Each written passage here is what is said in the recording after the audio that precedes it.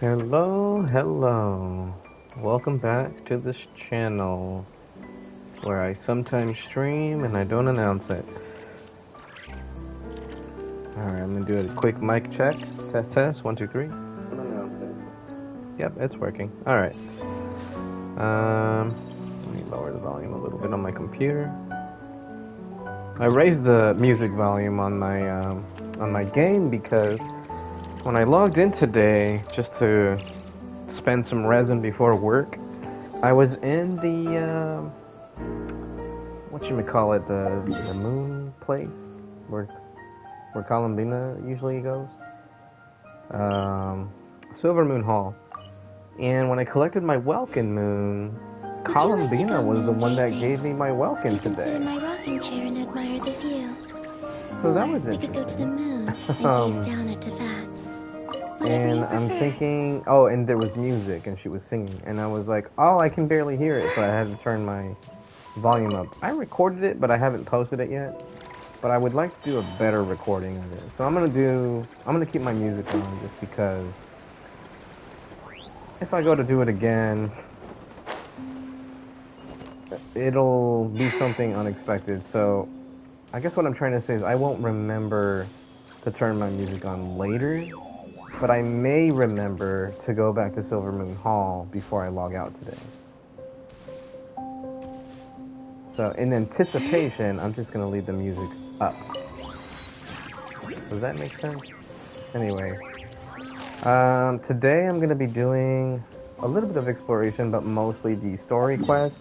Currently, I just went around before stream and got most of the map unlocked. So you can see, this is the entirety of the new area. I still have some waypoints left to go. I finally unlocked the new domain, and I am looking forward to farming those artifacts once I get around to it. As of right now, I actually don't need anything from here. I mean, yeah, Durin could use this for sure. That would be nice. This would be better than Noblesse Oblige. But for now, right now, Durin and Columbina both have good enough sets. Ooh, I had to burp a little bit. Good enough sets that I don't actually need to farm it. Like, I'm not in a dire need to farm it. This is Columbina's stats right now. And what's interesting is that when I looked at her crit value, it's one of the best crit values on my account. But somehow I have less than 200% crit damage. Let me take you through it. So I'm at 54.8 crit rate. Now you multiply that times 2 because of the crit value. Okay? That's 109.6, and you add that to 138.4. That's 248 crit value on top of having 57 energy recharge. Now, the energy recharge is from the sands, not from substats. So, it's probably overkill, but she's the solo Hydro, so I mean, there's that to consider as well. But I'm not even at 30,000 HP, which is not great, so there's also that. So it's not like the greatest build, but it's definitely not bad, and it will get the job done for me. But I did just add her to my highlights or whatever, my highlighted characters, so I can go to Akasha, because it's been redone, or the website's working now. Refresh, and let's see where my stuff is. Yep. So, okay, she's not the highest. So Columbina, right now, with the build that I have her on, is the second highest crit value character on my account. Nefer is the first. Nefer's at 254.2 CV. Unfortunately, she's way overcapped on crit rate. And my Columbina is at 248, and, well, she's not overcapped. She's still getting level ups. So the next level up will get her to 74% crit rate, and then after that, a little bit more. Just a little bit more. I think it's going to be like 79 or something. I'm not exactly positive. So yeah. Then you count the fact that if you attack a target with C2 Nahida, if you attack a target that's marked by Nahida, and it does Lunar Bloom damage, which she will do with her passives. That's going to be a 10% increase on crit rate. So assuming that I get to 74 and then maybe 75 or higher crit rate, that's technically 85 crit rate, and then her crit damage will be 208. But only the Lunar Bloom damage, and only against the targets that you target with Nahida. But I also have Lauma. Lauma does the same thing, but better. You don't have to target something that Nahida's marked. You just get increased crit rate and crit damage right here. Moonlight, Ascendant Gleam, Lunar Bloom, crit rate and crit damage is increased by 10 and 20%. So Columbina on this team will just get something like 20% crit rate, which is, again, she's going to be at like 74 or higher, so that'll be like 94. I'll be really close to overcapped. And then her crit damage will go up, well, 40%. So my crit damage on Columbina is technically 228, but only with Lunar Bloom damage. Not like her little Hydro Ripples. Just the Lunar Bloom part of her kit will be at 94 or higher and 228 crit damage. That's insane. I only wish that I had more HP. But yeah, that's freaking insane. Now, I don't think Columbina has a, a leaderboard yet? Yeah, I'm clicking on it right now in Akasha. Yeah, I don't have a leaderboard for Columbina just yet. She's brand new, but I can see the roll value of her pieces are pretty good. Most of them are above 500, and 2 of them are above 600. Oh, didn't mean to press back on there. If I look at my Nefer, well, her circlet sucks. Roll value is 430. Her crit on the circlet is 13.2% crit rate, but I would prefer to have more EM. But her roll value on her flower and her flower is above 700, and her feather is, well, 640. And then her goblet and sands are above 500. So my Nefer is surprisingly not top 1%. She's top 2%.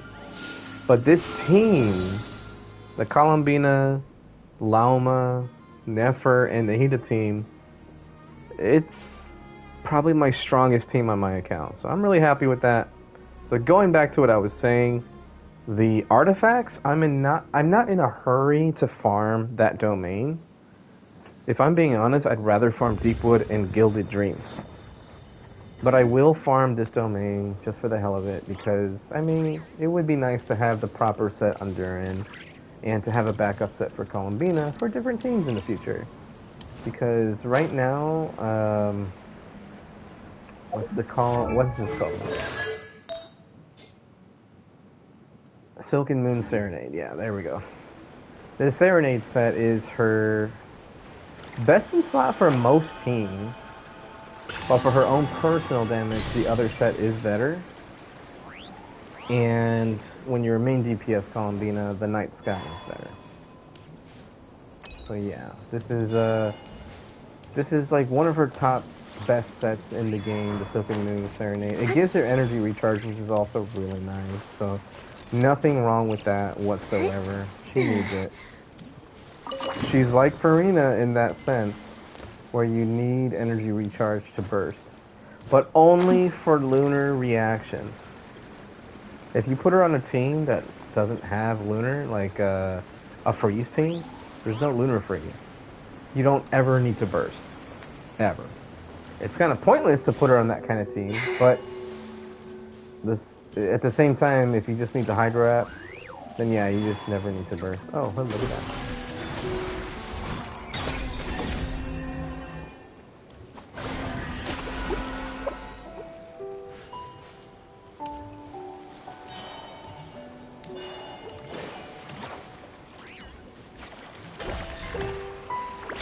Uh-oh. Oh boy.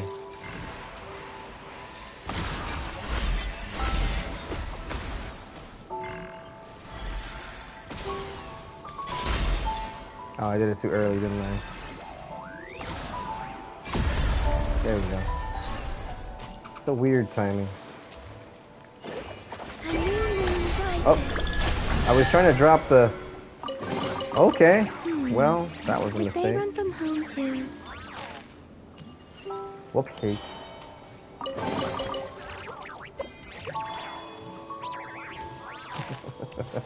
I have no energy now. Well, I was trying to drop the little Kuvaki thing. I forget what it's actually called, but yeah. Oh well.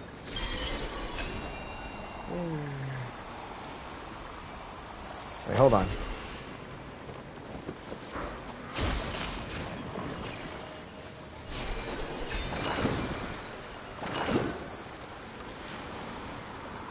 Uh-oh. Bro, chill. Can't hide the truth. Owie. The Temple of Wisdom. Leave this place. Fly the frost in a hole. It all adds up. No more lies. Okay. Well, that bitch is dead.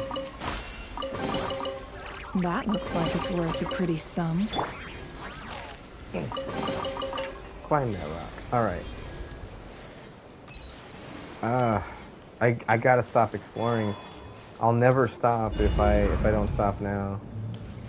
And this is a new area too. Whee.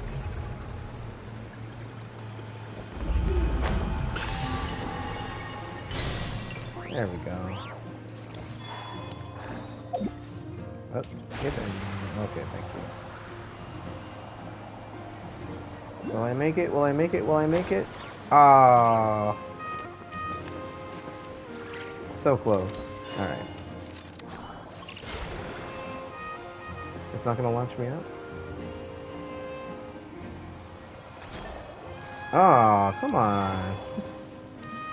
There's gotta be a better way.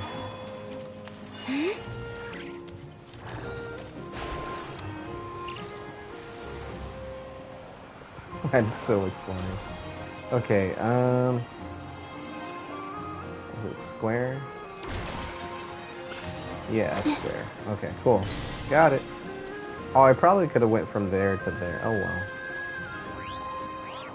Alright, let me get that waypoint. Oh, it's up there. Yeah.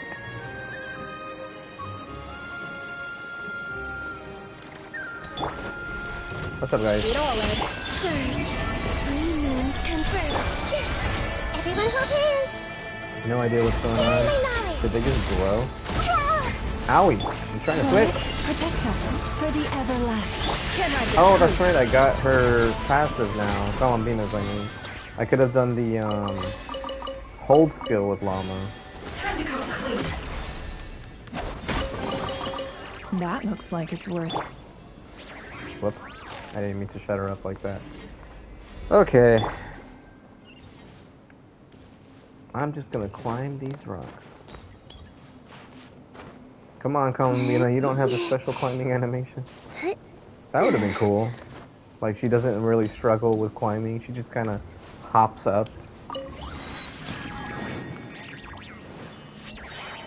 Alright, I'm gonna get that Oculus, and then I'm gonna start the story.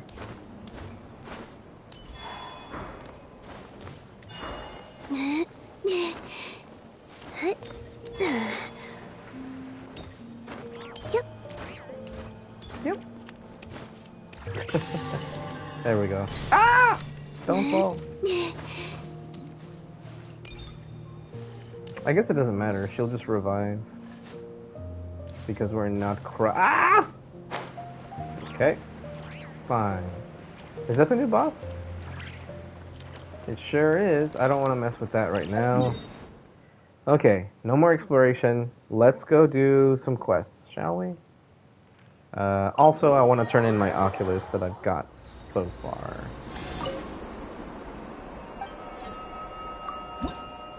There we go. So I'm at 36. And I only need to offer 30.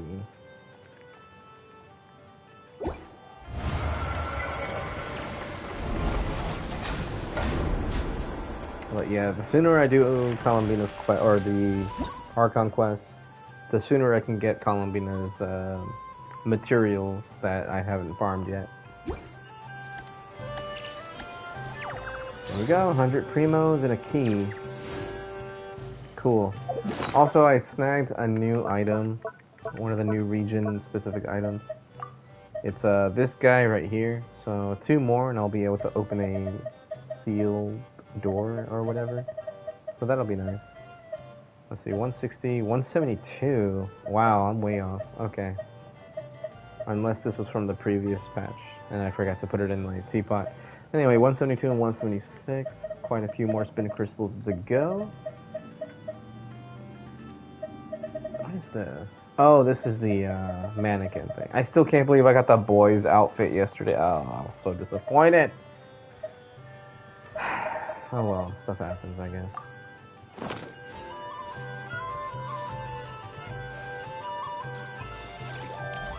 Okay, that's enough clowning around. Let's go get this quest done.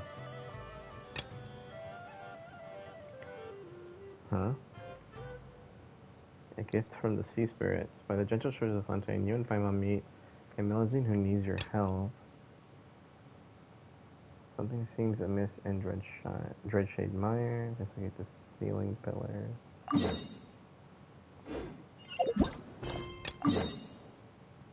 Wait, what? When did I get a quest in Fontaine? Am I crazy?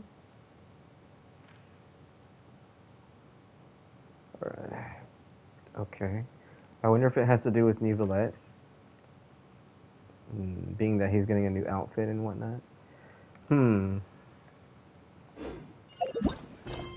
That's interesting though. Okay. Here we go. Also, I still don't know how to get the exclamation mark off of this thing.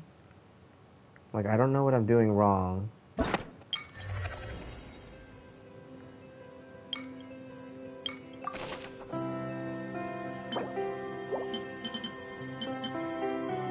But this is for Columbina.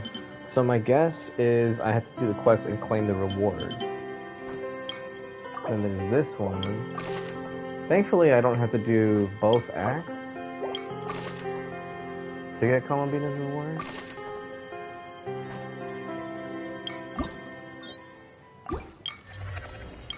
I just don't know how to get that exclamation mark off my screen when I'm in the quest log. Yeah, this is really bugging me that it does that. Okay, I'll figure it out somehow. Let's, as Mario would say, let's go! Alright, shutting up.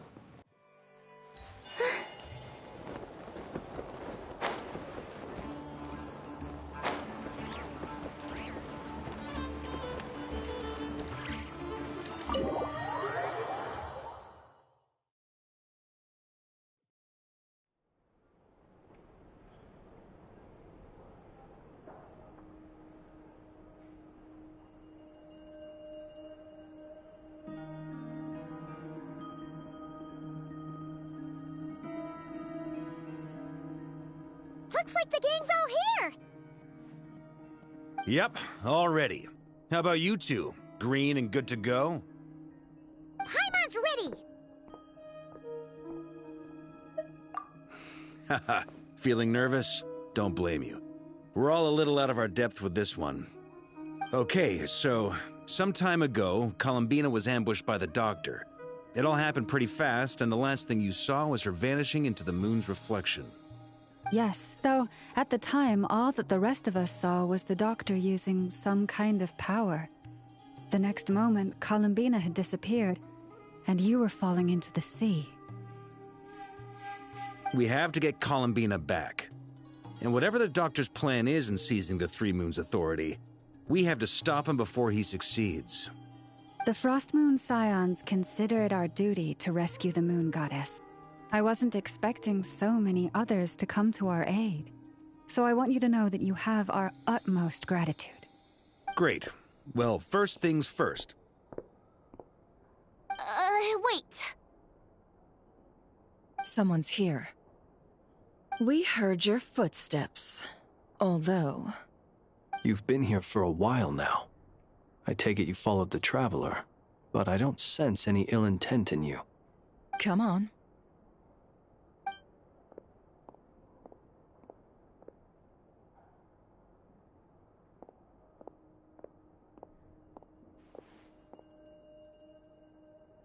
I figured it wouldn't take you long to notice me.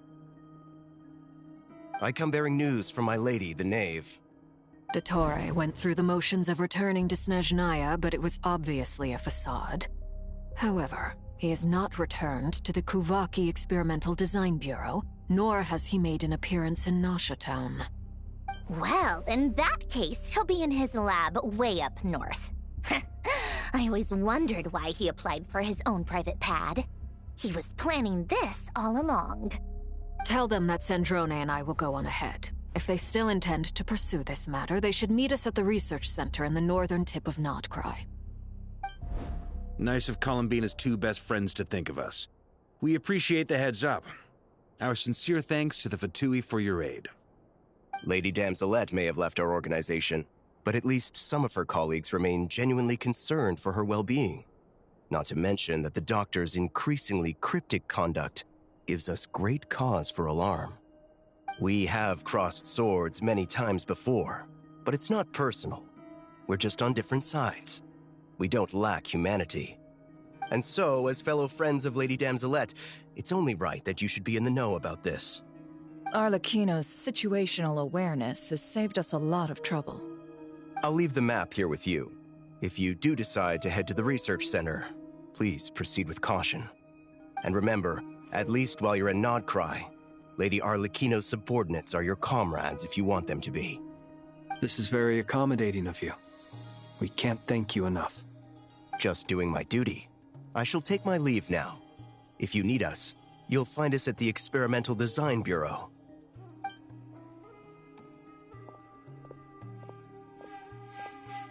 So, the doctors left the Experimental Design Bureau and headed to some research center up north. Marionette seems to think he's been planning this for a long time. But when did it start? Before he even arrived in Notcry? It seems his loyalty to the Tsaritsa is lip service at most. Behind the scenes, he may even be working against her. Whatever his motives, we know that he's decisive and incredibly ruthless. Facing him unprepared would be a recipe for disaster. At this stage, it's difficult to predict his next steps. I suggest we split into two groups. We need some people to stay behind and guard Nasha Town. Well, as much as I'd love to help, infiltrating research labs isn't really my area of expertise. But at least take Cool Your Jet's Ducky with you. It should be some help during the battle. And as for Miss Inefa, I suppose you will stay to protect Miss Aino? Detecting operational logic. Protect Aino. Priority. High. Just in case, Servarka, I think it would be best if you stayed behind as well. You can leave the research center to us. I mean, I would have said the Knight of Berea should probably be out on the front line, but okay, fine. Leave Nasha Town to me. Be careful out there, okay? If things get out of hand, fall back right away. Yehoda will be on hand to assist you. In my absence, she can handle any intel gathering work. You got it, boss. You guys make sure to get back here in one piece, all right? We will. Things are moving fast. We'd better head off soon if we hope to keep pace.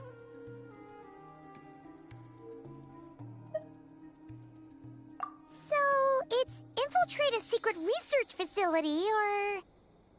Yeah, alright. Paimon will help out here instead. Sounds like it's gonna be a pretty intense fight. We all have to bring our A game here. So, anything you need to wrap up before we leave?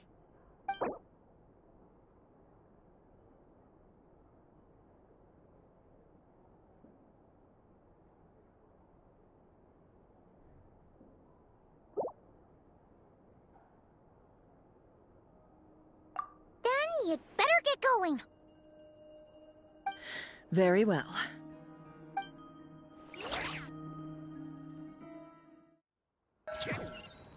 All these broken machines on the ground. Someone got here before us.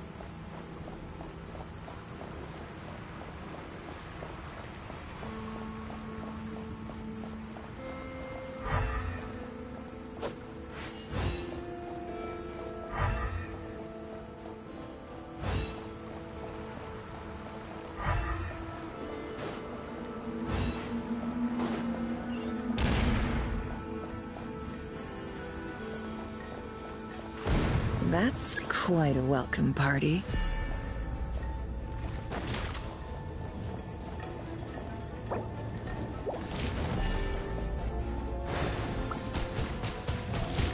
Water jet!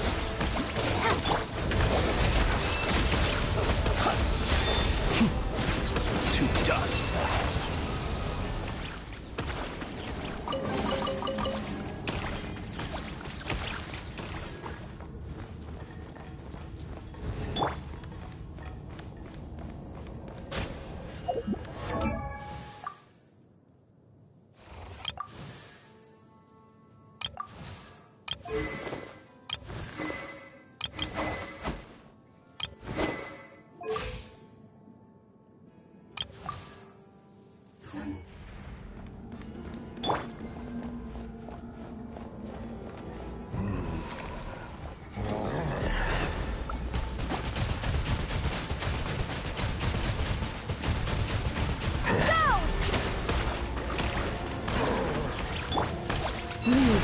It all adds up.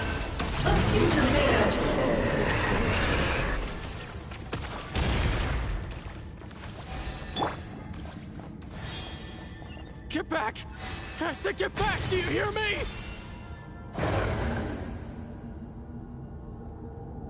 Why isn't it working? No! Don't come any closer! Don't!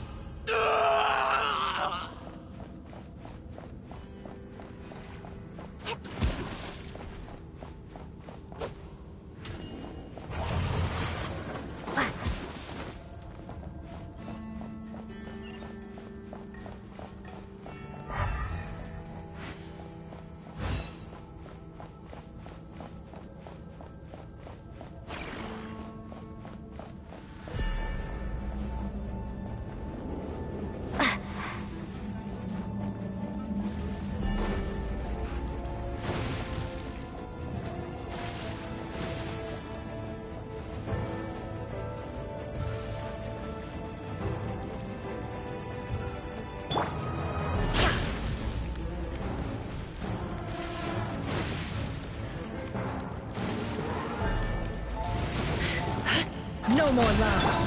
Forest, protect us with one heart. Water jet! You poor souls. May your spirits find peace. Grab that key on the ground. We'll probably need it at some point.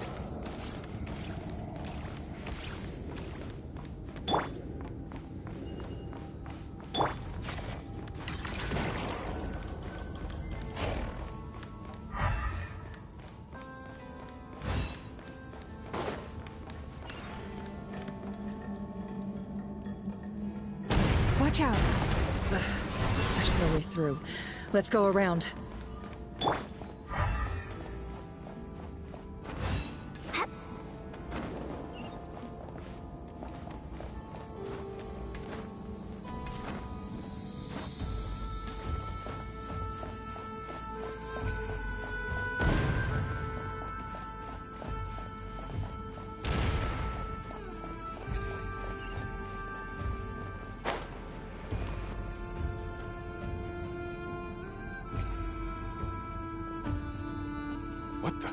trespassers. Here? What's wrong with you people? We're looking for the doctor, and we understand he might be here. I see you're fleeing the facility. You looking to settle a score with the doctor? Good luck with that. I don't think you have many chances left. Perhaps. But you might have a chance to live if you start talking. 2 other Harbingers had the same idea as you. They're already inside. But what good is it gonna do? The doctor wouldn't do something like this unprepared. Seems to me that you're not too thrilled about being his subordinate. Also, is it just me, or do I sense monsters nearby? If you'd prefer their company to ours, that can easily be arranged. We need to know what the doctor is up to. Please, if you know anything at all, tell me. This is about more than us versus the doctor. His actions could have consequences for all of Nodcry. And perhaps even your homeland, Snezhnaya.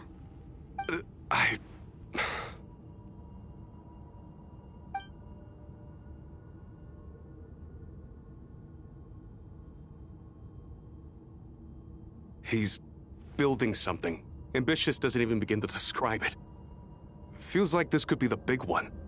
God knows how long he's been planning it. A while back, he told us he'd be returning to Snezhnaya. We weren't expecting him back so soon. This time he brought some gemstones with him, or something. 2 of them. The moon marrow spheres. He stole them from their rightful owner, Columbina. Oh, Lady Damselet? Last I heard, she left the Fatui. Before she went, she told us she'd finished what Her Majesty asked of her, and wished to focus on some personal matters. I remember thinking that leaving us might not be the best choice. I mean, I always looked up to the captain the most, and... Back when this all started, the higher-ups dispatched 3 units to Nodcry to execute their plan.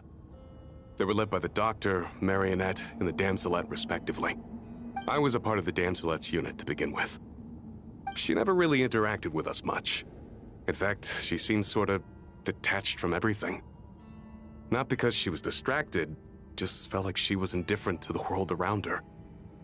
Like she had no stake in anything that happened.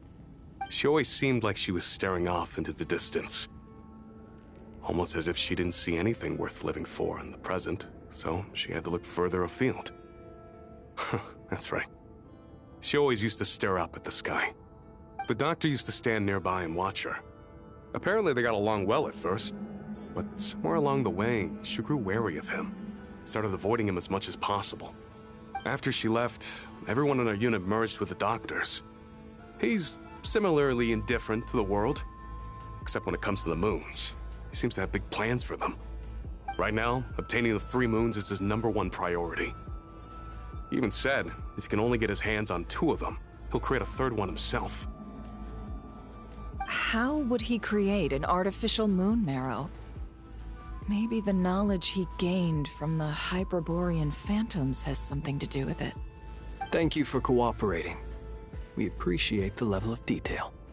I get the sense that you'd serve under Columbina again if you had the chance. Would that be fair? No, she's no longer a Harbinger. As a member of the Fatui, my loyalty will always belong to the Tsaritsa. I'm only telling you all this because I don't completely trust the Doctor. His actions do not align with the goals that first brought us to Nodcry. I understand. We'll do everything within our power to stop him. The Knaves unit is based at the Kuvaki Experimental Design Bureau. Maybe you can seek refuge with them. Well, now we know what's going on here. Artificial moon marrow. He's likely well on the way to completing it. Dottore's technological capabilities are far more advanced than I thought. I fear this could get ugly. Everyone, prepare yourselves.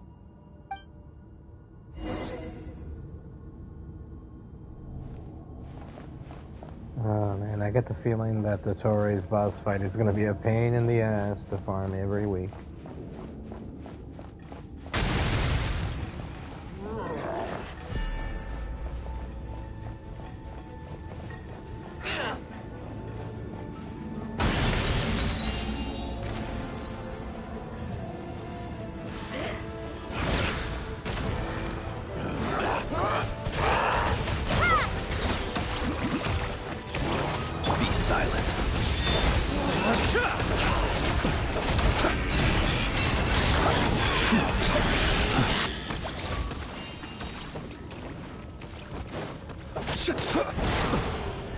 It all adds up. For the everlasting forest. Water jet! Bombs away! No more lies.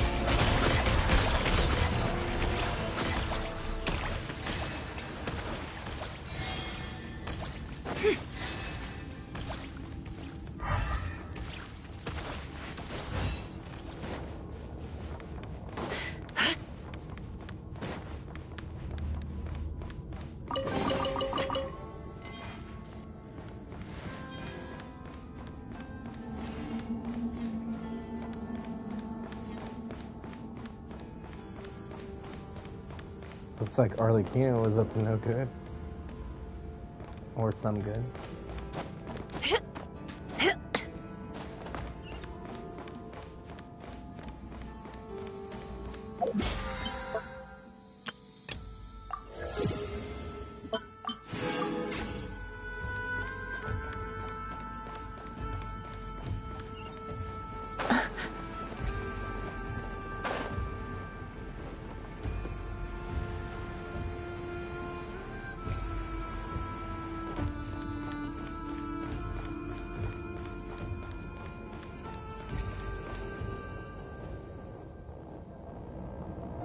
Welcome, one and all. I've been expecting you. I hope my humble research facility is to your liking.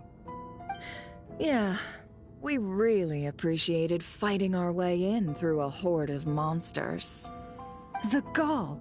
You expect us to believe you've just been patiently waiting for us? Of course I have. Should I be worried about something?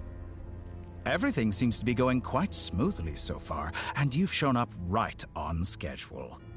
First Sandrone and Arlecchino, now you. Ah, quite a surfeit of guests I've had today.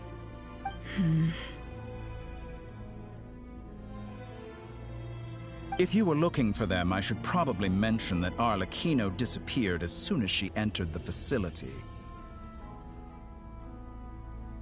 As for Sandrone, why, she stood right here only moments ago demanding answers from me at the top of her voice. Hardly out of character. She never was one for basic courtesy. But I have to admit, I was a little surprised to see her showing concern for someone besides herself. Does everyone you associate with undergo such a change in temperament? Speaking as a researcher, I have to say, it is not a change for the better. It threatens one's ability to remain objective. Well, since you ask... So you've got your hands on the moon marrow, and now you're claiming godhood. Don't you think that's a bit of a stretch, Dottore?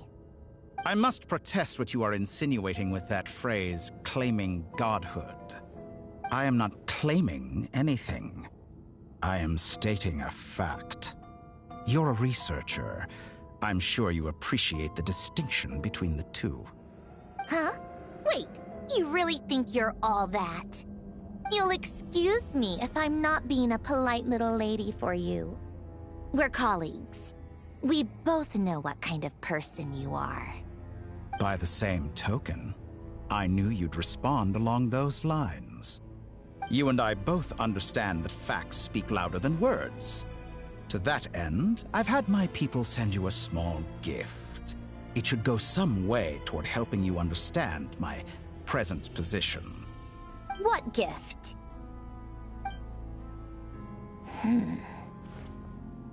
Where have all your troops gone? Who knows? Perhaps they are already marching toward a new world, following in the footsteps of an unknown god.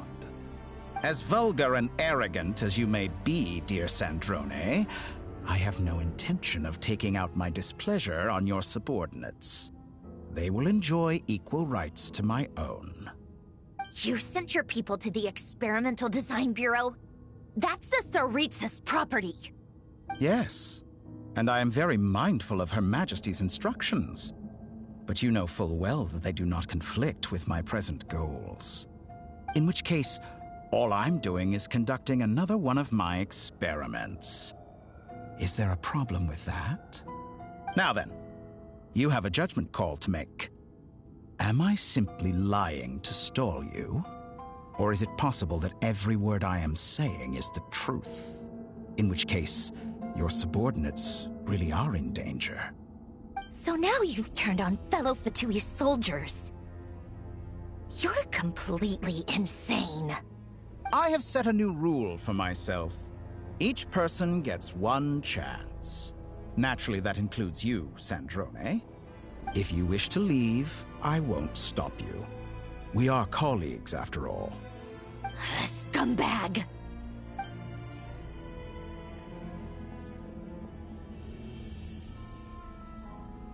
Still, I hadn't counted on Sandrone sparing any thought for the people of this world. Shame. I always found her self-centeredness to be one of her few better qualities. How can she ever hope to achieve greatness when she's so obsessed with protecting her little design bureau? It's more than a little disingenuous to speak of achieving greatness while taking hostages. Or does honor no longer mean anything to you? Honor? I have the marrow of 2 moons in my possession and will soon complete the construction of a 3rd. I will be the god of a new world. And you speak to me of honor? How charmingly naive. Those are sacred relics. You do not deserve them. In my view, many in this world do not deserve to be alive. And yet, I mercifully permit them to go on living, do I not? You'll come to regret your actions. Will I now? Let's see if you can make me.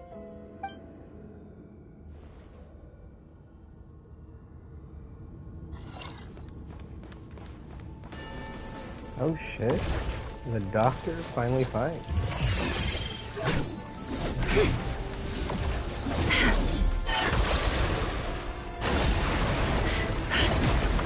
Can't hide the truth. Wipe out! Leave this. A grave with one heart. We pray. No more lies. Let's see tornado. Let's see tornado. Target acquired. Observe to dust. Close your eyes. To dust. Water jet! Arlecchino. Thanks for the assistance. Arlecchino?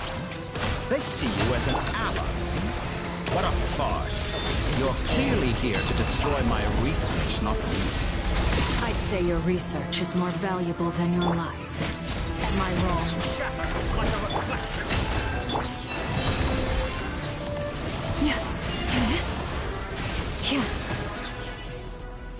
Is that the best you can do? By the frost moon of old. Your actions betray your fear of me.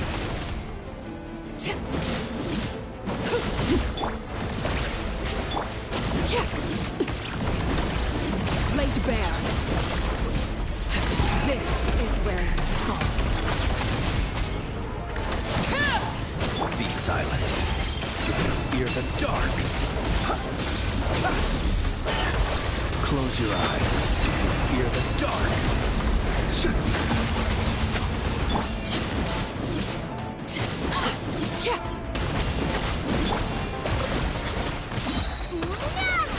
Can't hide the truth.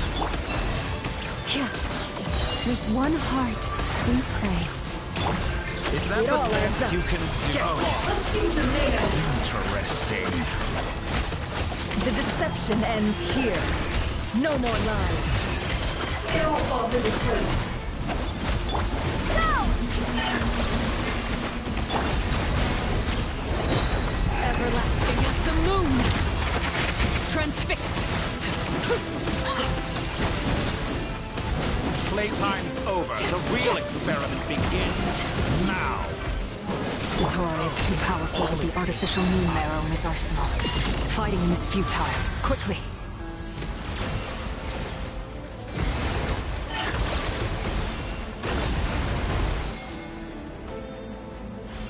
Let's go. I've always thought it is wiser to flee than surrender.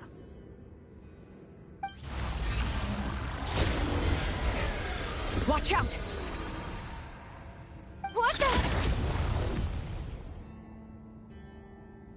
Forget about me! You should... Where's the Traveler?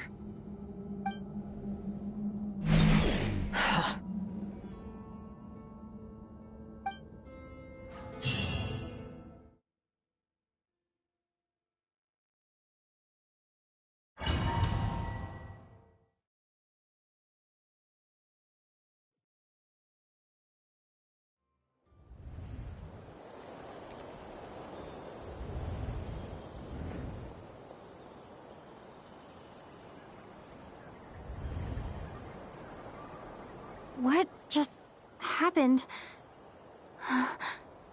Nasha Town? How did I get here? Strange. I remember being trapped by Dottore during the battle, and now, all of a sudden, I'm here. Something weird is going on. I guess I'll start by exploring the area. Huh? Traveler? What brings you here at this hour? Huh? What are you in the mood for today? A hot dog? Or something else? We've got some special discounts at the moment. Want to see the menu? Sorry, I'm not hungry right now. Ah. Well, feel free to take a seat for now. Let me know if you change your mind. Everyone seems to be acting normal. Am I just overthinking? Oh, darling, look who it is. One of our regular customers. Get the Traveler something to eat, would you, dear? Wait. Why is he talking like that? Well, I'd love to, but can't serve a customer unless they order something. Anyway, I take it your business is wrapped up? Yes, thankfully. It was a long trip, and it's left me feeling pretty exhausted. But the upshot is, I won't have to leave again for a good while. We can have some quality time to ourselves. Wait. These two are a couple? I see some kids around too. I didn't know they had a family. Hey there! I haven't seen you in ages! What's keeping you so busy? I've been looking forward to playing with you again. You forgot already? You're silly. Daddy brought you over to our house recently. We had some snacks together. What is she talking about? We've had a lot of customers over the last few days, so we've been real busy. And like my mom always says, some people are more than just customers. They're friends. Oh, another customer's arrived. I better go see what they want. This is all wrong. I never once heard the owner of this restaurant talk about their family. It certainly isn't a family-run business. And that child, I don't recognize her at all. Could this be a false memory? Very good. I knew you had it in you. Aren't you going to try the house special? When did he show up? No, none of this is real.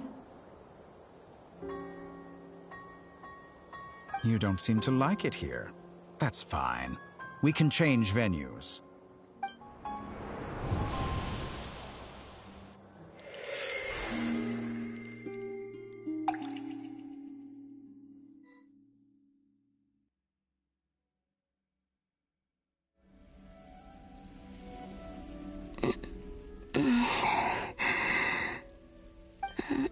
I'm still alive. Where is this place? It took all my strength to open the moon gate, and then I leapt into it. So this is the moon's reflection? The mysterious realm beyond the gate?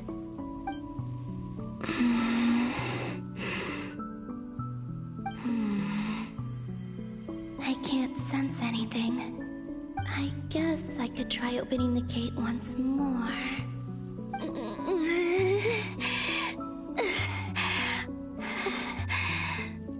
No response. Maybe this space can't be opened from inside. If this was the space that killed both Revier and his lover, then why am I unscathed? Or... no, I'm not unscathed. Even the air here feels... frozen in place. There is nothing here with which I can restore my power.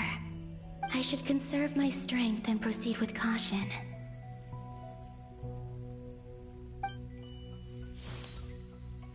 I don't believe Dotori's scheming will stop just because I escaped. If there is any chance that I can get back to the others, any chance at all, I must return.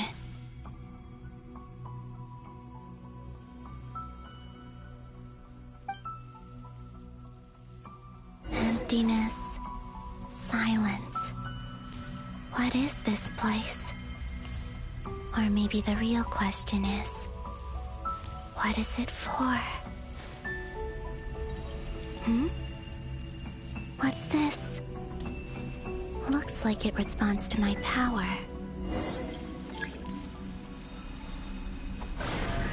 Golden. Like Kuvaki. Is it some sort of guide? And why does it feel so familiar? I might as well follow it.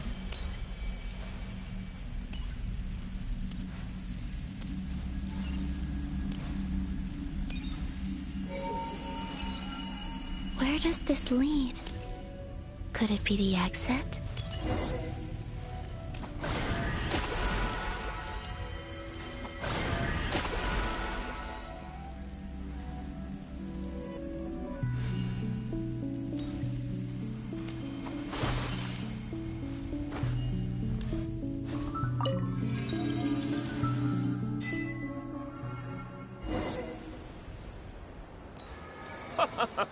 Welcome home, Moon Goddess. Is this... Nasha Town? But... isn't Moon Prayer Night over already?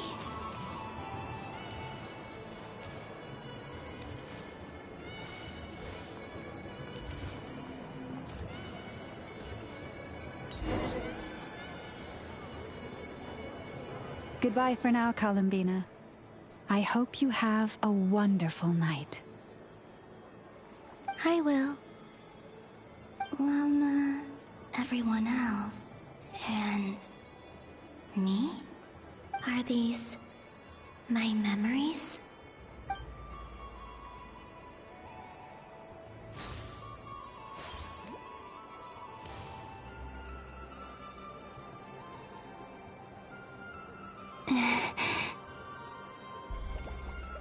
I can't touch them. It's as if we're separated by some impenetrable power.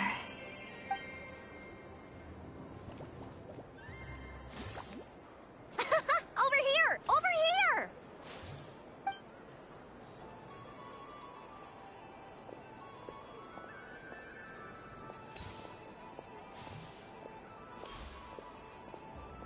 But the people in these memories pass right through me. Just like when I disappeared. If only I had known what would come to pass after that. Even so, I should still take a look around. Just being back here. It gives me the strength to keep going.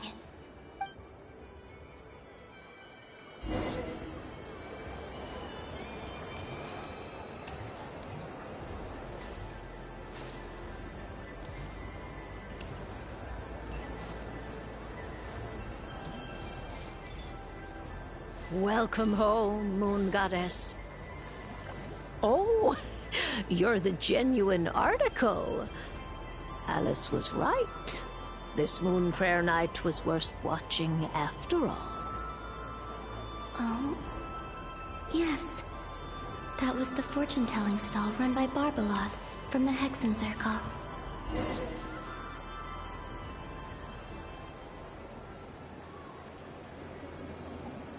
Please, draw the first lunar arcana. This represents destiny, and is the foundation for the divination as a whole.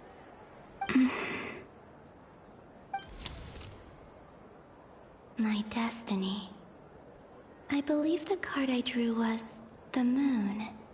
Now that I think about it, Barbalot's divination was absolutely right. It's almost time to draw the last card. The one that represents the future.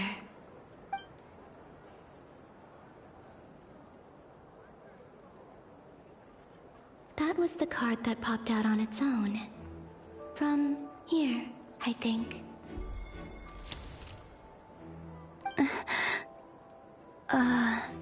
Kuvaki Pulse? What? Fascinating. I've never encountered this before in my role as a diviner. What's going on? Did that card leave the deck? Because of my influence? All I did was try to touch it, and then... Maybe this memory space is not untouchable after all. Are there weak points in the barrier? Or... is it possible that there's more to this space than my memories alone?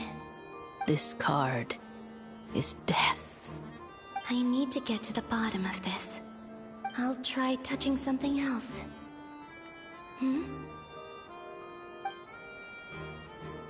Is this...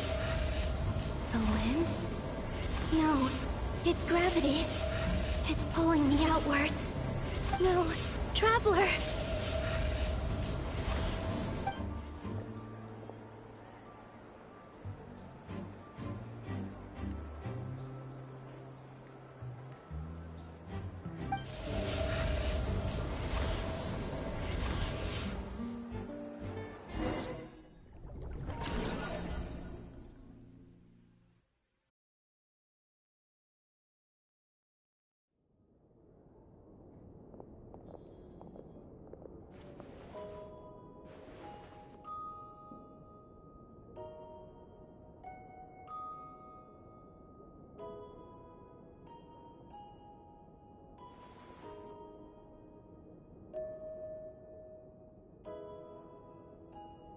Paimon, listen to me. From the bottom of our hearts, we are so sorry. We completely understand how you must feel. The Traveler is trapped, and we all feel responsible for it. Don't say that! Paimon's not a little kid! You didn't leave her behind on purpose! There was nothing you could do!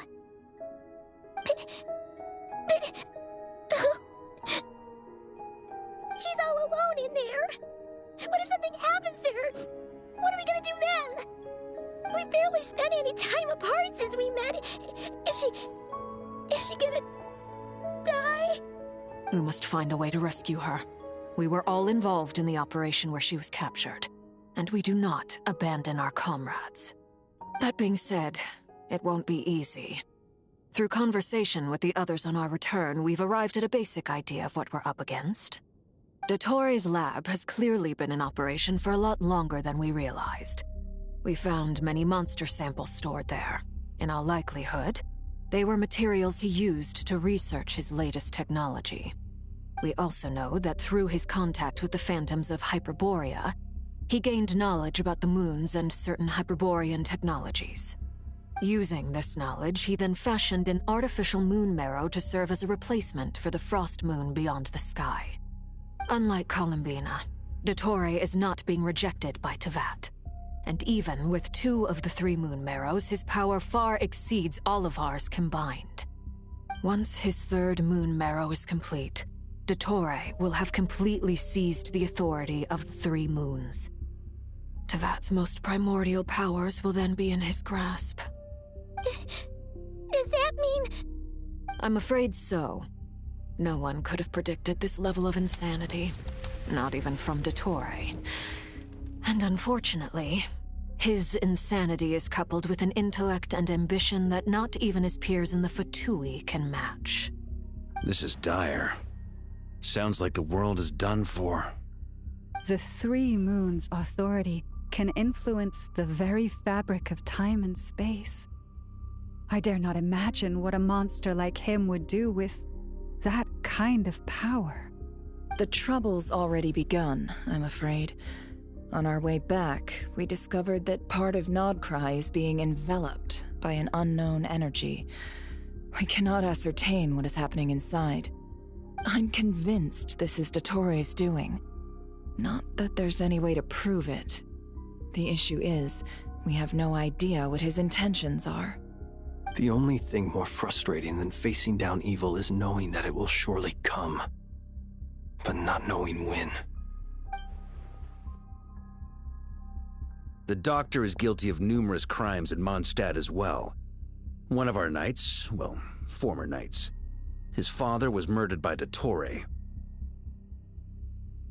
His ideology and methodology are a danger to everything in his path, from individuals to entire nations. He does not feel guilt, even when he acts against his own people. He doesn't see them as his own people, that's why. People like him see everyone else as beneath them. Right. He views other people only in terms of how they can benefit him. That's the basis of all his social connections. Granted, he's hardly the only harbinger to pursue their own interests. We all do.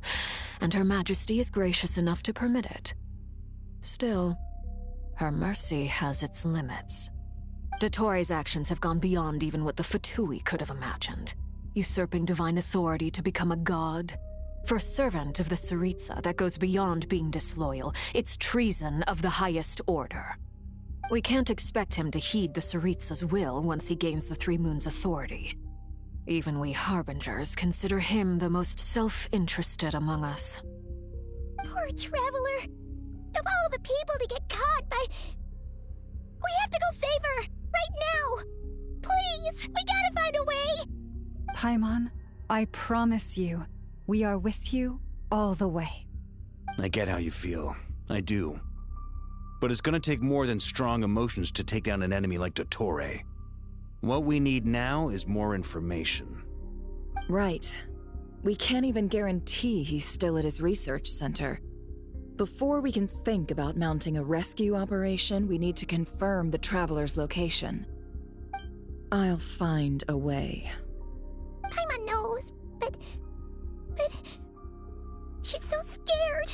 If anything happens to the Traveler... She might be the strongest person Paimon knows, but she's still human. She feels pain and bleeds just like anyone else. Then think things through before you stick your neck out. Unless you want to lose your head. Sandrone. Miss Sandrone, you're okay? Put the stuff over there, and be gentle with it. Am I okay? As you can see, I've had to move my whole livelihood out of the Experimental Design Bureau. It's been swallowed up by Dottore's energy field. If I'd left it any longer, I probably would have gotten stuck there. Ugh, Dottore always goes a little loco when he finds a shiny new toy. Not that he'd ever admit that. But this time, he's gone full psycho.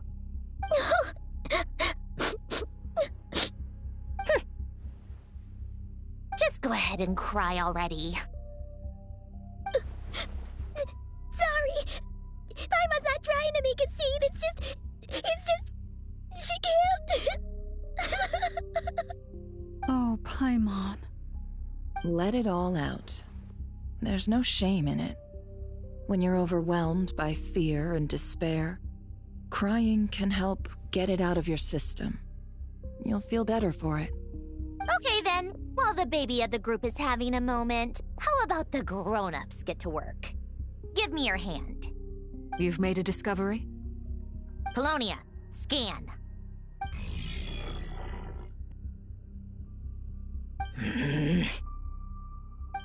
You, hand, now. Oh, I thought you'd never ask, my lady.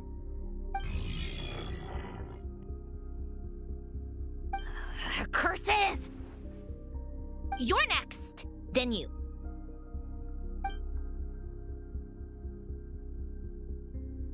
Dottore, you son of a... He's done something to us! Everyone who entered his research center has been implanted with some sort of curse. I don't feel anything unusual at the moment. Does that mean it hasn't activated yet? Is there a way to figure out its purpose and what might trigger it? My best guess is Dottore created it using the Moon Goddess's powers. 1 second, analyzing. Ugh! That friggin' maniac! So, what twisted game is he playing this time? The moment I analyzed the energy composition, some encrypted text appeared in my mind's eye. And when I deciphered it according to the pt2 standard encryption protocol, I got the following message. Feel free to run, or you will perish in nod cry. He's mocking us. Yep, he loves to toy with people. Only in this case, there might be more to it.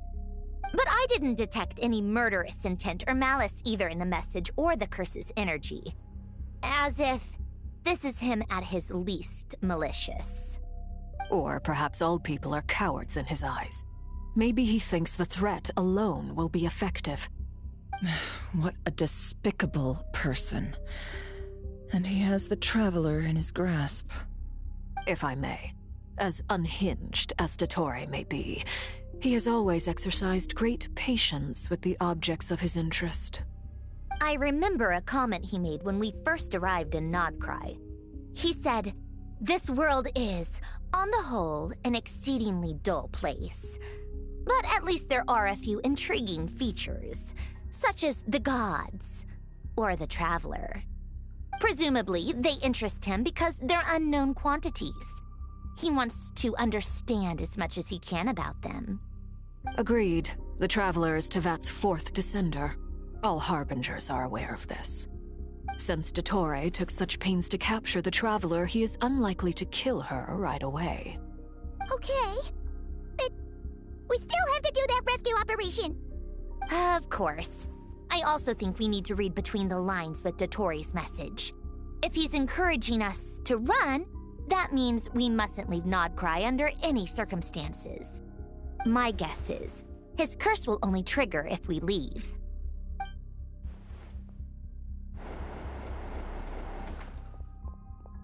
We've discovered multiple energy fields. Albedo is still attempting to analyze their structure. He told me to report back first. Each field is slowly growing, swallowing up more of the surrounding area in the process. And the pace of their expansion has increased since we first examined them. He's probably trying to swallow Nodcry whole. His nefarious ambition knows no bounds. If this continues, the whole of Tevat will be in trouble, not just Nodcry. The loss of Columbina could not have come at a worse time. Do we think she's truly gone for good? She entered the space beyond the Moon Gate, knowing what became of Rerir and Thalindus. I'm sorry, but I fear the odds aren't good. Don't be ridiculous. If I know her, she's busy finding a way back as we speak just so she can annoy me. She isn't dead. Whatever has become of her, the fact remains that we are two comrades short on the eve of a decisive battle. We need to find out the Traveler's location, but there is also other work to be done. Agreed. Whatever Dottore's planning, we have to get the local populace somewhere safe. So, as well as a rescue mission, we have to organize a mass evacuation at the same time. It would be best if someone could approach leaders of neighboring nations and negotiate emergency asylum for Nodcry's inhabitants. Can anyone handle that? Snezhnaya is one option. I'll see what I can do. This would be so much easier if the Traveler was here. No! Stop thinking like that, Paimon. Paimon will join you. She's pretty well connected thanks to the Traveler.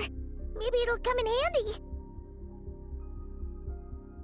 Either way, that's what the Traveler would do if she was here.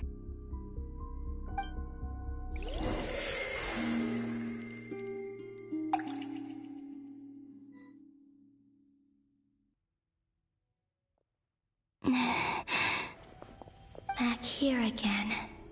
That gravitational force that pulled me back. Is this where it came from? When I saw that memory of Moon Prayer Night, I think I influenced reality. Was it just a coincidence? Or If only I could have sent the others some kind of warning on Moon Prayer Night. Maybe we could have stopped Dottore. I feel so heavy. Does entering that space consume a lot of energy?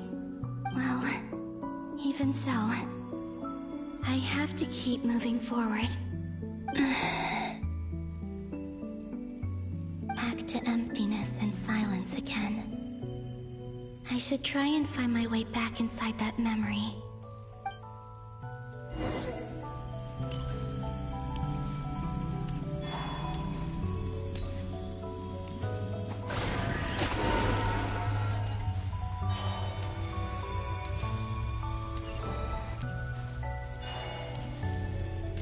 The entrance from last time isn't showing up. What am I missing? Looks like I need to gather these scattered fragments.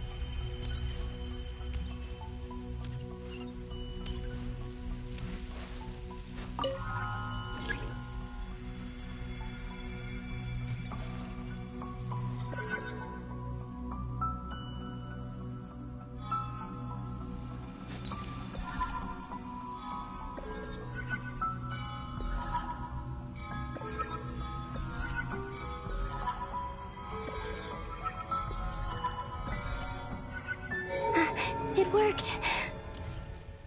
Hopefully I can stay inside for a bit longer this time.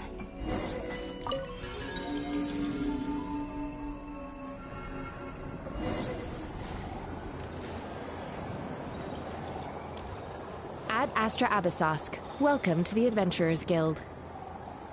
What? This doesn't look like Moon Prayer Night. Extra, extra! Latest issue of the Nasha Express! I don't think I've ever been here. Maybe this space isn't comprised of my memories after all. There aren't any festive decorations around. Is this Nasha town after Moon Prayer Night ended? Did Dottore's plan not affect the town? Or is no one aware of what happened because he used the Three Moons' authority? Let me see if I can influence anyone else. So, what do we do next? Wait, that voice. Paimon? The most important thing right now is to find that mage. Lauma the Traveler and Mr. Varga are here too. I'd better go pay the Fatui a visit. Traveler!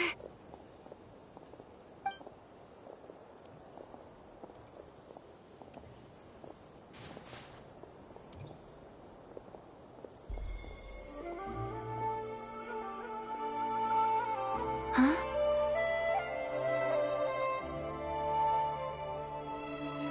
Columbina? I made contact. It's me, Columbina. Huh?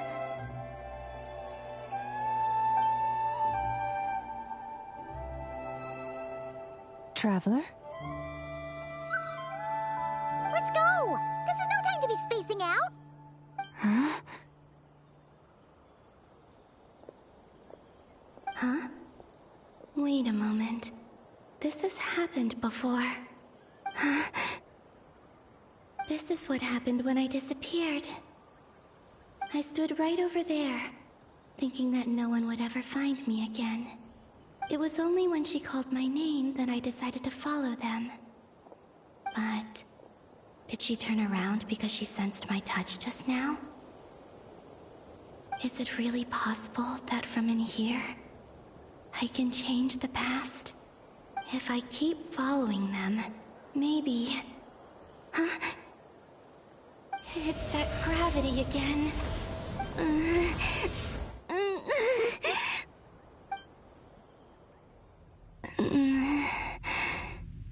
Every time I influence reality within that space, this force intervenes and pulls me back.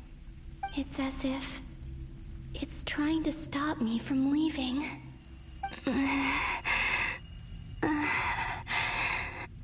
I'm getting weaker and weaker. I'll just have to try another approach next time. Come on, Columbina. Keep going. You have to tell everyone what happened.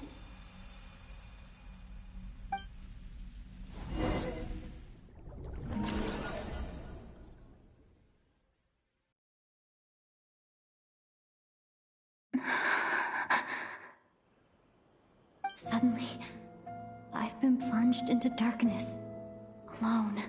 It feels strange, as if something has grabbed hold of me. Is Dottore now powerful enough to interfere with space itself? Look at you, standing so still in total silence. I almost didn't recognize you. Hello there, traveler. He seems to be in a good mood. Wait, what's that behind him? Ah, so you noticed. This is the completed Trilune. 2 primordial moon marrows and 1 artificial specimen. You are wary of it. Good. Maintain that reverence. You performed well in that recent battle. Brave and reckless as always. Courage is the sign of a true hero. And impulsiveness is the hallmark of those who strive to advance. I say this not to belittle you. Most creatures are far more timid by comparison. 3 moon marrows. Does that mean the artificial one is now complete too? Well spotted. What do you think? For a replica I built myself, I dare say it looks the part. Dottore, are you planting illusions in my mind? I have no interest in fooling your eyes. On the contrary, I hope to show you the true essence of all that you see before you. Is this not a beautiful city? People live in peace and find joy in their work. The streets are safe. People can even leave their doors unlocked at night. You might say it is the Elysium everyone dreams of. All available data indicates your values and worldview conform with the mainstream. This kind of society should be quite to your taste. False beauty is deceitful.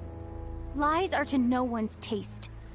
I wonder, is it your moral standards that are too high?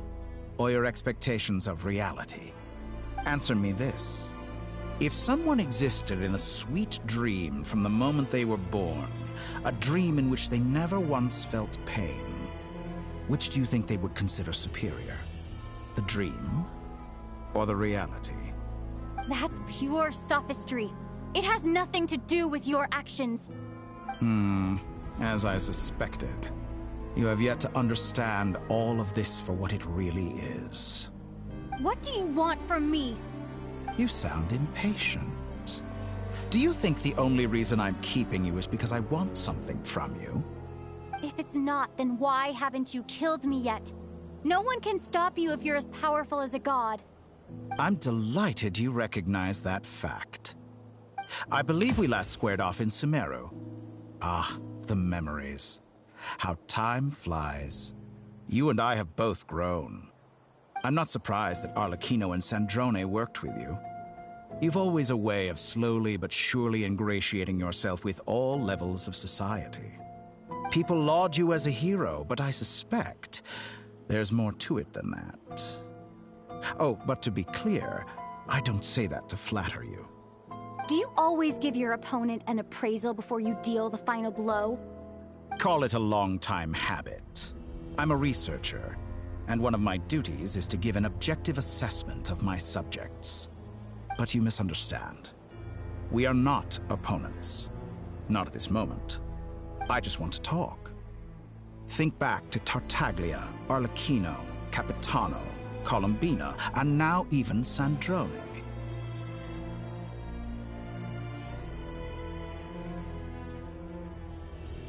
You've worked with each of them in the past. I believe you can work with me as well.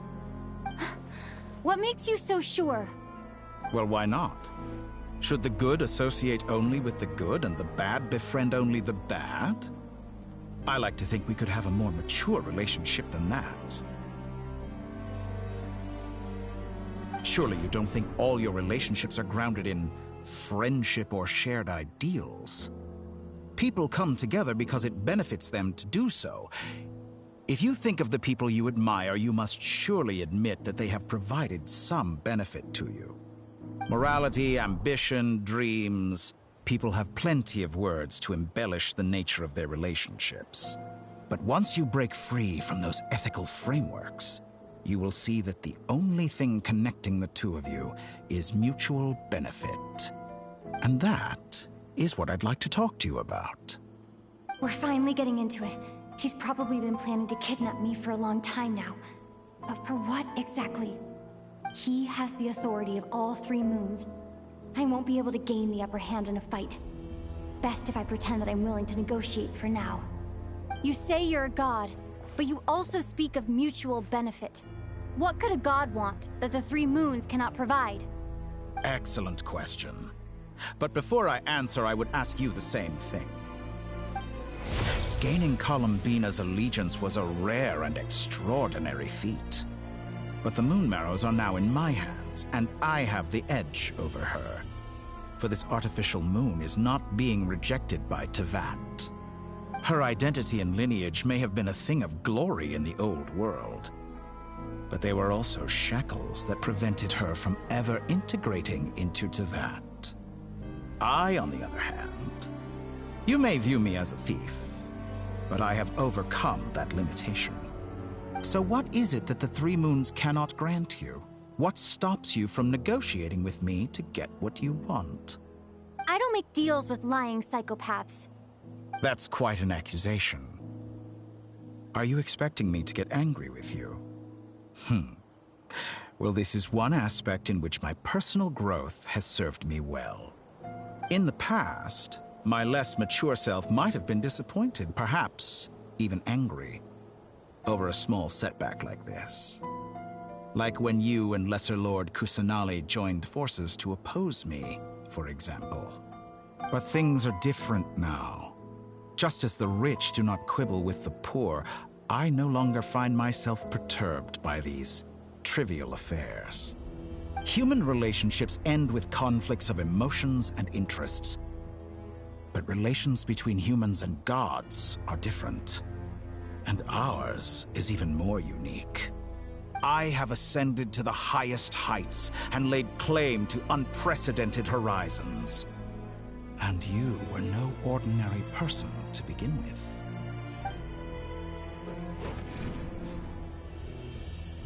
Allow me to show you the world, Descender.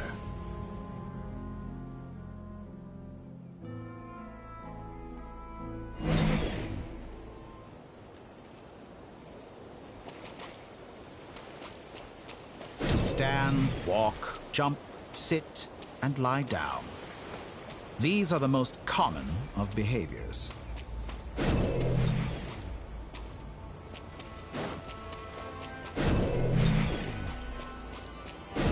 Have you ever wondered why we were born following such laws?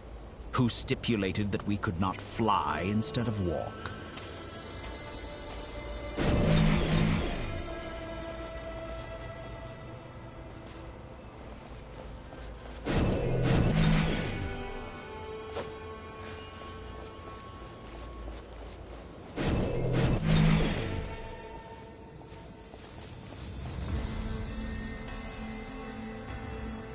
Someone of your talent and experience must surely know of the 4 great rulers who serve the heavenly principles.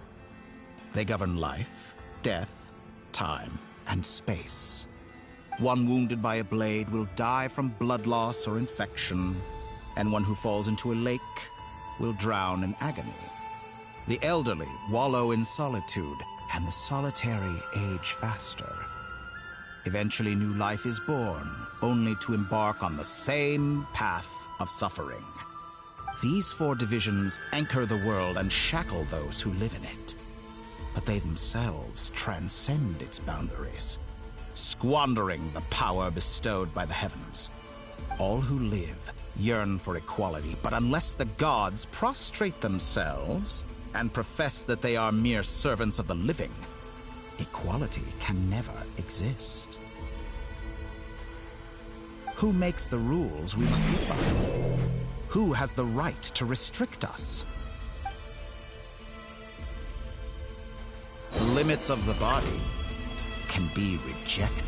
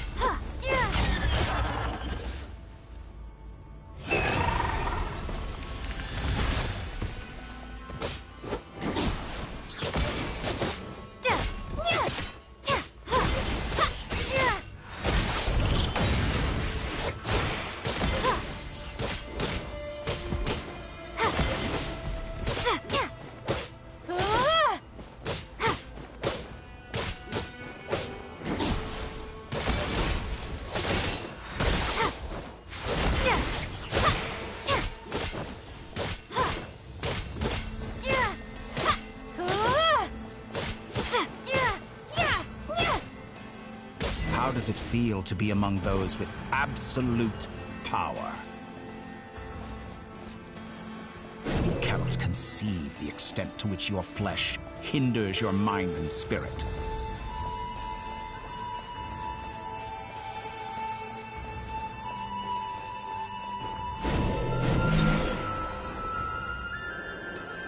Only by discarding our useless, primitive eyes can we perceive a new world. How narrow-minded we all were in the past. Why should the final answer of the world not be the power that predates those of life, death, time, and space? The power of the Trilune. Through it, I have glimpsed new experimental possibilities. Nature suppressed, authority exiled, souls controlled.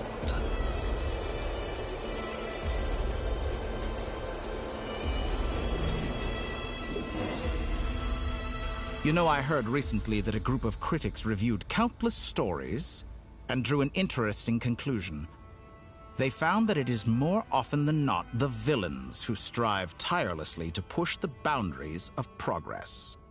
In fact, long before this, someone voiced a similar idea in an academia editorial. I felt a great affinity with this perspective. I have never been afraid to step up and play the role of the villain. Fanatics are trampled down for their transgressions, and those who transcend are rebuked for their audacity. And so, the majority of creatures are too timid to follow my lead. But all sacrifices made during my experiments have been worthwhile, as you can now see. I can offer you something new, something unique, precisely because I am a villain. Think about it. We are eternally bound through mutual interest. Can you truly say you would never turn to malice if it could give you the life you dream of? After all, what value do perfection and purity really have? They are fragile and feeble things, utterly tedious. I say, better to be governed by a flawed humanity than a gnosis. The true seeker of knowledge is the villain who undergoes countless tribulations in pursuit of their goal. I'm sure many people have told you that you're different. Because I'm a descender? Exactly. Very clever. But what has that got to do with you? I do not conceal my wicked deeds, my selfish desires, or my greed. A true researcher must act as I do if they are to understand and speak of the truth. And yet, a knowledge seeker like myself will inevitably grow tired of studying Tevat beyond a point. You have traveled to all corners of the world and met many people. Along the way, there have been moments when you were misunderstood or even became a wanted criminal. And all the while, you have spent your days doing some of the most mundane jobs in the world. You fight and toil, claim minuscule rewards from my friend Pantalone, then you fight some more, winning some battles and losing others as your search goes on. And this cycle continues, with no end in sight. Surely you must sometimes grow weary of being stuck in this same loop day after day. We're completely different. I embrace everything that life throws at me. I am engaged in every step of my journey. How does that make us different? I too embrace what life brings, researching everything that interests me. Think of all the novel things I've managed to create. Like the artificial moon marrow. Don't you see? As unique a specimen as she was, even Columbina is not irreplaceable. Take that back! She's gone because of your actions! I didn't say that to anger you. Though admittedly, I don't see what there is to be angry about. Anything Columbina could do for you, I can do better. I know what your ultimate goal is. You wish to walk the path your brother walked and seek answers from him at the end of that journey, don't you? Someone like you could never understand what it feels like to care about another person the way I care about him. Perhaps not. But that doesn't mean I can't help. I could find your brother right now, bring him before you, and make him give you the answers you seek. Don't be so presumptuous. You'll never begin to understand the situation between us. Oh, no. This is no presumption. I'm only offering what I know is possible with the power of the Trilune. But it seems like you would sooner continue with your journey through this world. Why? Do you truly desire this journey? Or is it simply a necessary process from which you cannot escape? Think of all the time and energy you have spent, everything you've had to endure just to make it this far. Is this really what you want? Or has your hand been forced by the promise of that final answer? Yes, you have made many friends. But do they ever spare a thought for the void in your heart and what it yearns for? What you want is not friends. It is family. But do they know this? I, on the other hand, am far more considerate. Join my experiment, and in return, I will bring your meaningless journey and all its struggles to an end. This is a malicious attempt to manipulate me. But at the same time, he's stating some very human truths. Of course, he's right about my predicament. How can I deny it? I have faced ungrateful strangers, never-ending troubles, an endless quest for answers. I want to see him. After everything I've been through, words can't describe how much I miss him. How much I want to be reunited with him. Wherever you are right now. Do you miss me too?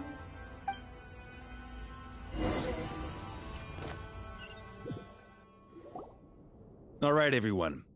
Our next mission is clear.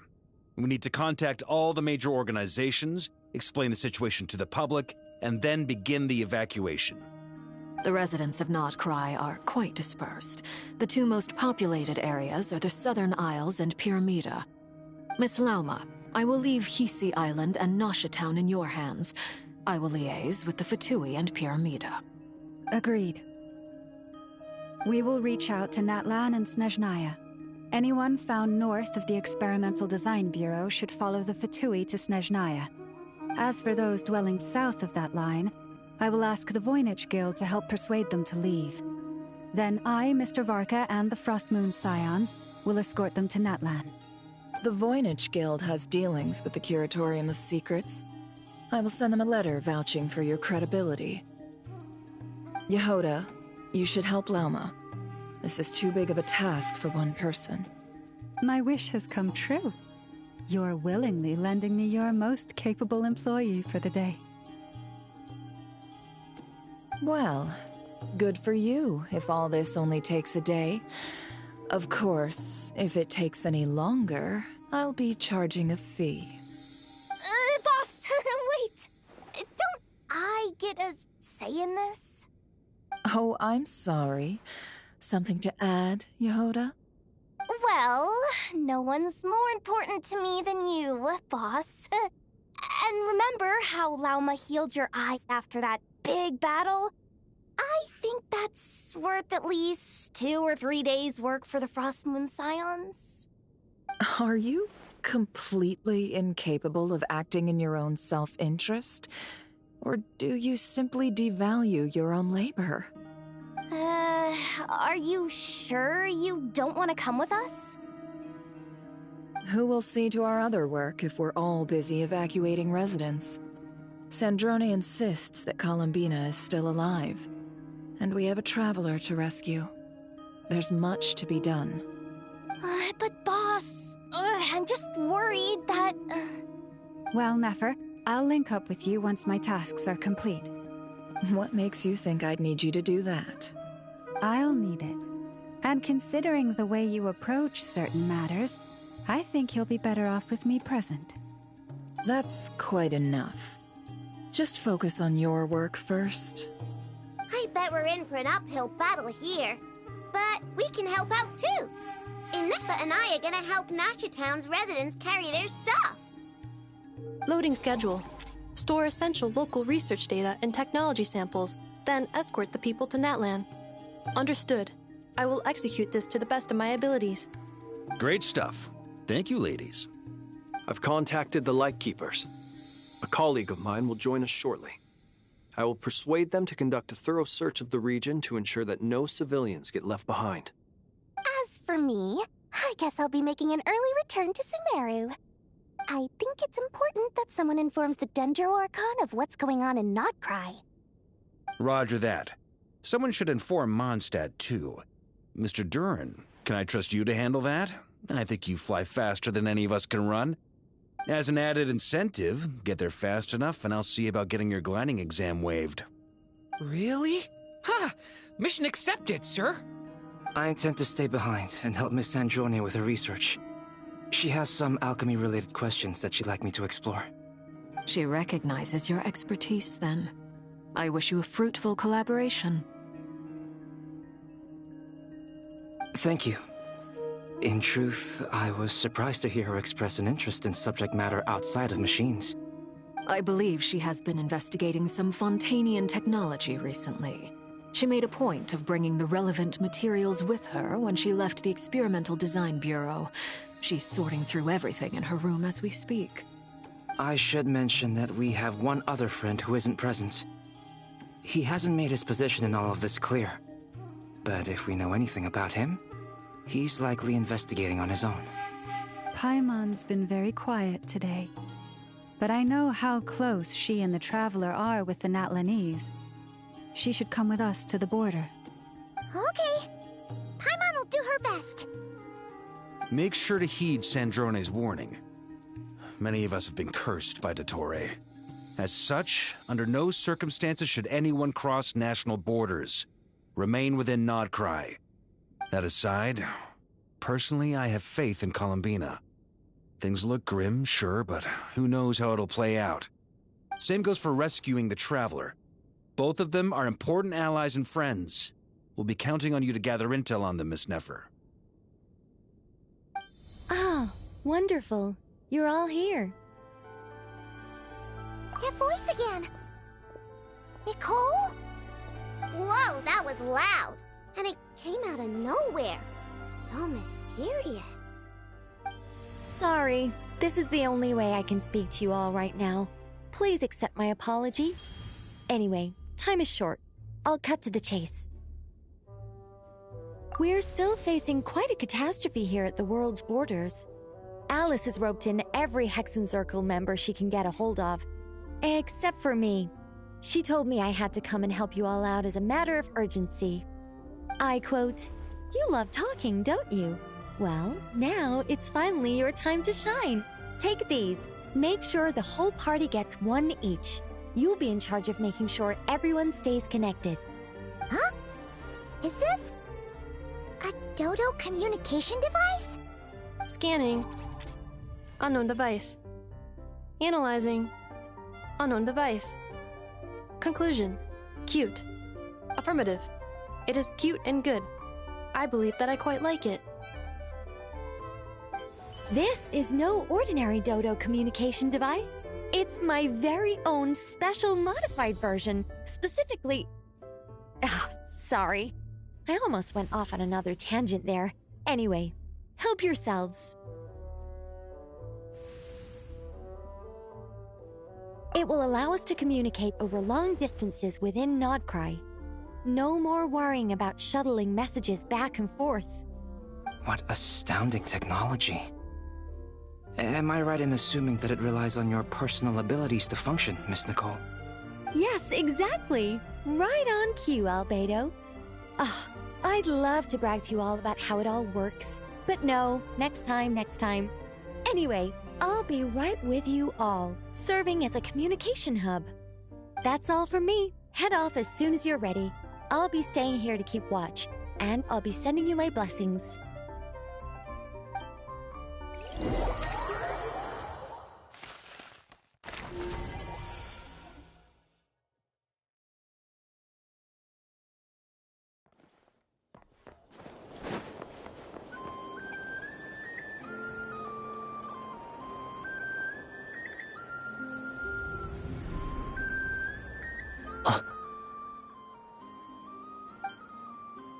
Sir Flint. Perfect timing. I just arrived myself. You are most considerate, Master Ilua. But in fact, I know you have been sitting here for quite some time. If you saw me, why didn't you say something? I was curious to see how long you could sit still for. Also, shouldn't you have managed to sense me approaching? That would be a first. You always seem to appear out of thin air without making a peep.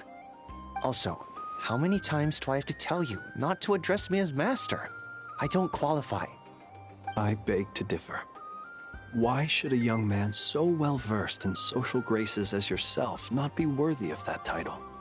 Please, Lord Flint's... Sir Flint's. I'm begging you, don't flatter me into complacency like you do with everyone else. You understand me better than most. My newest acquaintances tell me I love complimenting others. What do you think? I think they don't understand why you do it. You just love puffing people up till they're a big, happy ball of hot air that floats away into the sky. In all sincerity, I can only hope that they bring good tidings when they come back down to Earth. Is the situation that bad? We just held a strategy meeting. Let me fill you in.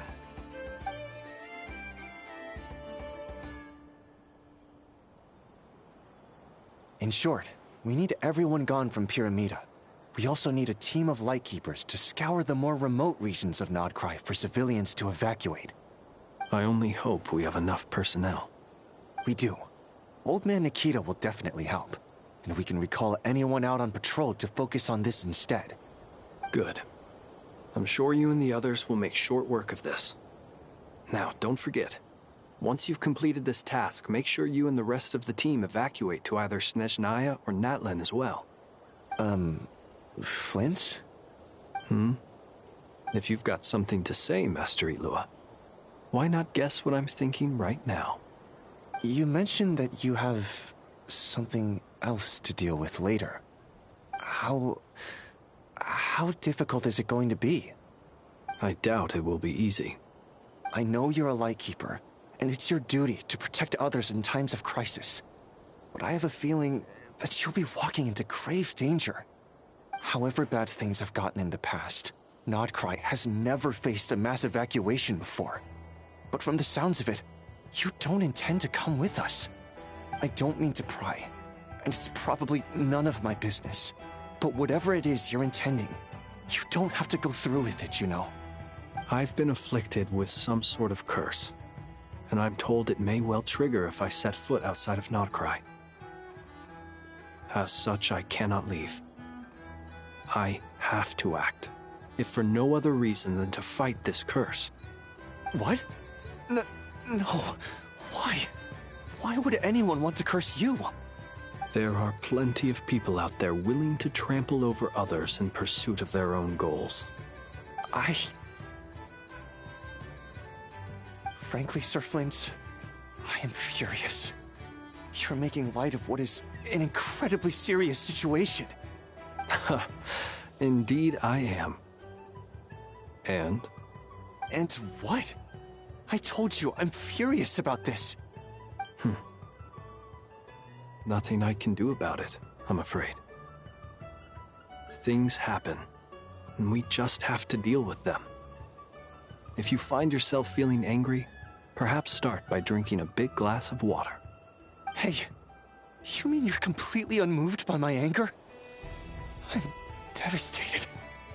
Then allow me to express my sincerest regret. Come by the lighthouse sometime. We'll catch ourselves a few fish, have a little barbecue, play some cards, and bask in the sun. Maybe I need to spell this out. Lean in a little, Flint. Oh my, this doesn't bode well. Word is that you were caught up in a real horror show recently. People were amazed that you returned safe and sound. They've been debating whether you're even human. I've returned safe and sound from plenty of crises. When you say people, do you mean other people? Or do you just mean you? Fine. I'll be frank. You're not human, are you? Heavens. Now that's a horrifying thought. You know what? Forget it. We'll revisit this once it's all over. A sound plan. Albeit a little ominous sounding. Just promise me you'll come back in one piece. All right? For you, Master Ilua. How could I refuse? Also, please pass my regards on to our colleagues. Tell them, thank you all for your assistance.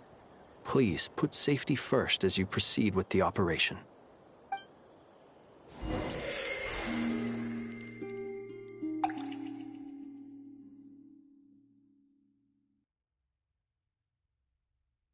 I have to keep searching for a path toward reality.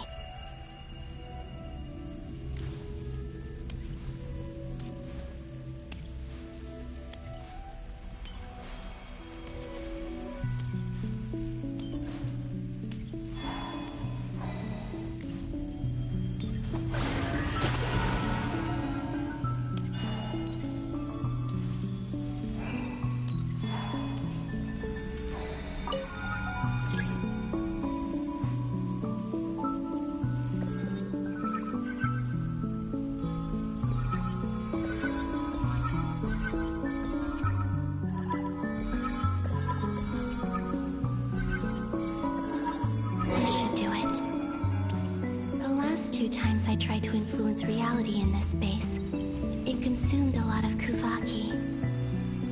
I'll try and be more careful this time. I need to leave key clues behind using less power. I hope everyone still remembers what I said on Moon Prayer Night.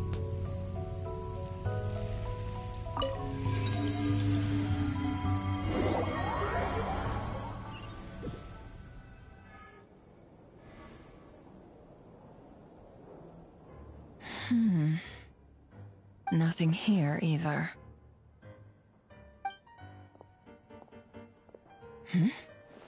Flint's? Ah, Miss Nefer.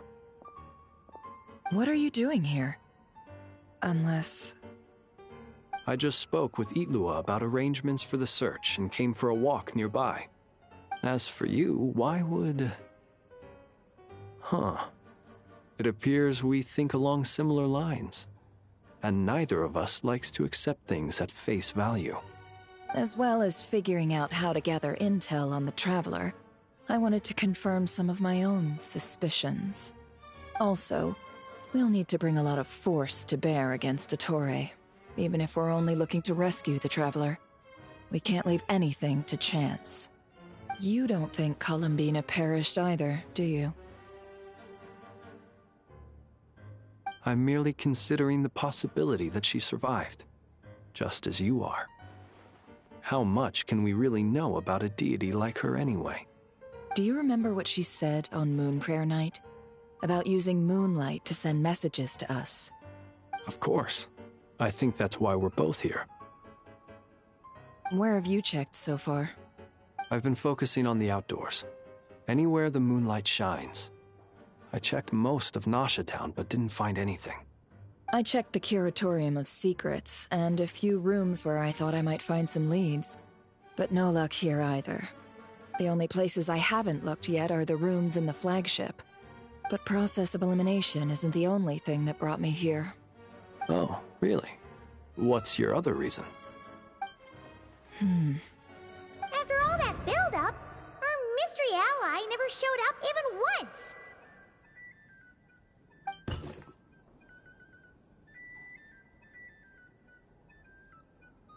Huh? Am I imagining things?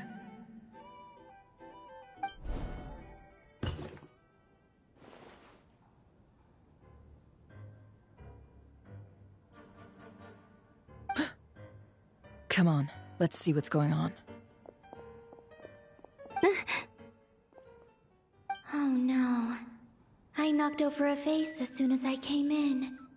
It must have been caused by a Kuvaki fluctuation when I entered the space. Although, it seems like I'm not about to be pulled away this time. It looks like as long as I'm careful with my actions, it doesn't count as influencing reality. Anyway, is this the flagship? The Traveler mentioned that's where she was staying.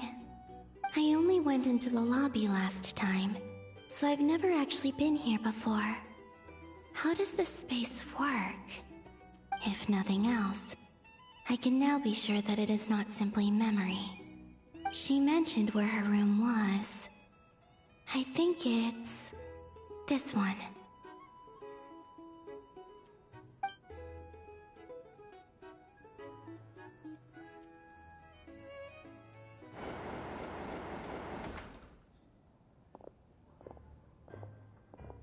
The door is closed. But if this is anything like when I disappeared, then maybe...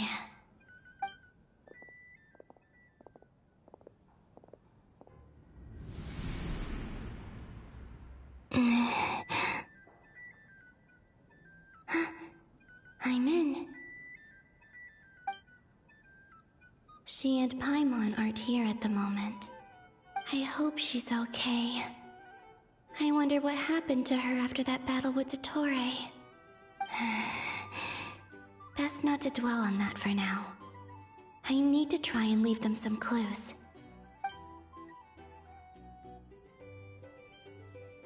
Please, Traveler. I really hope you find this.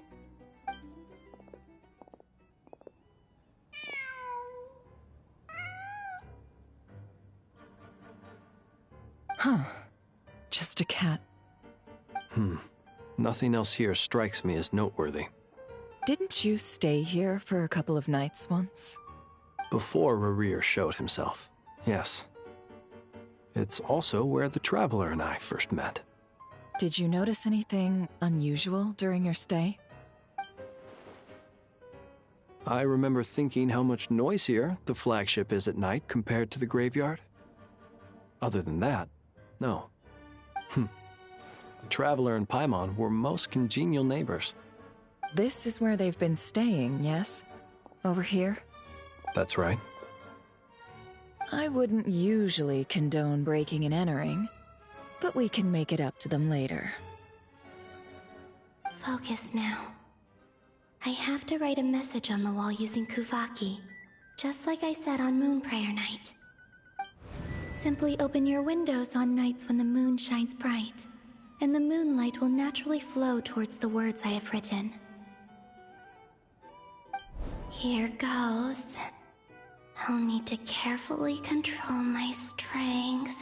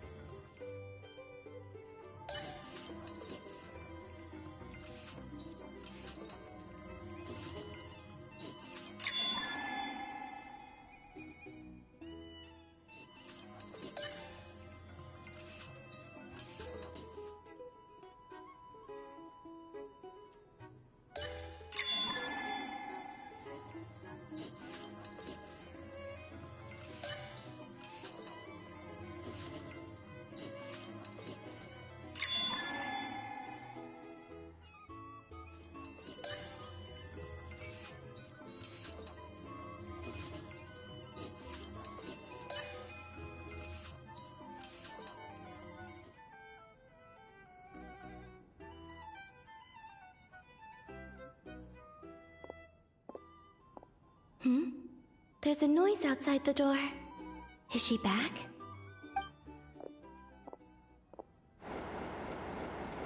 Please, you have to see these words.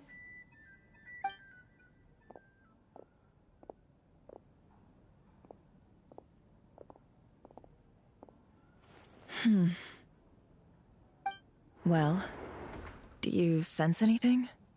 Unfortunately, no. And this place was our last chance. Not necessarily. We've only looked in Nasha Town so far.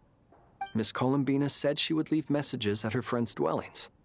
It's still worth checking where Miss Lauma lives and where I live. Let's try and make some time to look into those then. Wait. What are you waiting for? Paimon might have overeaten slightly. What's that look for? This is a victory feast. It's normal to eat a little more than usual. The Traveler in Paimon. It's really you. But why are they talking about a victory feast? Huh. You worried Paimon sick while you were out there fighting Rerir. So this is your chance to make it up to her, alright? Wait. So this is the night after the battle against Rerir? How did I end up here?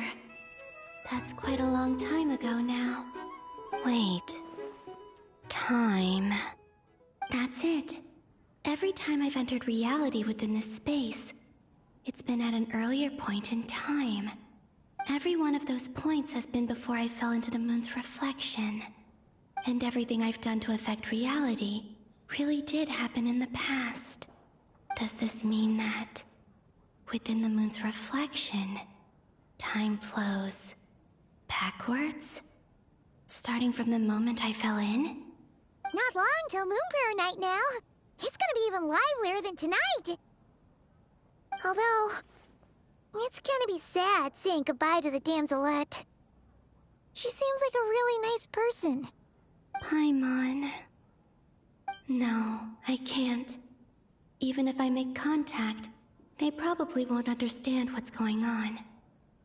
And in any case, I'll likely get pulled away again if I do. Instead, I have to find a way to get them to notice what I've written using the moonlight. Wait, even I hadn't thought of doing that before Moon Prayer Night. They'd never conceive of that possibility. Is there truly no other way? Don't lose heart. We'll find a way somehow. Huh? Oh, you say that, but the Frost Moon is beyond the fall sky. If we wanted to go visit her, how would we make it through to the other side? We might not have all the answers now, but I'm sure we'll find a way one day. Huh. Guess someone's gotta be the optimist. The present. The future. That's right. There are still things I can do. What's your plan? Flint's, when you were staying next door, did you ever open the window? No. The rooms here are dark and damp, and there's such a buildup of dust on the windows that the moonlight can't even get in. I didn't think it was worth the trouble. The moonlight? Ah, I think I see where you're going. One moment. I'll see if the owner is available. Don't bother. Time is of the essence.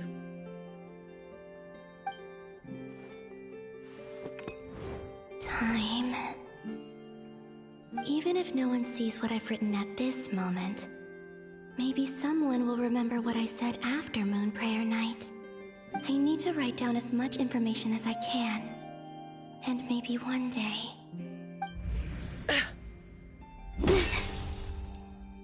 Huh?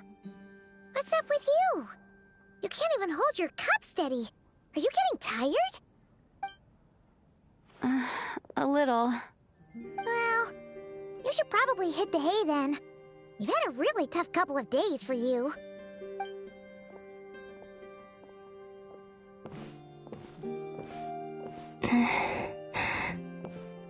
You truly have. You helped defeat Rerir, helped me reclaim my name, and you helped the others organize Moon Prayer Night. Wherever you are right now, I'm sure you're still fighting against the injustices of fate. This is all I can leave for them. How I wish I could stay here. But it's time for me to go. I hope to see you again in the next time. And if the opportunity presents itself. I will surely return to your side. Huh. Columbina. She's alive. Not only that, but she's left us an entire wall's worth of clues. She even wrote down what would happen on Moon Prayer Night. It's just a shame we found it too late. I am here. Time in this place flows backwards. I am constantly moving forward. It sounds like she's found a way to influence the past using Kuvaki. But her future is our past. So, these words have been here ever since we defeated the Ray Hero Solnari. We just never discovered them. Which came first, the chicken or the egg? Do you ever mull over questions like that? Only when I'm in a good mood, and at leisure. Well, I never do. Everything that has happened already belongs to the realm of fact. As a business person, and especially an intel broker, what I do is extrapolate from those facts to try and read the future. An admirable philosophy. It's a means of survival. Let's go. We have a wall's worth of clues to share with the others.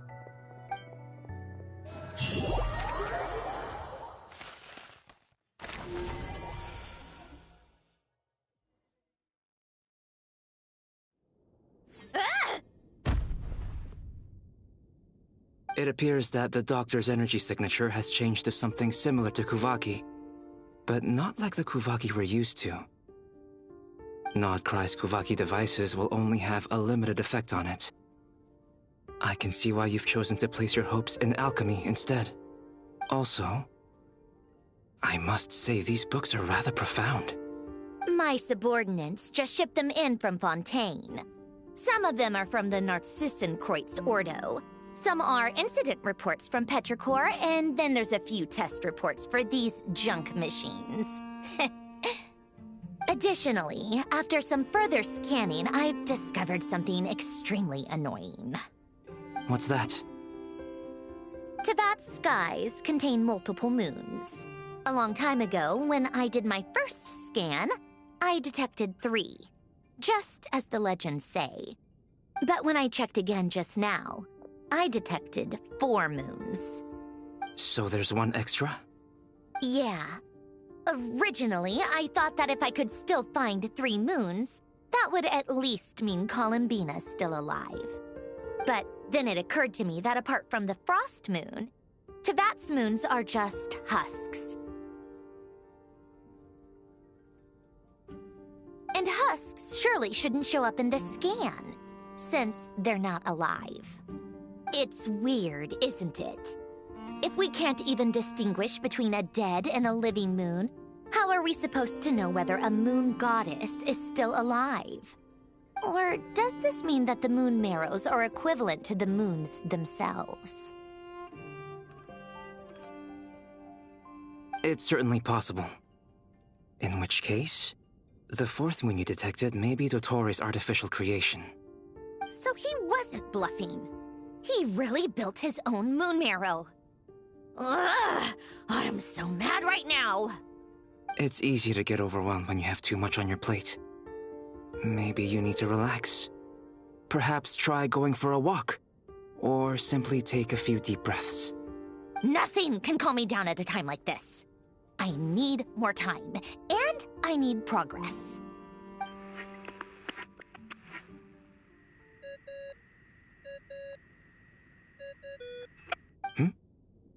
It's Mr. Flynn's. I really hate that ringing tone. Ugh. First the 4 orthants of the Narcissenkreuz, then moon marrows. Now what? Oh, sorry if we're disturbing you. Might I ask what's troubling you? What do you want? We're busy. Are you still at the Curatorium of Secrets? Yeah. Look, everyone else is still out, so there's no hurry. Plus, I'm busy, so I would appreciate if you gave me some space. Even though we have crucial intel to share? Fine. I'm listening. Do you intend to share it via the Dodo communication device? Ordinarily, I would, but this is a unique situation. I think it's best that we discuss it in person. See you at the Curatorium.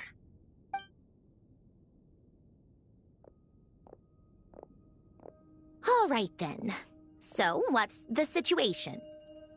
The rest of the team is still out working on their missions and evacuations, but we've decided to fill you in on the most crucial information first.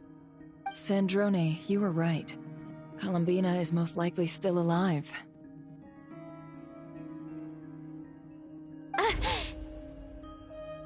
That's the best news we've received in a while, by a long way.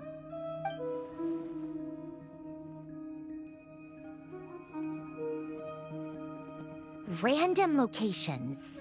Appearing in reverse order? Are you serious?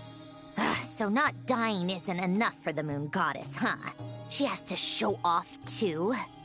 Anyway, does this mean we can deduce her condition from the moon marrows? Miss Androne, there's nothing wrong with simply admitting that you're happy to hear the good news. I'm not. And she's the least of our problems. We're facing a huge crisis. If she can't control the flow of time in there, she's just gonna keep moving backwards. Different points in time won't intersect, and she'll never find a way out. Let's say life begins with a drop of water. When did time begin? The moment this planet came into being? No, that's not right. Her final destination would be the moment at which the space she is in was created. But it doesn't seem like we can influence that space from the outside world. So how can we help her? Also, if she's alive, Rerir and Thelindis might be too. But as far as we know, neither of them have come back out. That space may not have an exit at all. I'm afraid I must concur with Miss Nefer in this. Can't exactly argue with that. Let's leave it there for now. I've taken notes on everything you said. Will it help with your research? I doubt it's gonna help with breaking Dotori's energy fields. But who knows when it might come in handy. Better to have it all written down than try to remember everything when I need it. Alright, I need to get back to my research. Mr. Albedo has made a lot of suggestions that will require my undivided attention. Sure, I'll stay here. I have things to work on.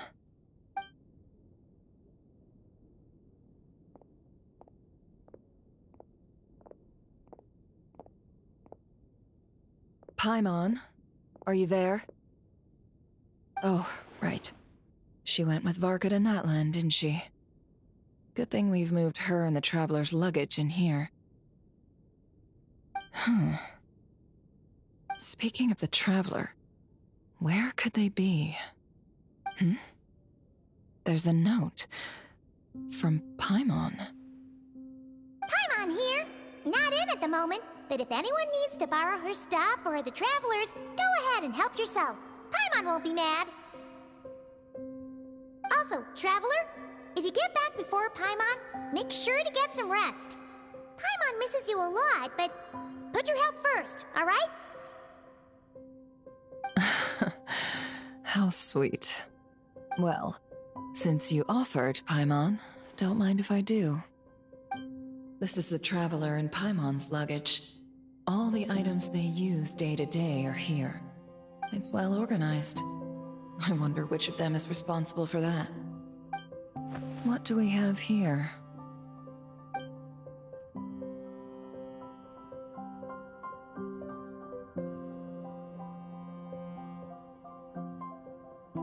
The camera captured a special moment that can only occur between people who are close to one another.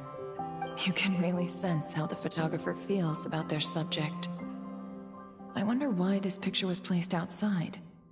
Is it because Paimon recently looked at it?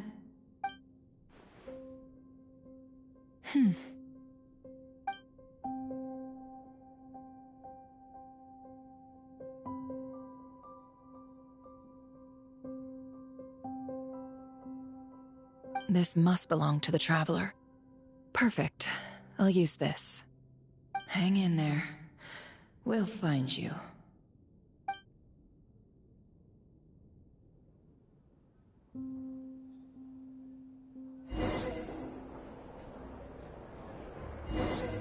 Polonia. Search keyword world formula and bring me all relevant books.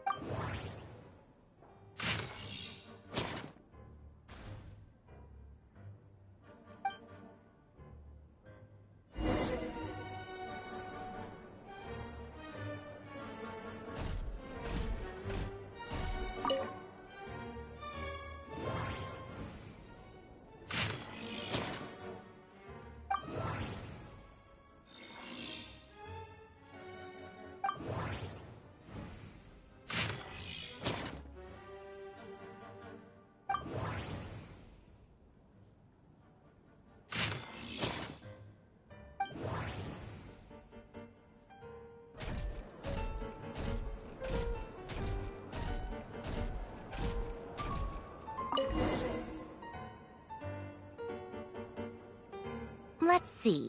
This one is on Tonki's sermon dictation concerning the apocalypse.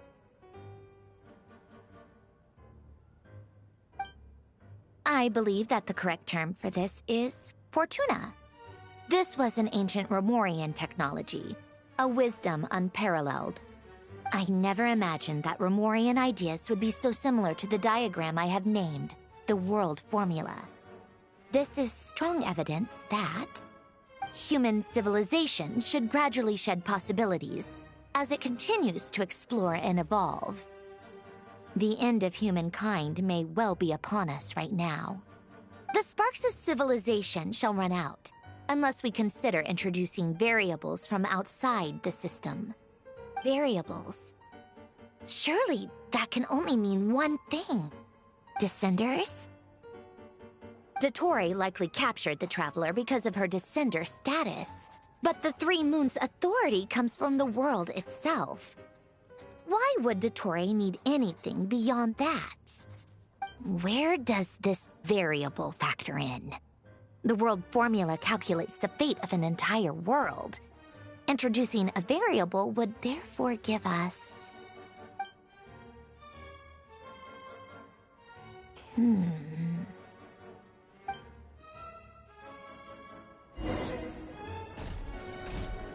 Polonia, search keyword pathway and bring me all relevant books.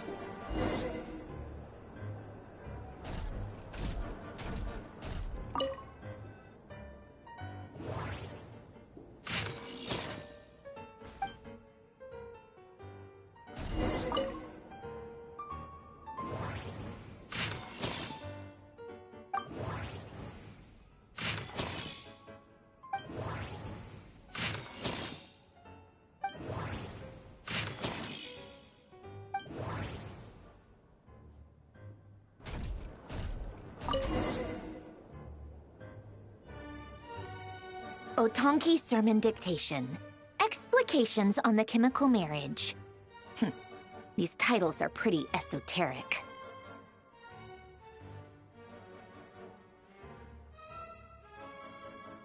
Observe and compute the pathway displayed in the guidance diagram. Deconstructing and reversing its effects could generate potential ideas. So, it's one of Renee's draft lectures.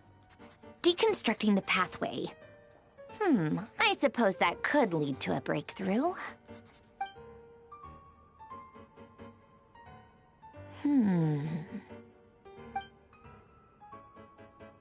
This is so long. This guy sure loves showing off his knowledge.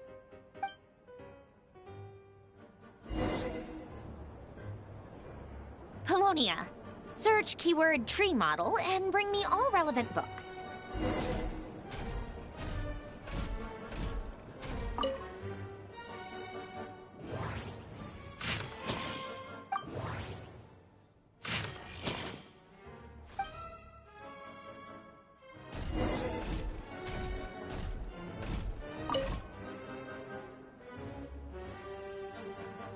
Most of the experimental devices proposed by the Lilia Crucis Ordo are built based on the simple and basic logical structure of a tree model. Lilia Crucis. Guess they were trying to cover up the name of the Nausitzenkreuz Ordo? When Duke St. Germanus departed, he said, "It seems that there's no going back." Alas, he is only a genius when it comes to machines. In all other things, he is but ordinary. Excuse me? I'm sorry. That's just ridiculous. What kind of book is this? Great Detective Herlock, the Alchemist and the Clockwork Saint? Isn't this a novel? Come on. Still, the author swears that they knew Renee well. Whatever. I guess it's not beyond the realms of possibility that Renee would say nonsense like that on occasion. Memory, wishes, souls, and persona. Frankly, this sounds more like occultism, but if Albedo vouches for it, I suppose there must be some alchemical basis to these techniques. The way Alain Guillotin saw it, the world was comprised of machines. The universe needed machines, and thus his technologies were created. That's why I was born. René, his full name was René de Petrichor, if I recall correctly. Sounds like he and the town must be intricately connected. That place was also the source of most of our information regarding Remurian civilization. Seems like some of his projects were based on their technology. The cutting of souls and storing them in vessels. These seemingly unrelated techniques underpinned René's research. Assuming that the four orthants correspond to alchemical categories. The chemical marriage model? Elen would have scoffed at that. He never would have let those theories or parameters anywhere near his mathematical formulas.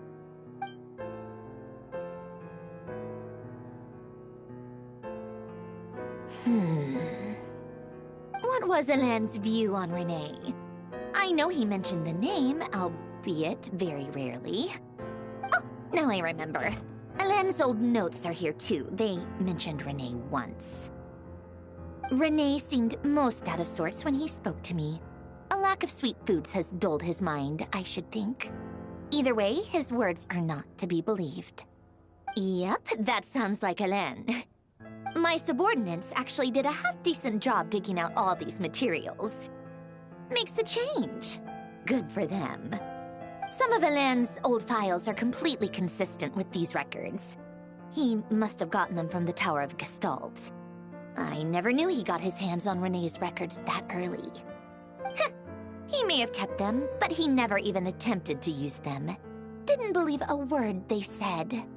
Come to think of it, Renee's world formula was filled with calculations of constants. That shows he believed that the fate of the world to be predetermined. As for Elen... it's been too long. I forget what he said. What would he have said? A guy like him, fervent believer in machines, but not headstrong enough. The world can be changed. It is worth persevering. Yes, that's how he used to think at least. He created that procedure to save this world. Yet the scale of the world's fate proved too enormous. The result was beyond his ability to calculate. He died having never seen the outcome. And there I was, left behind in the ashes of his dreams. Did you really never take a close look at Renee's research? Or did you read it, but deem his philosophy incompatible with your model? The very thought of trying to incorporate his ideas probably made you feel sick to the stomach. Well, don't worry, because there's a whole new category of lunatic in town. Next to Dottore, every other madman looks sane. You once asked me what I wished for. Should have asked him instead. He's the one pining for things you'd sooner die than witness.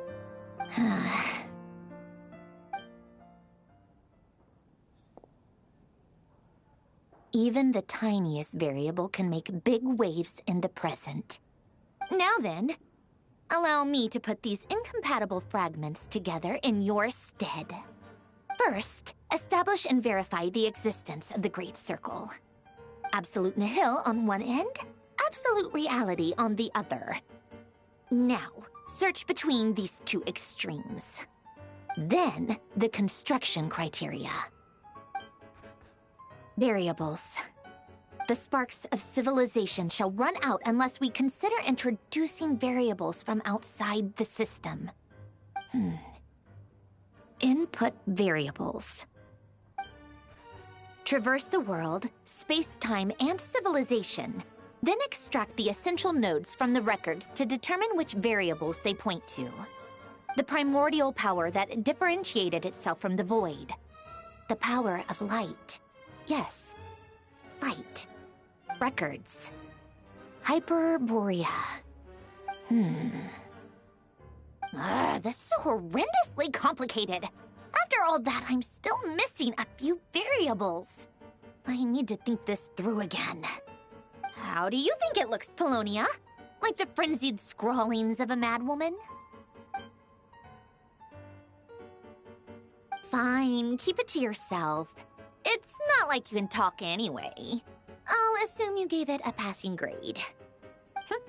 I jest. But true madness does often start with trying to save the world.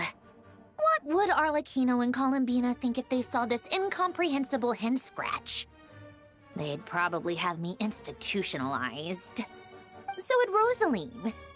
She's been dead for a while now. When I close my eyes and think back, I can still see her face. And that enormous dress she used to wear. Such a bizarre choice. What possessed her? Oh, and the clack-clack of those heels used to drive me insane. No one's asking me, obviously, but I hope you all know that I never wanted to save the world. I'm not crazy. I don't have delusional ambitions, and that's a clinical fact. The world needs a solution, but I don't need the world's validation. It's the world begging me for answers, not the other way around.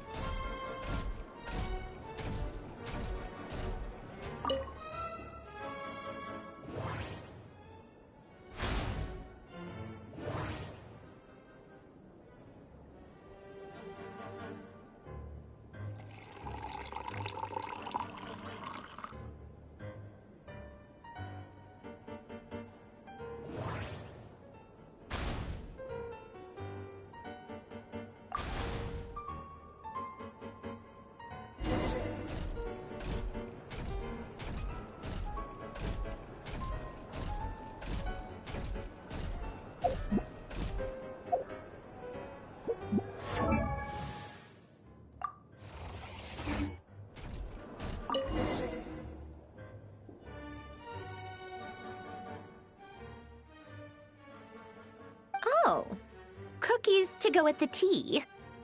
Let's see. They must be from that person who brought those documents. I see they're from Hotel de Boer. Something's written on the box. We are proud to present this homage to the Fortress of Meropede's fun-filled mill collection system. Fortune cookies. Have a lucky start to your day. Sounds like a dumb gimmick to me.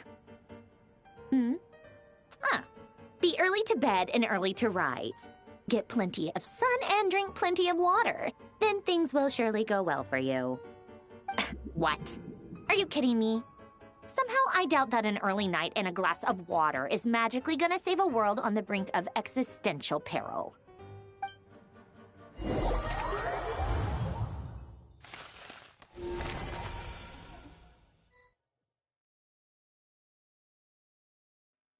Lady Arlecchino, word has reached us that Lady Marionette's troops are all in position. They are ready to act as soon as the order is given.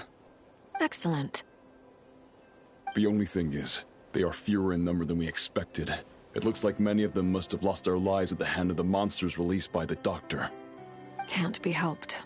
Allow them to join our ranks, and keep in contact. As you wish.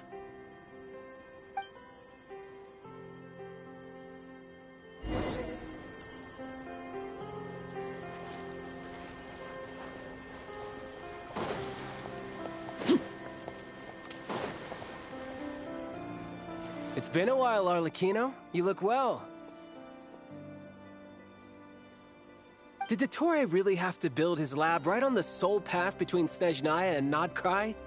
Had to go on a huge detour to stay out of its line of sight. Sounds like an arduous journey. I assume you've brought word from Her Majesty? Of course, all part of the job. Firstly, the Tsaritsa has authorized pt2 Internal Affairs to review Dottore's case. They will reach a formal verdict on whether he has turned traitor and whether he poses a threat to Snezhnaya. While they're working on that, I've been ordered to come and receive the refugees from Nodkrai. They are nearby.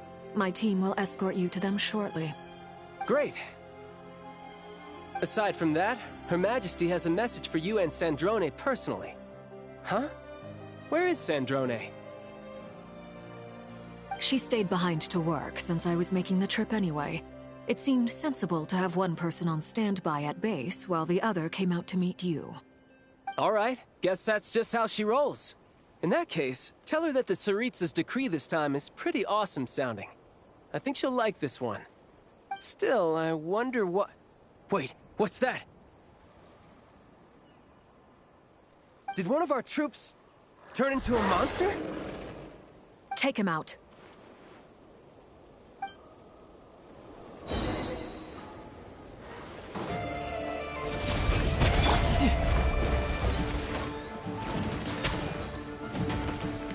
You can run, but you can't hide.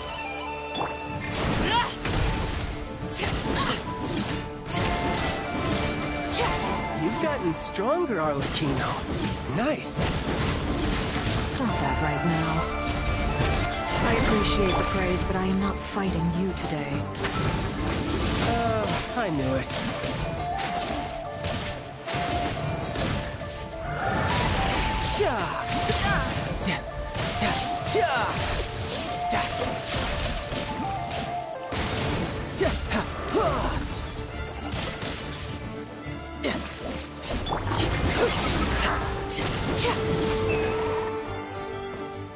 I can't believe it. He was a living, breathing human one moment, and the next? Another fine piece of work by our dear colleague, I'm afraid. What in the world has been going on in Nodcry? A lot. But long story short, Dottore stole 2 moon marrows that should have belonged to Columbina, then built a 3rd moon marrow of his own to concentrate the Trilunar Authority in his hands. What? What do you mean he built a moon marrow? People build roads and houses, not moon marrows. What's his next DIY project? He's gonna build a god? You could stand to be less surprised. We are harbingers. The work we are engaged in makes the creation of gods seem mundane by comparison. I tell everyone who asks that you once crossed swords with Rex Lapis while serving as a key supporter for Rosaline's plan. But right now, you're acting like a common adventurer. Thanks for speaking up for me. Those 2 really took me for a ride back then. Then again, surely no common adventurer would manage to get tangled up with them the way I did. That's gotta count in my favor, right? It almost sounds like you wish to repeat the experience. I might have to lower my opinion of you. No. I'll stop talking. Please, go on. Dottore is currently still experimenting with his newfound power in ways that continue to corrode the outside world. As for the human mutation, I believe this is simply a consequence of his experiments, and not a strategic move. That radiant beast was once a subordinate of Sandrone's. I suspect he was only allowed to live so that he could become an experimental subject. Also, those of us who fought Dottore have been afflicted with a curse. As such, I cannot leave Nodcry. This is so much worse than I thought. No wonder Her Majesty's decree is so extreme. While these exceptional circumstances persist, the Harbingers are hereby authorized to use unilateral executive powers. Should Dottore pose a threat, Arlecchino and Sandrone are permitted to eliminate him. My thanks to Her Majesty. I will pass these good tidings on to Sandrone. Her Majesty has also declared that she will refrain from launching an attack on the now evacuated Nodcry due to the presence of unretrieved research material. A wise decision. By the way, how's my old partner doing? I'm assuming they're with you? Partner? You mean the Traveler? I'm afraid I have bad news. She was captured after our failed assault on Dottore's lab. Her whereabouts are currently unknown. What? Why? Since when does Dottore have a bone to pick with her? That is indeed the question. I'm not sure he does. He must have some other goal in mind. This won't do. I have to rescue her. You can't. We have no idea where the Traveler is. What am I supposed to do then? Stand here twiddling my thumbs? Sandrone is working on it. The best thing you can do right now is complete your mission. Fine. I guess I'll leave this to you then. One last thing. Tell the Rooster to get the message out to the gods and citizens of every nation in Teyvat. Beware. An uncontrollable pollution is spreading forth from Nodcry. The source of that pollution is a madman drunk on the success of his experiments. The Fatui and our allies will endeavor to contain the threat. However, if Nodcry falls, things are likely to escalate. Considering Dottore is one of our own, all Fatui stationed in Nodcry consider it our duty to stay and fight him to the bitter end. Whatever the cost. Hey, don't be too pessimistic. If it comes to it, I'm sure Her Majesty won't stand by and do nothing. I hope you're right.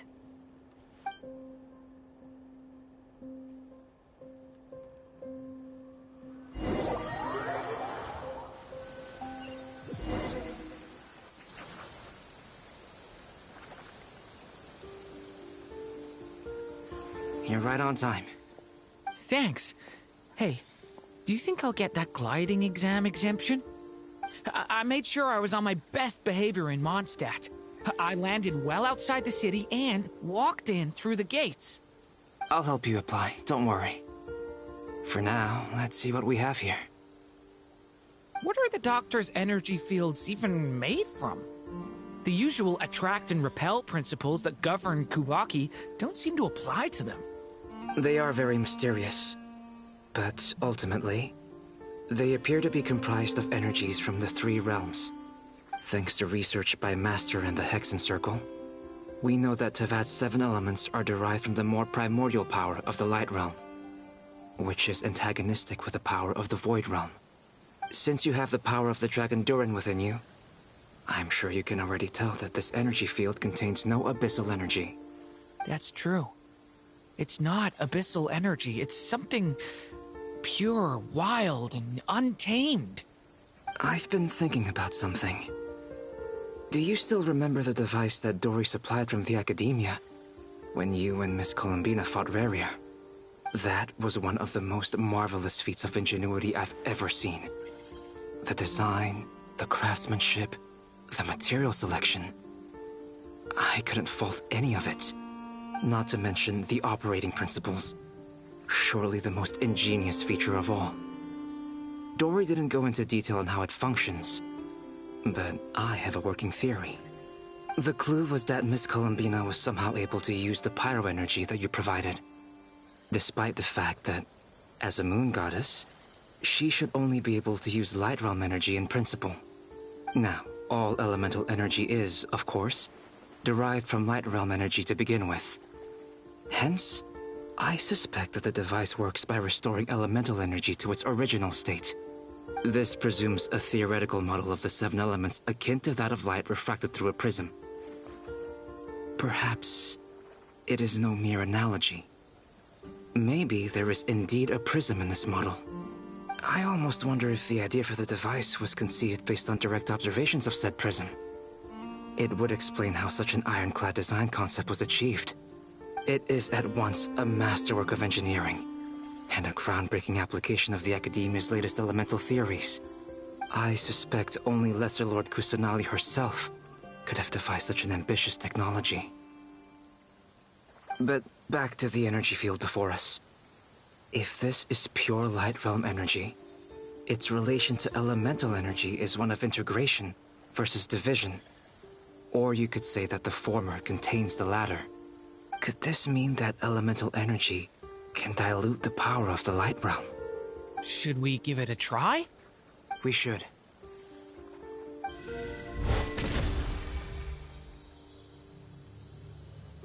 Ha! It works! Clear signs of disruption were detected at the periphery of the energy field. This indicates that elemental energy can disturb or even negate the field. Now you try. All right, here goes. It's working! Switch to abyssal energy and attack again. No surprises there. Abyssal power drains the energy field to a significantly greater extent. I now feel confident in asserting that the energy field is indeed pure Light Realm energy, and that elemental energy can dilute it. But the energy field is huge! How much elemental energy will it take to neutralize it? We don't have to neutralize it completely. We can try other approaches. That's all for theory. Would you like to continue watching? So you knew I was here. Huh? When did you get here? A while ago. But Albedo sounded like he was working on his thesis defense back there. Back in Sumeru. You can end a person's whole career by interrupting them mid-speech. Very thoughtful of you. I'm truly touched. Could I ask you to lend me a hand? With what? A little test. Try using Anima to unleash a concentrated assault with circular blades, with the goal of breaking through at a singular point. Nice! This time it tore through the field. Tremendous. This is a major breakthrough.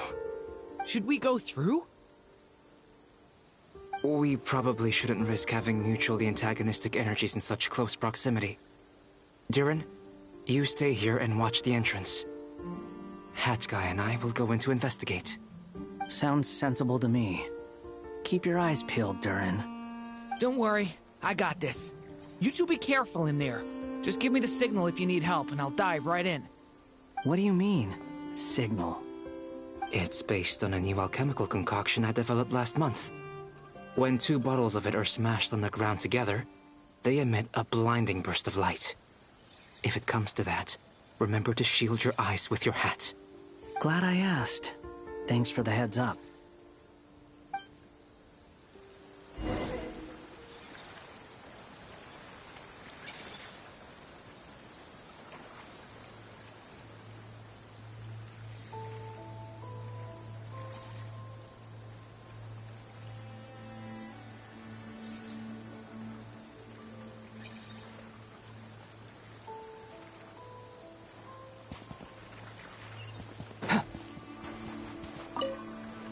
Like I thought. Beyond a certain distance, we can't see the opening where we came in. Maybe that's to prevent people from escaping. Sounds like Dottore style to me. Not much has changed. Things are basically the same here as they were before, the energy. They have no heartbeat and they're not breathing. We can only assume they're dead. But there are no visible wounds. Also, there's an animal squatting next to each body. It's watching us. That's not an animal's gaze. What are you trying to tell us? Doesn't seem eager to talk. I guess maybe it's just an animal after all. Let's keep looking around.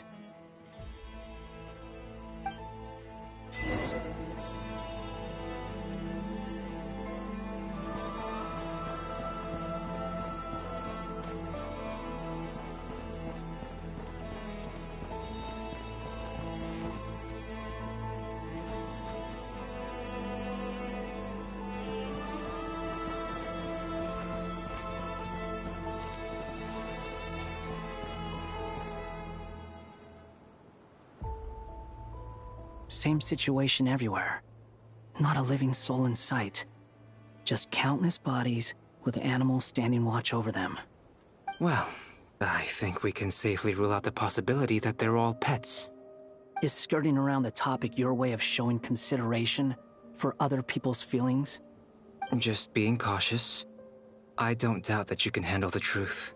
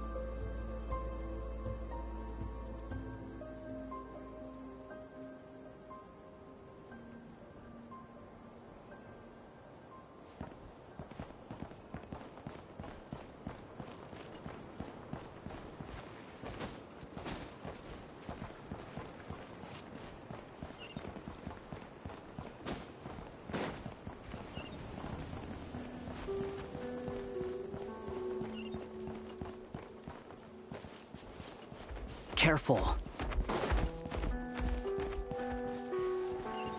Please, help us.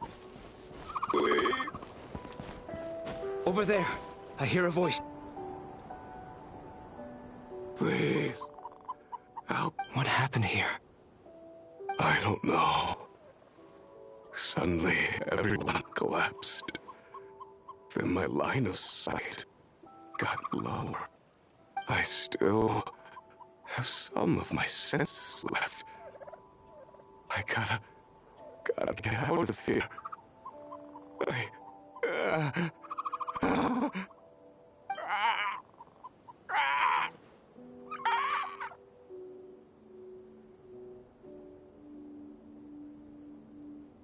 It looks like there's a huge experiment going on inside this energy field. Maybe each energy field is its own giant experiment. Vile. He's swapping human minds with those of animals. Even without the other circumstances, this would be an extremely radical experiment. Those people may have lost their sense of selves, but they are not fully animals either. If they were, they would have left. But instead, their instincts are driving them to remain by their dead bodies. We should go. No sense in sticking around here longer than we need to. Agreed.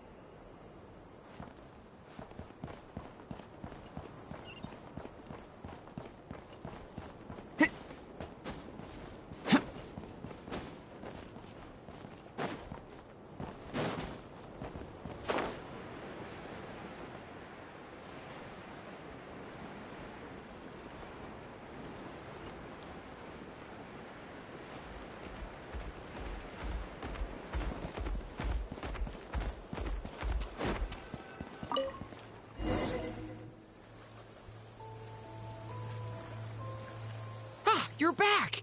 Everything okay? We saw some things that take a strong stomach. Otherwise, we're fine. We should share our findings with the others.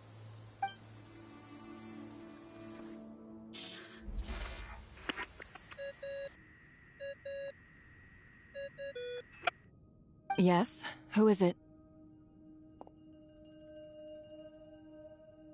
Miss Nefer, it's me, Albedo. We found a way to break through the energy fields. With enough control, it's possible to tear them open using elemental energy.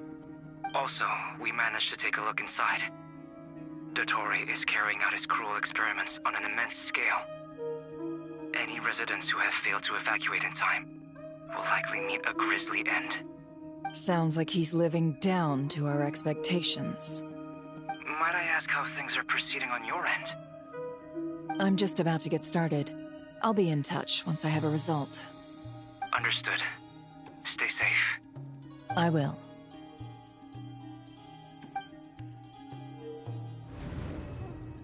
Well, Nefer, I'll link up with you once my tasks are complete. What makes you think I'd need you to do that? I'll need it. And considering the way you approach certain matters, I think you'll be better off with me present.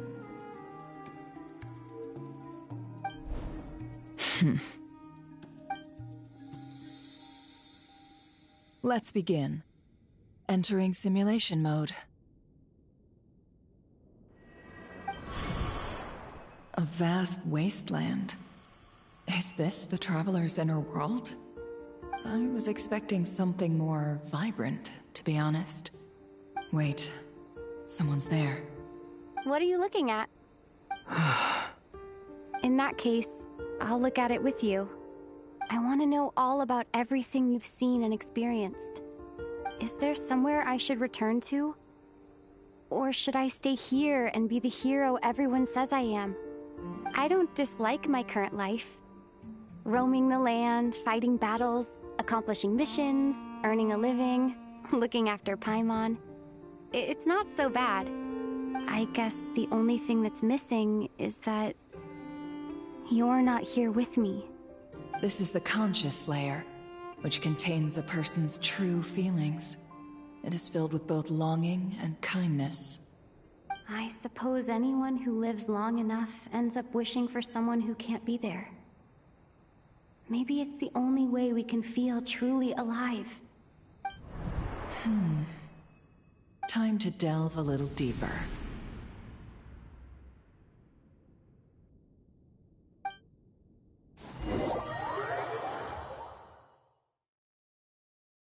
Nasha Town is hardly the optimal choice for a place to live, but it has character and a reasonable population density.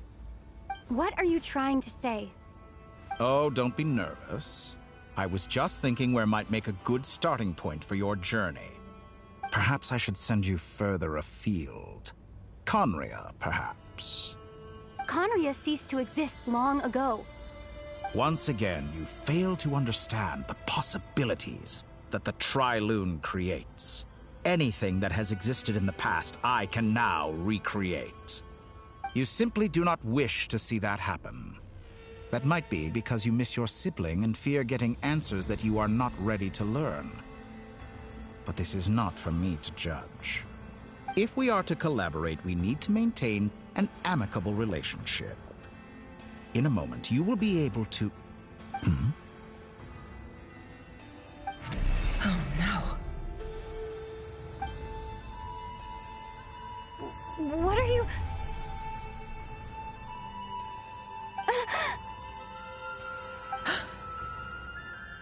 What are you gonna do? Don't move. Something unwanted has crept into... Oh? Gone as quickly as it came.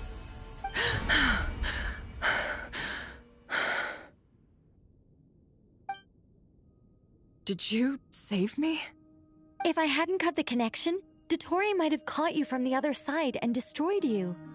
This was a good idea, but once is plenty. You were exceptionally brave. Excellent work. Thanks, but now's not the time for that.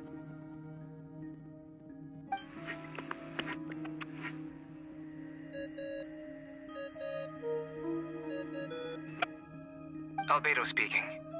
I think I know where she is. What is this endless darkness? I can't see anything, even though my eyes are wide open. But why? What happened? Ah, sorry about that. I take it you didn't notice. Just now, a friend of yours took a little peek into your mind. Could it be Nefer? How did she do it? Did she use something as a medium to connect to me? Do you think she's aware of your current circumstances?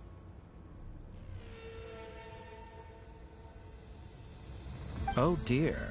Have I stunned you into silence? I only wanted to slow down your time a little so I could stop your intruder in her tracks. It would have been nice to capture the spy. I must say, I'm finding the ability to adjust the flow of time rather intriguing. The moment you closed your eyes, time seemed to grow impossibly viscous, didn't it? A whole month passed before you opened your eyes again, but only for you. No one else was affected. I dare say this is something only a god can achieve. Point taken. You've proven once again that you have god-tier powers. Oh, you misunderstand. This wasn't about proving a point. I was testing things out. I find I learn best by doing, and I have to admit, time is not the easiest dimension to control. I only wanted to make you sleep for a short while, but it ended up lasting a whole month. Clearly some finesse is required to wield the authority over time as I wish. I hope you're not angry with me. It was only a month's discrepancy, nothing too serious. Had I been off by a year, a decade, or even a century, that would have been quite a different story. You could have frozen me for millions of years. So much for collaboration. You aren't showing much sincerity. Millions of years? To what end? I wonder if you don't understand humans all that well. They are very pragmatic creatures who understand only that which they can perceive with their senses. If I had you sit here for a week, I imagine people might sympathize. But if I left you here for 100, 1,000, or 10,000 years, the sheer size of that number would cause it to lose all meaning to them. They would not have the capacity to comprehend your suffering, and thus they could not empathize. Unfortunately, while gods do exist in Teyvat, it is ordinary humans that account for most of the population. Their lifespans are so limited, their bodies so fragile. Did you ever really hope that they could begin to understand someone like you? Your long life and unique origins make you fundamentally different from them. How long will it be before they start to treat you like the alien you are? Before you are ostracized, outcast? Alien. Even I feel bad for you sometimes. This world has made you into a slave. So many times you have served its will, and not once have the powers that be ever thought to grant you the one simple thing you wish for. You have been treated most unfairly. I can change that. I will grant you special privileges, and give you back the status you rightly deserve as a descender.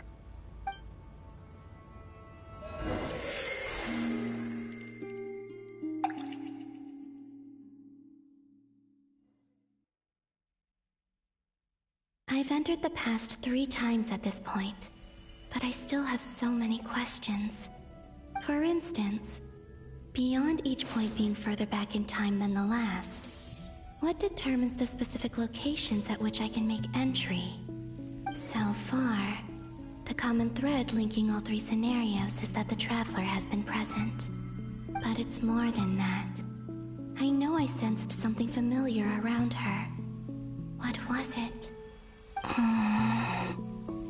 I'll keep this question in mind as I carry on.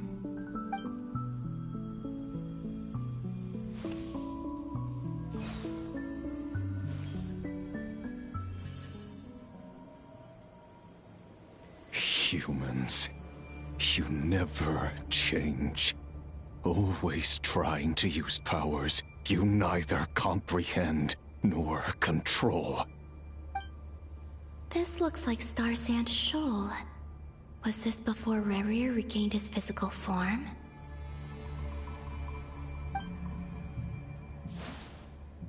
You've messed with the cannon again, huh? Sorry, but this round's not gonna go your way. The cannon. That's right. I was at Silvermoon Hall and I sensed an abnormal Kuvaki fluctuation coming from Nasha Town. And right after that, came an ominous power emanating from Star Sand Shoal. My body was once torn into countless pieces and hurled into the swirling chaos of time itself. But even so, my life and will were not extinguished. I wonder if I could try to prevent his resurrection. But how would I do it? What can I do, here and now? Traveler! Behind you! Look at that light!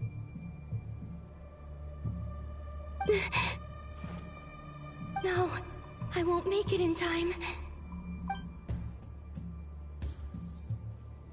She's using the Kuvaki shield like I taught her. Is she gonna use it to block the cannon's beam? She's strong. I'm sure she can manage. But the force released when the beam impacts the shield might lead to collateral damage. Easy Island. The Frost Moon Scions will be exposed to lethal levels of Kuvaki. A question, if I may. Kind Miss Columbina. When the cannon's Kuvaki beam was deflected earlier, I saw several bolts of energy streak toward Hisi Island, only to be blocked. Did you also have a hand in that? Maybe that really was me after all. Well, future me. But I don't know if I have enough power left. Siki sato pasa sax, sniti ipotuftos. There's no time. Osestikos paratin tiran to risuiku, topir to aithion feraton. I have to make it. Oh, Frost Moon. Oh, great land. Oh, slumbering moonlight of Notcry.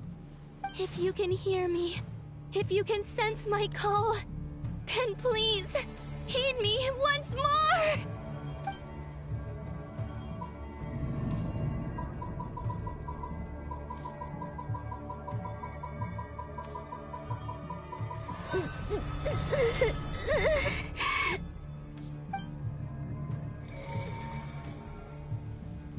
Did it work?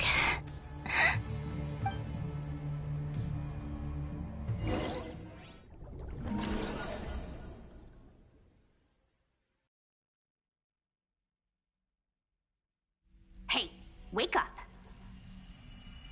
Hey, did you hear me? Columbina, I said wake up now!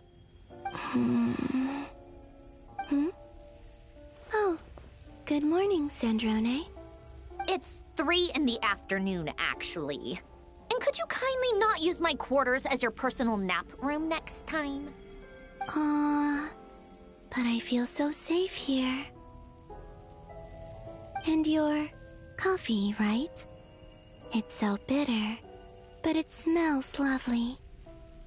It's like you were raised by wolves in a forest or something. What did you drink growing up? Grass tea? The Frost Moon Scions certainly led a more frugal existence than the Fatui.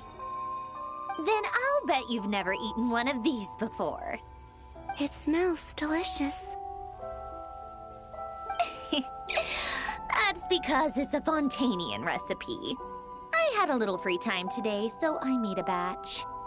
Rosaline will be here shortly, but if you really can't wait, I guess you can go ahead and... Hey, at least let me finish before you start eating! Did the Frost Moon Scions not teach you basic table manners? Or did the rules not apply to you because you're the high and mighty moon goddess? These are so tasty. Of course they are. I made them. I was worried they might contain traces of machine oil. What?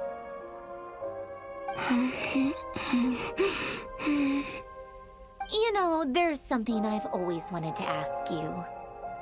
Why did you leave your old home and join the Fatui?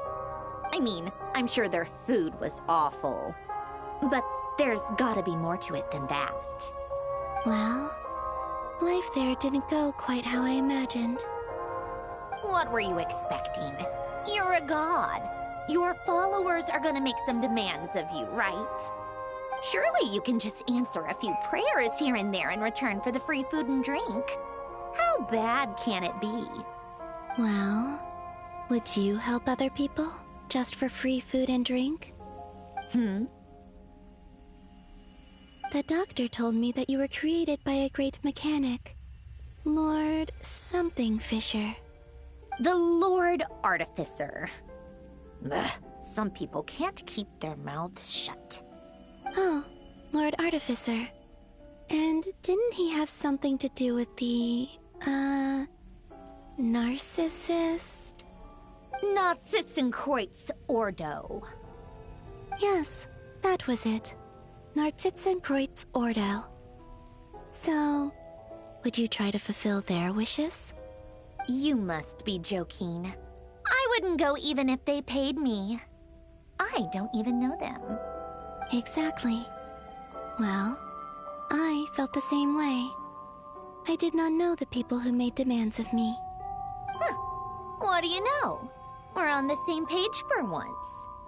In his later years, Alan did ask me if there was anything I wanted to do.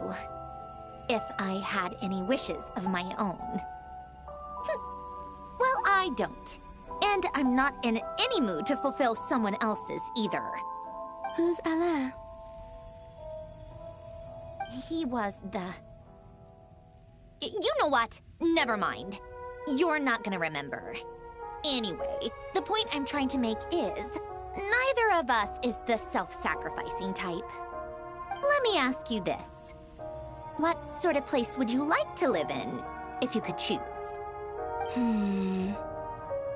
A place where people don't ask me for things I cannot give them. Where they don't worship me, or fear me, but just want to chat with me like a normal person. I'd also like the freedom to come and go as I please. And ideally, it would be somewhere with the smell of coffee and snacks. Not to burst your bubble, but no such place exists in the world. Now, take your snacks and scram.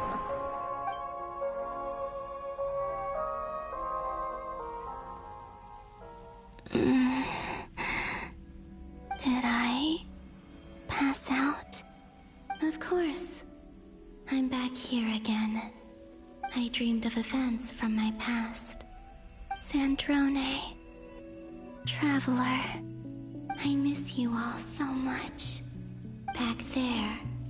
I guess I managed to harness all the Kuvaki energy on Hisi Island. But how did I do it? Time is flowing backwards here, and I can use that familiar power to enter the world of the past. That mystery ally everyone talked about. It was me all along. I can sense that there isn't much more power remaining up ahead. What lies at the end of all of this? Will time keep flowing into the past? And will I ever find my way back?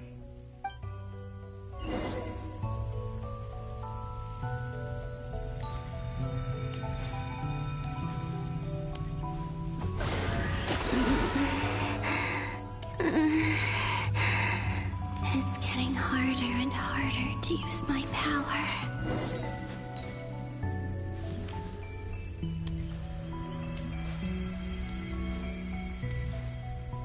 I'm no match for the Abyss in this state.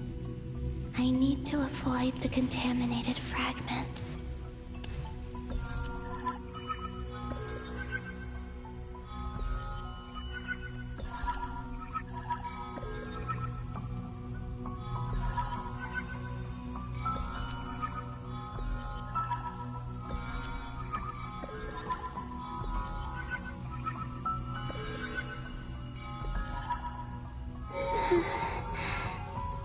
Time to go.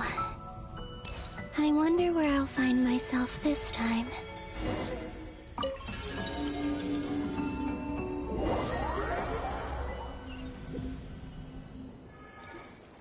The Final Night Cemetery.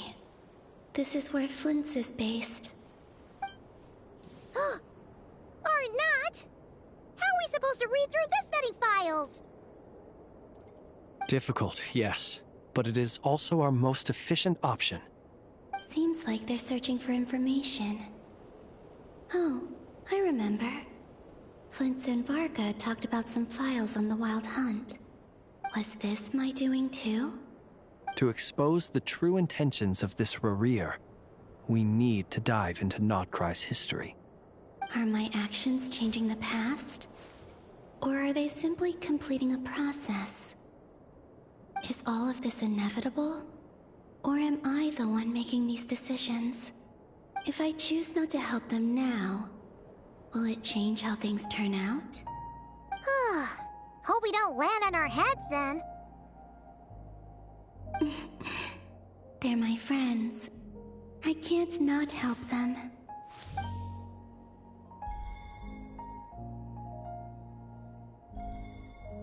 Ghost! And the other one was... here. Hey! Another file's moving!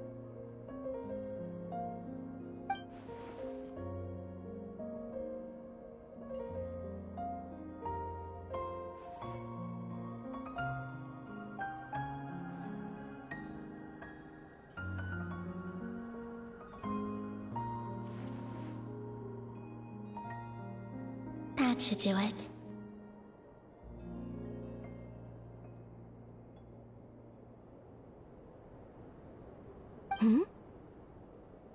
Luanatar? You can sense my presence? Wait!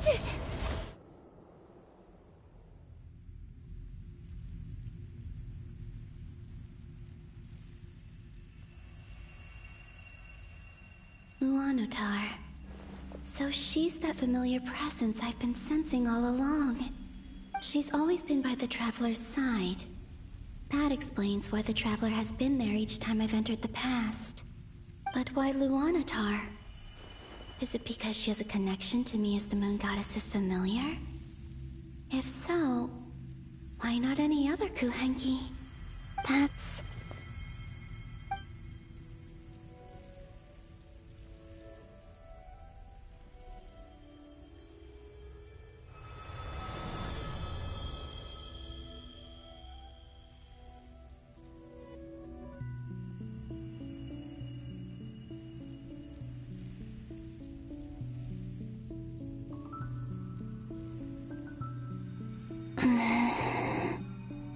I cannot sense any power up ahead. Just a void, stretching out into infinity. This is likely my final chance to enter the past. It's now or never. I have to find a way back.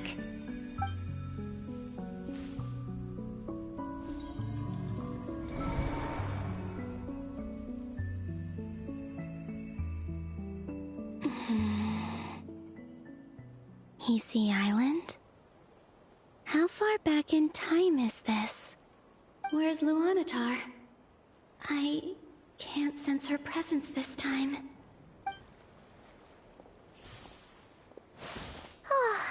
Seeing Anafa and Aino reunited like that sure was heartwarming. Traveler, Paimon. No, stay calm. I don't have much power left to change things. I don't even have that much time left here. Think, Columbina. How do I find a way back? A way back... to where? Do I go back to Moon Prayer Night? Or to the future that followed? And if I return in my current state, what will become of me then? Dottoro's actions that day proved that he'd been planning that for a long time. He had already seized the power of 2 moon marrows before capturing me. Even if I managed to get back, how can I fight against him when he wields the Tri-Lune Authority? I can't. If I go back like this, I'll be playing right into his hands. I have to find some way of rivaling the power he has usurped. Wait. Time flowing backwards. The Tri-Lune Authority. Does that mean... I think I know what the final destination of this lunar reflection might be. I know what I must do. Speaking of homes, we must already be close to where the Frost Moon Scions live. The vibe here feels different. Just like the scenery. But how do I communicate my plan to my friends? Should I write it down here? No. Someone else will see it. I need something with a close connection to me. Something I can use as a medium to tell them what's happened to me in here.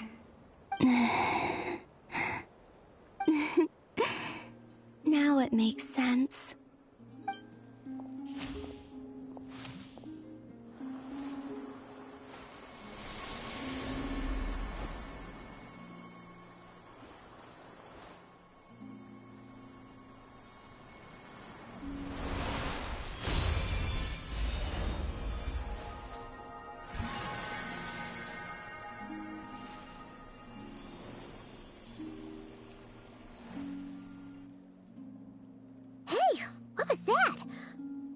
Some sort of breeze blew by, and then the petals suddenly turned into...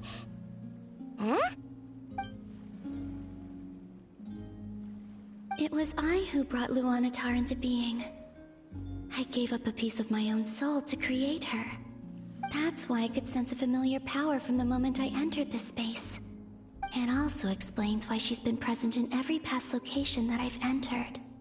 Because we have a deep connection. Hey there! What's your name? And the reason why there are no more gates to the past after this point is that Luanatar hadn't been born then. No wonder I sensed the trace of a blessing when we first met. But I still didn't recognize the soul hidden within you. Back then, I was just a little lost dove. I had yet to become Columbina Hyposelenia. Go on now. We've got stuff to do. Best you find someone else to hang out with. Hey, you scared it off. I'll be counting on you. Remember to stay by the traveler's side, guide her, and help her in my stead. Oh, and bring her to the garden where the moon prayer blossoms grow. There's a little lost dove there who will need her help.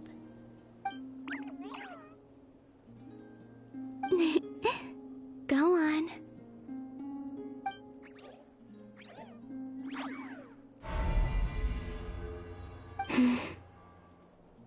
You too. Go and live your story. As for mine must go in a different direction.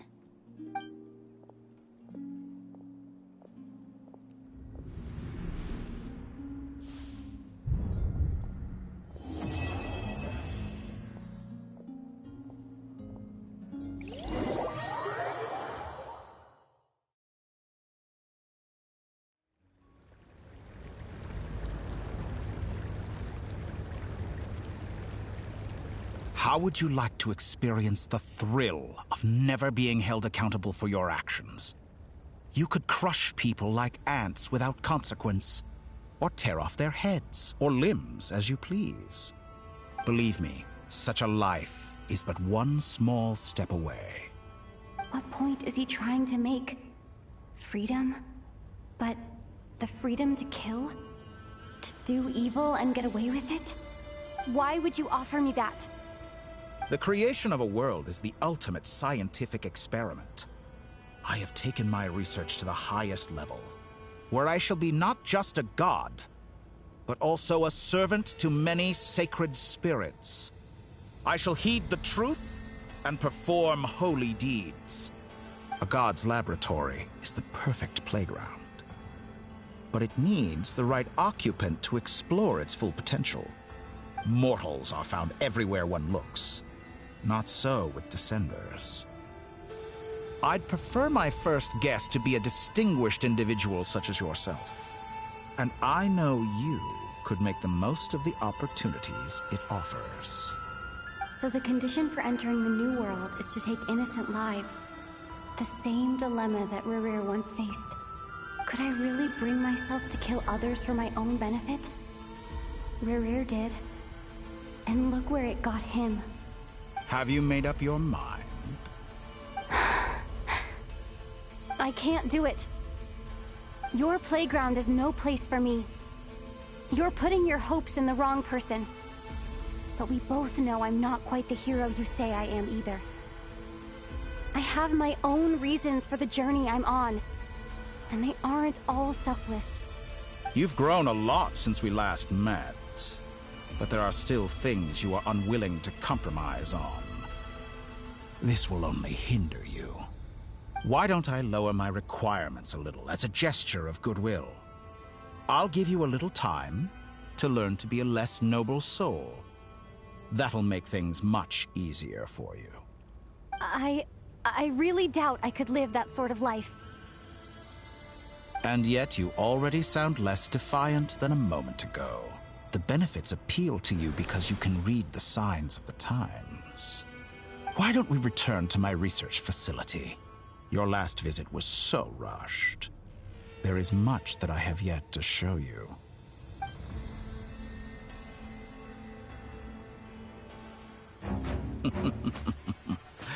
Now to that question,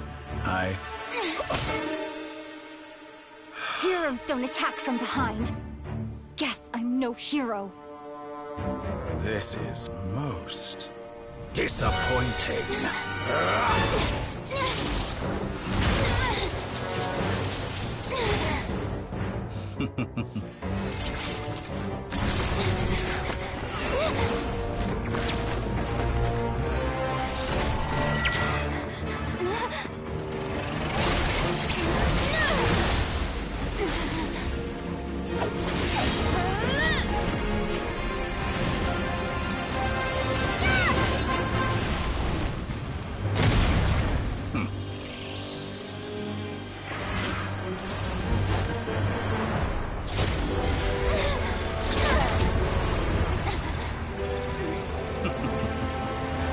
Now then.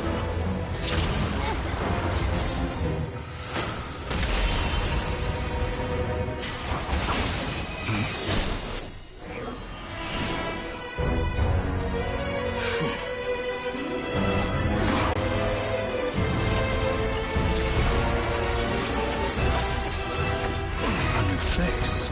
Interesting.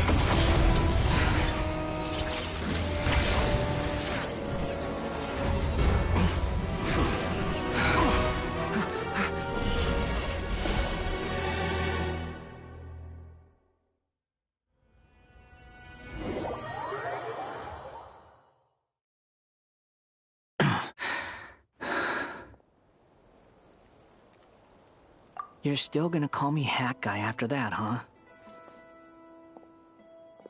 I didn't see anyone else in there who needed saving.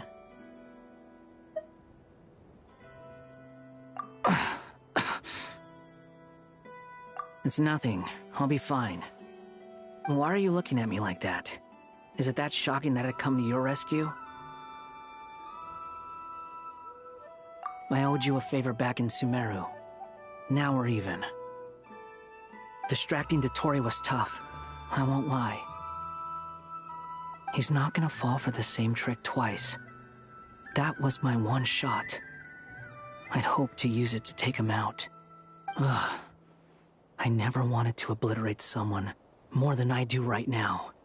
Dottore doesn't recognize me, but his segments were originally made based on an analysis of my operational principles.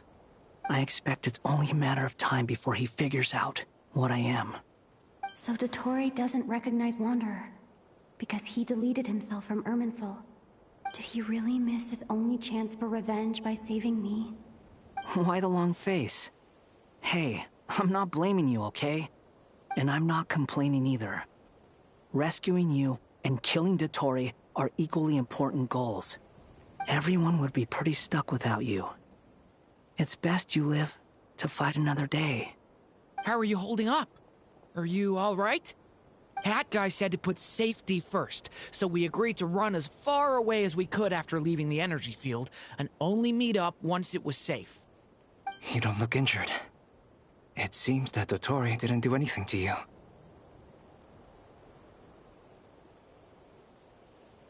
All right. Rescue operation complete. Let's head back. There's a lot more work to be done before this is over.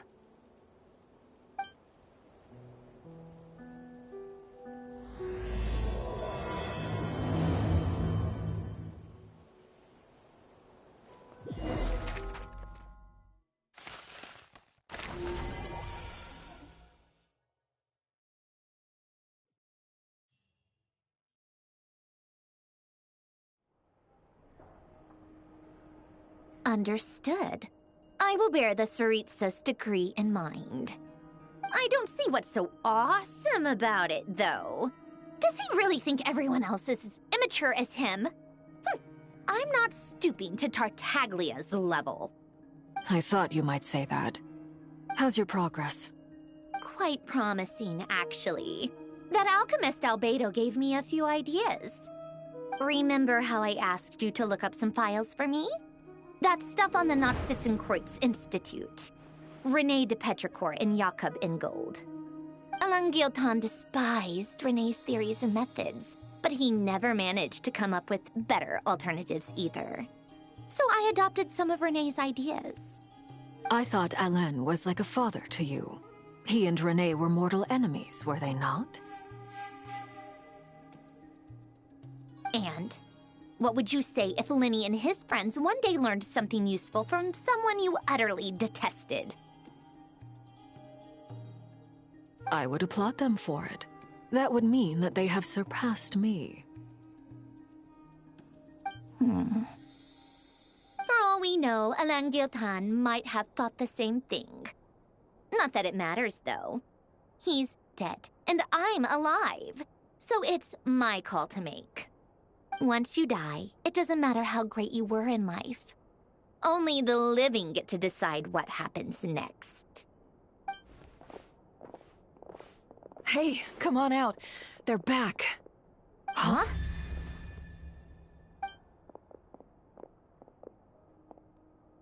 You're back? And your head's still screwed on? And you still have all your limbs? What does it look like? Way to keep your composure, madam. Excuse you. I am perfectly composed. Glad you're okay. Yes, it's a huge relief. Worry? Oh, yeah, right. You think we, the Fatui, were worried about you? We were worried sick.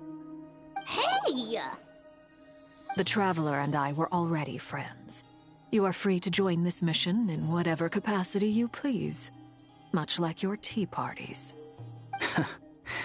It's a laugh a minute with you guys.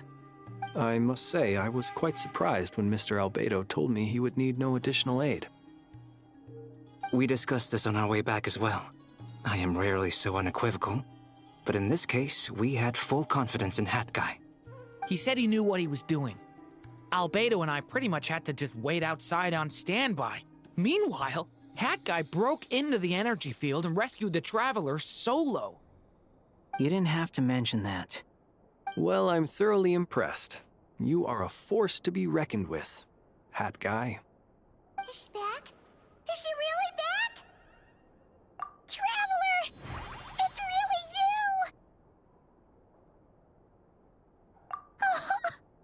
Oh, thank goodness! Paimon missed you so much! You can finally breathe easy, Paimon. It's great to have you back in one piece! Oh, Paimon's been having nightmares the whole time you were gone! Look at them. You know, once you reach my age, there's nothing better than watching a misty-eyed reunion between friends. It's nothing. Same goes when you get to my age, too. I bet Ino and Anefa would be tearing up as well if they were here.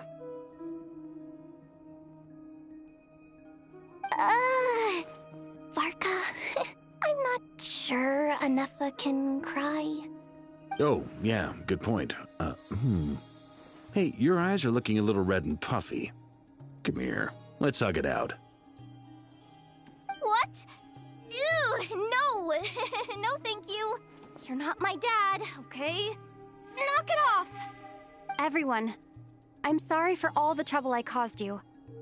But the silver lining is, I didn't come away from this ordeal empty-handed. While I was being held captive, I learned a lot about Dottoro's current capabilities and what he plans to do with them. Allow me to explain.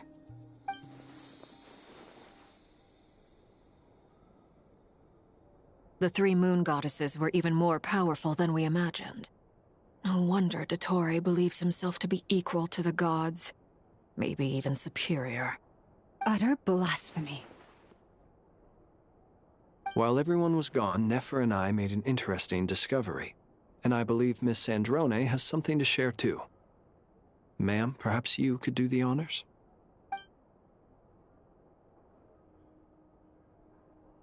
Called it. Getting rid of a pesky troublemaker like her is like trying to clean up after a crumbly cake. It always comes back to haunt you.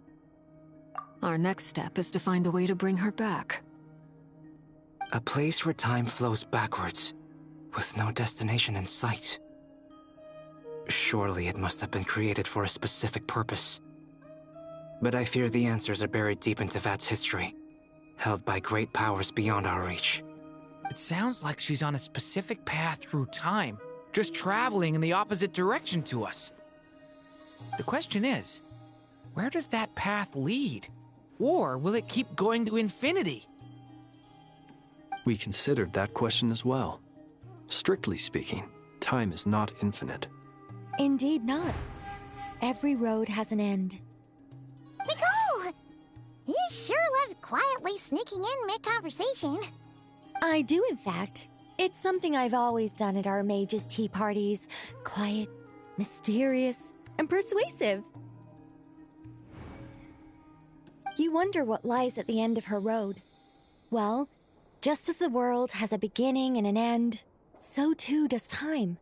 And so, the end of the road is the moment that Tevat was born.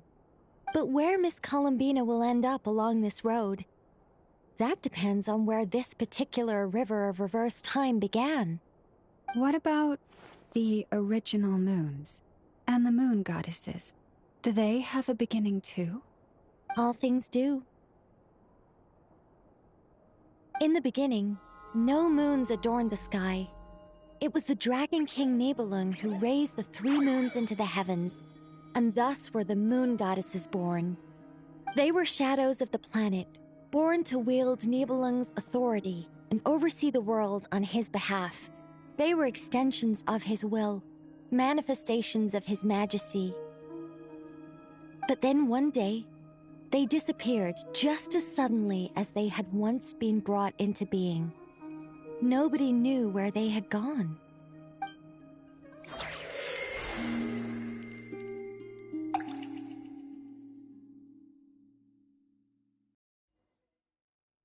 Like I thought, no more paths back to reality have emerged since. But how can I be sure that I'm going the right way without scenes from reality to keep me on track? I can't even be sure of how long I've been walking for. The further I travel, the less stable this space becomes. There are even moments where I can sense something that feels like abyssal energy. They can just materialize out of thin air. I have to keep my wits about me.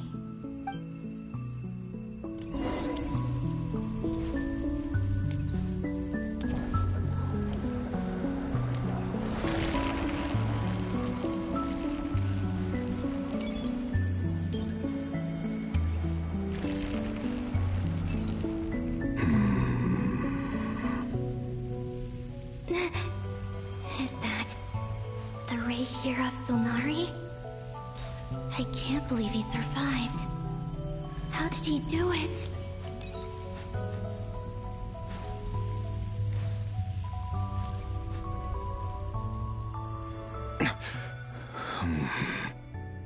You are the moon goddess. But how? Please, there's no need. I'm not interested in fighting anymore. I find that a little difficult to believe. Yeah. Honestly, so do I. The way you used my own power against me was... It was a brilliant strategy. And then, in the final moment before I was thrown into this space, I got to see an old friend. Mr. Dainsleif. Right. It was so long ago now. But we were friends once. When I first got here, I was filled with hatred, remorse, and rage. How I cursed and devoured. I tore everything here apart. I was consumed by the desire to leave this place and have my vengeance. But to no avail. This is a place with no exit. This is the second time I've entered this space. Though I have no memory of the first. I was torn to shreds the moment I entered. But this time I survived. It must be partly because of this new body, and partly because of all the Kuvaki I absorbed in Nodcry. Are you the source of the abyssal power in here? Not all of it. Some is from when I first arrived here and tried to destroy everything.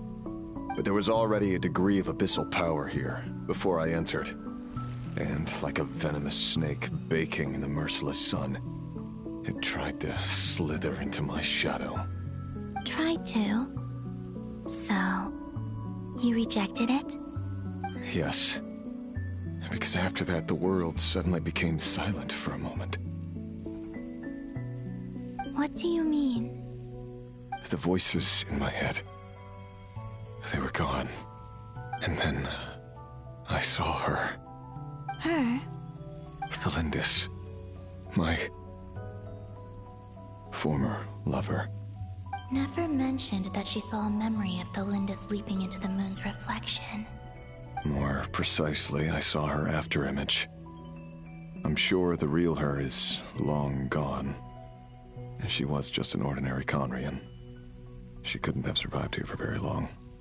Anyway, why have you come here? Didn't you know it was a dead end? If I hadn't escaped through the moon gate, my friends would have been in far greater danger. Oh, I see. Because of your power. The power of a moon goddess. What? You'd like to know how I know, wouldn't you? The one who resurrected me said so. I could hear a deep lust for power in his voice. Do you mean... Dottore? Dottore. So that's what he's called. He'd been collecting fragments of my body for a long time. Also that he could resurrect me at the moment of his choosing. I had no interest in his research. But being as corroded by the Abyss as I was, we were aligned as far as hunting the moons and recovering my strength were concerned. So that's why the Wild Hunt suddenly became so active in Nodcry. When I left the Fatui in my weakened state, Dottore must have felt that his time had come. Moon Goddess? Could I ask a favor of you? What? I know this is a lot to ask, especially from someone who tried to kill you. If you refuse, I won't fight it. But this is the only thing I desire now. Nothing else matters. What do you want? I'd like you to take a message to Thalindis for me. Thalindis? But... Yes, she's dead. But like I said, I saw her afterimage. I can sense that some part of her soul remains here. Far, far ahead. Why don't you go and speak to her yourself? I can't. I don't know why, but I can't move freely in this space as you can. All I can see is a glimpse of her, walking away. Just like the moment when I last saw her in life. In return, I will clear these abyssal obstacles for you. No, not in return. I'll clear them for you, whether you want to help me or not. It feels like something I ought to do. Why? Yeah. Why, indeed. I've been asking myself that question a lot recently. Why did I do the things I did? I'm tired of it all. Tired of the person I became. People used me. And then I turned around and started using others. I hurt a lot of people. I think I grew tired of it long ago. But I wouldn't admit it to myself. And ultimately, that's how I ended up here. What do you wish to tell her? All of it. My past. My mistakes. Everything that happened after we were separated. Is it okay if I give her the abridged version? Yeah, I'm sure there's plenty you can skip over. Just tell her the important parts. Whatever you think that means. Like the part where you relentlessly tried to kill us? It's up to you. Love demands honesty. But my relationship with Thelindis was built on lies. We hid too much from each other. But after living my whole life in the shadows, I don't want to hide anything anymore. I will do my best.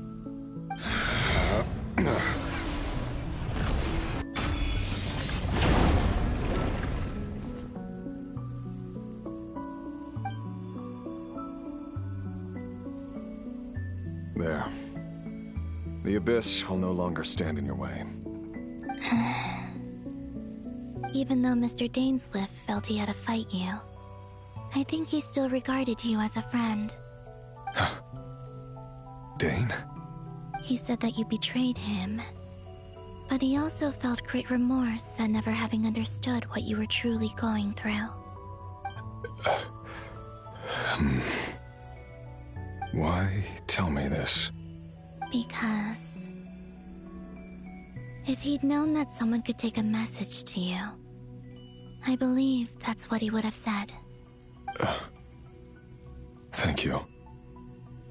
It means a lot. I know this will sound strange coming from me, but don't die, Moon Goddess. I can tell that you're determined to get out of here.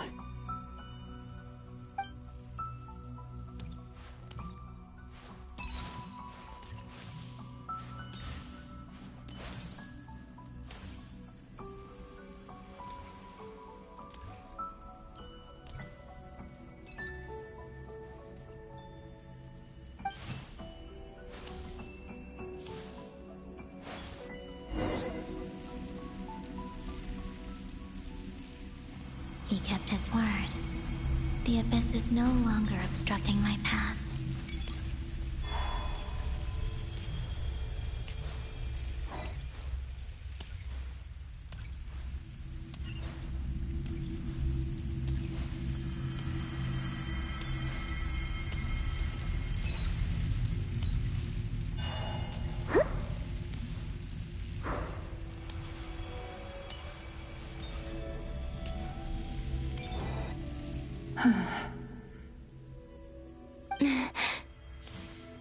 Is that Thelindis? She wasn't far off at all. And yet, they can never meet. Hello, Miss Thelindis. Who are you? How do you know my name? I've never seen anyone else here before. You can call me Columbina. I promised Rerir that I'd bring a message to you. Rerir? My Rerir? Is he well? He's doing better than he was. Better than he was, huh? Sounds like he's had a pretty rough time. Others have had a rough time on his account too. In many cases, their time ran out because of him. And I'm not just talking about the children of the Crimson Moon. So, things got worse before they got better. Could you tell me what happened, Miss Columbina? Are you sure you wish to know? Yes. This is my opportunity to learn the truth. No matter how hard it is to hear, I have to know. I admire your courage. However, time is short. I cannot stay here for long.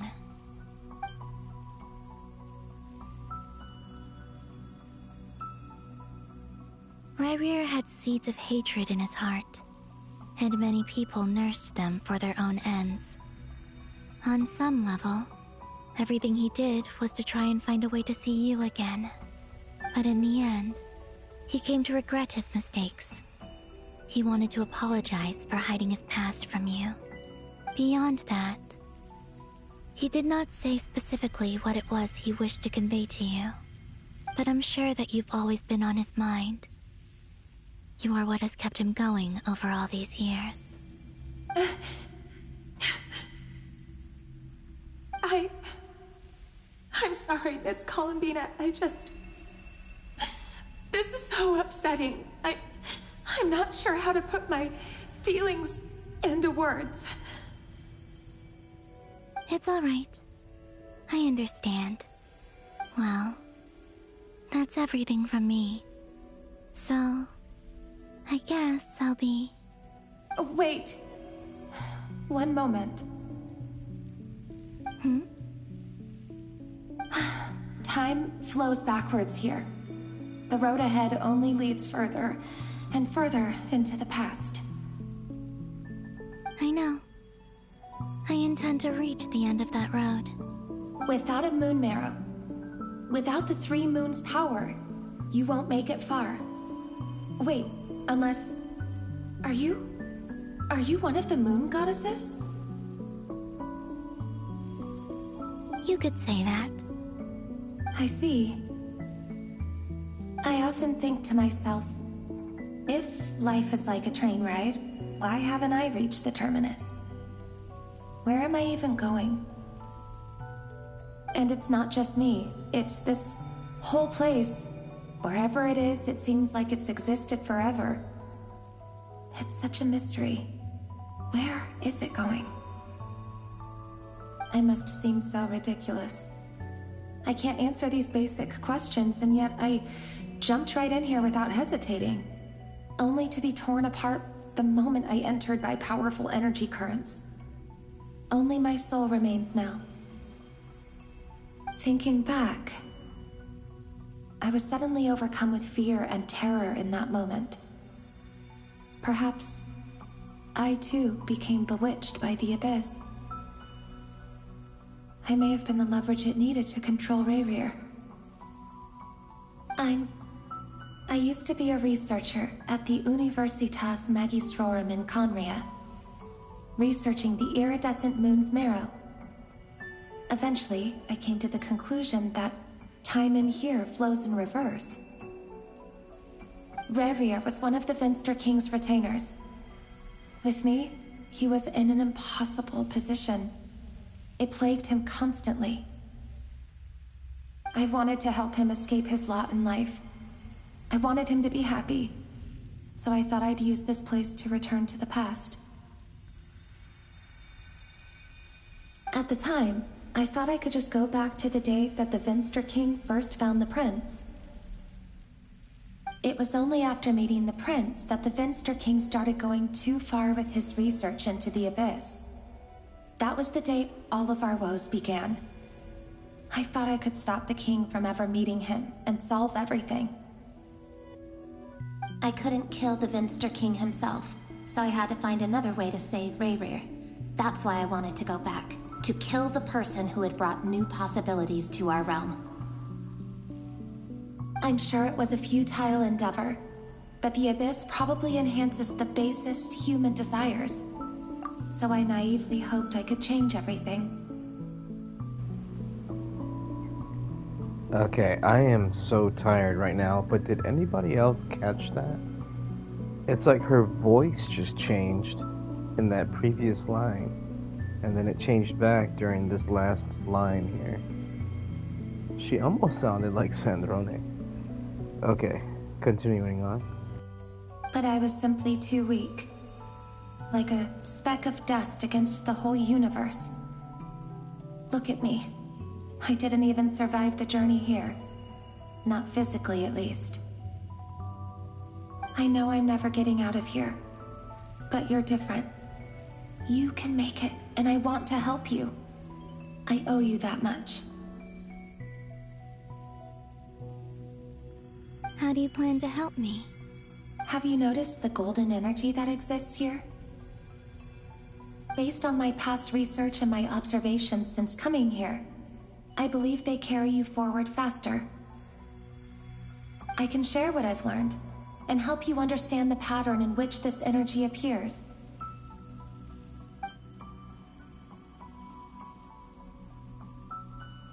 I think you just might... Now, I know you will be able to change the past. Also, I've been speculating about where this space ends. The documentation was scanned, but from what I know of the legends about the moons, the oldest ones seem to begin with Nibelung, king of dragonkind. I have no way of verifying any of it by this point, but if it's true, you might be able to reach that era if you keep walking. Understood. Thank you, Miss Thelindis. I'm the one who should be thanking you. If you hadn't entered this realm of everlasting death, what use would my deductions be? Thanks to you, they have some meaning. About Rayrir, I'm so sorry. For everything. It wasn't your fault. That's not true. Because we both feared bringing trouble upon each other, neither of us ever told the truth. And that dishonesty sealed our fates. But enough about that. I wish you a safe journey, Miss Columbina.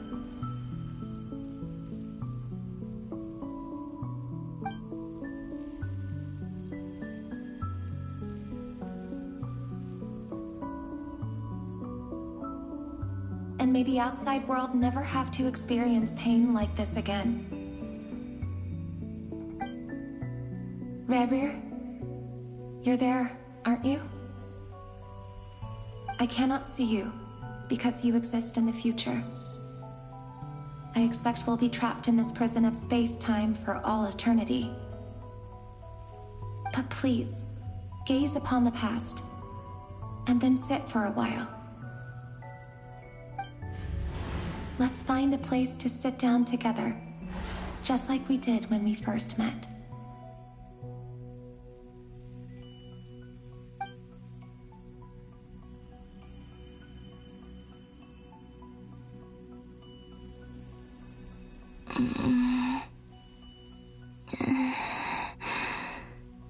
How long have I been walking? How much further till I reach the end? Is there even an end to be found? Everything's getting blurry.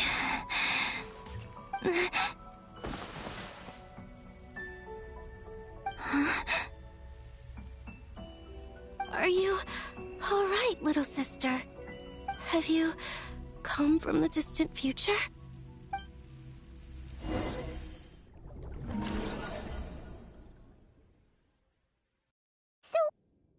Exactly did the moons just disappear? Shouldn't it be a little harder to get rid of major creations like moons? The world is a vast and ancient place. On a certain scale, all life lasts for but a fleeting moment.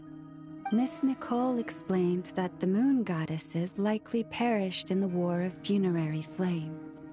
The moons themselves were also destroyed at that time, save for the Frost Moon, from which a new moon goddess was later born.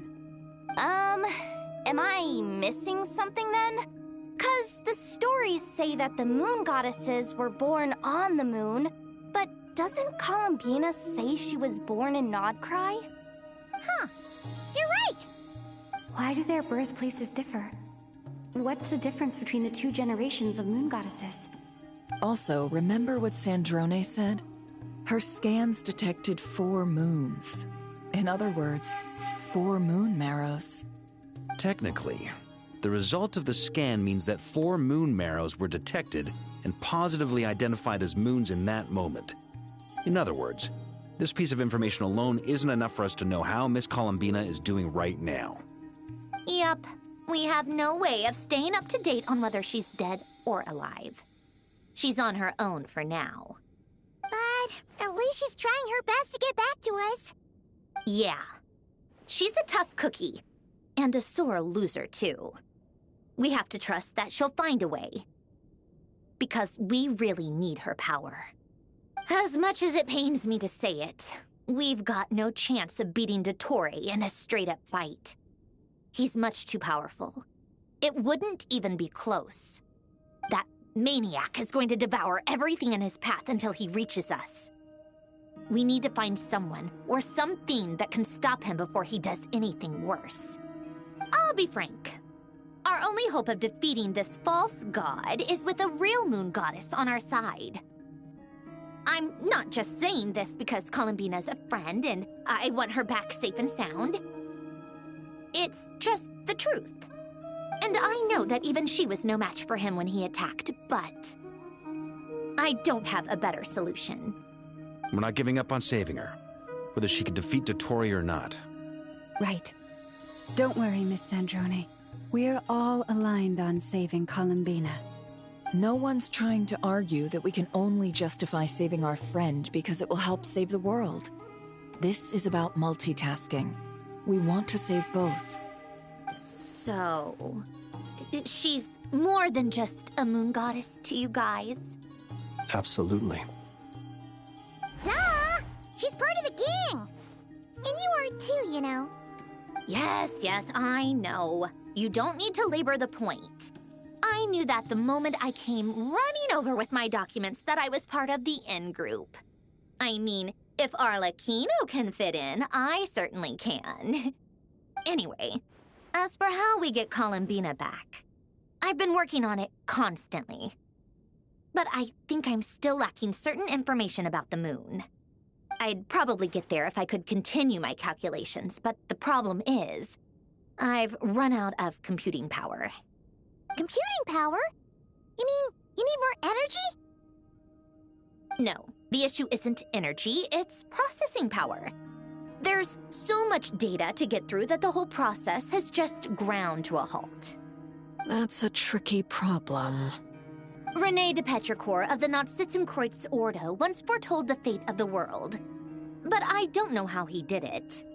My guess is that he used the primordial sea's power. However, that won't work for me.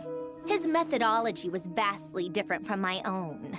What's worse, they're incompatible. And, to top it all off, we can't even leave Nodcry. Ugh, this is so annoying. If I'd known we'd run into a bottleneck like this... Well, no, the design bureau's a bust as well. Curse that Dottore! Couldn't have made this harder for me if he tried. Oh, what do we do then? How about we grab a bite to eat and take a break? Maybe something will come to mind after you've cleared your head. You don't get it, do you? I'm trying to calculate the fate of an entire world here. And I need accurate results, not big prophecies. Where the heck am I gonna find the computing power for that? Ahem. Anyway, time to shelve the discussion on technical difficulties. Being a killjoy isn't very ladylike, after all. Either way, we've done what we can. Rest well, everyone. Remember to let us know if anything new comes up. Haggai? Is he hinting that we should talk outside? Let's go somewhere a little more private.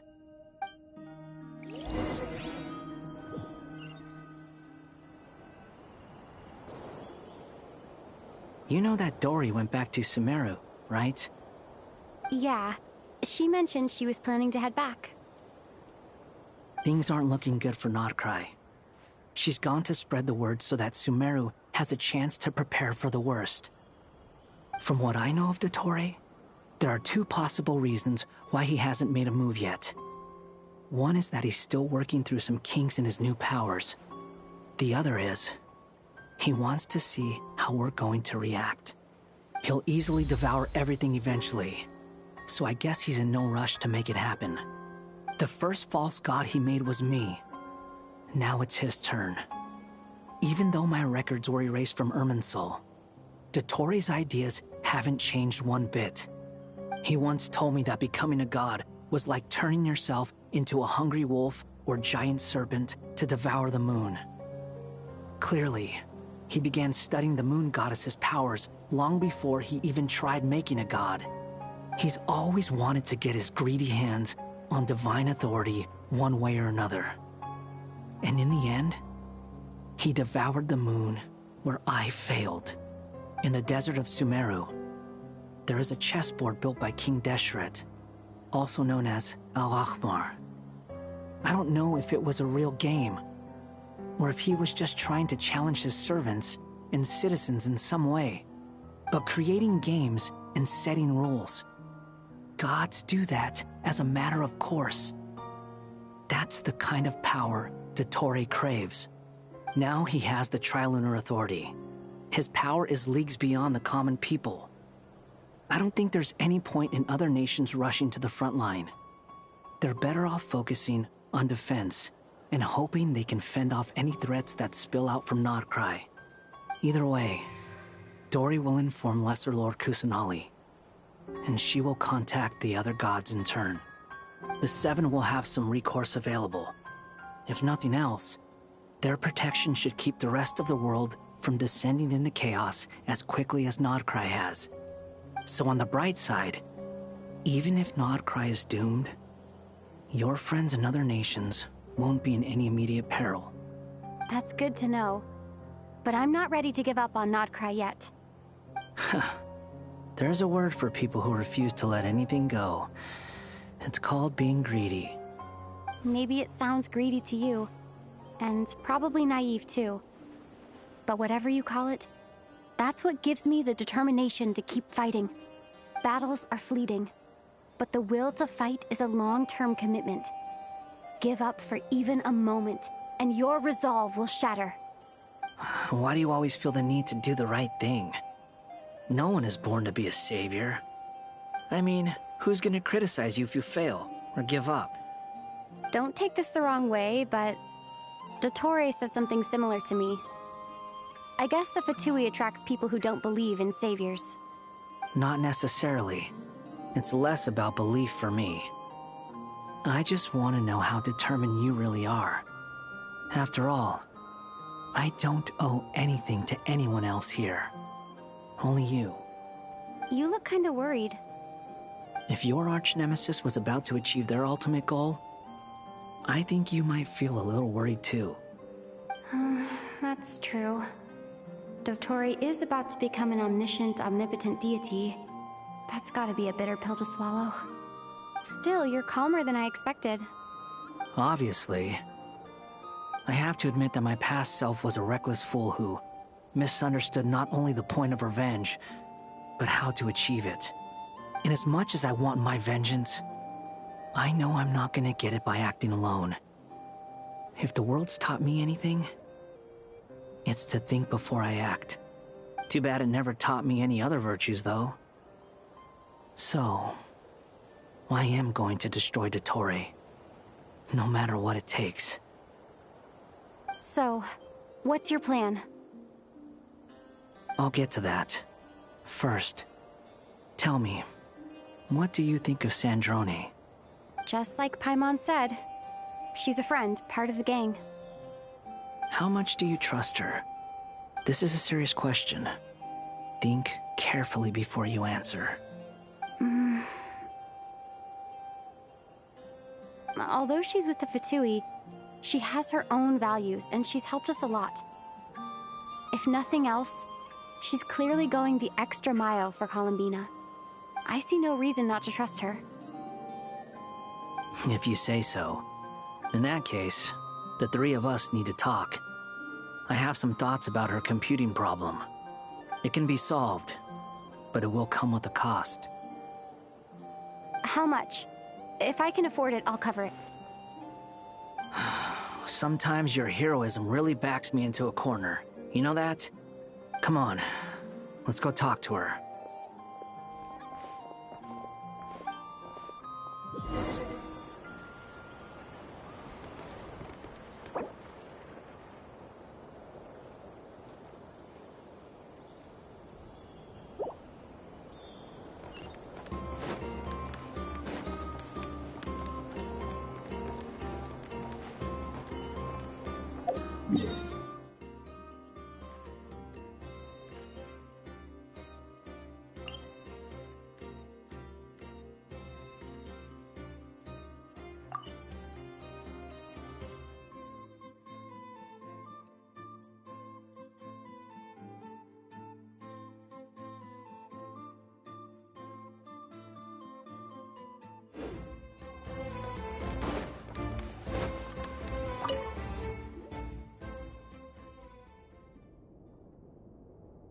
Miss Androne, Traveler.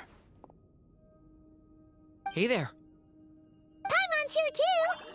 She was just helping them sort through their things. How did your chat go? That was fast.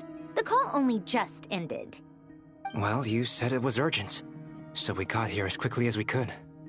Albedo, I have some alchemy questions for you. I see. Looks like my knowledge proved useful after all.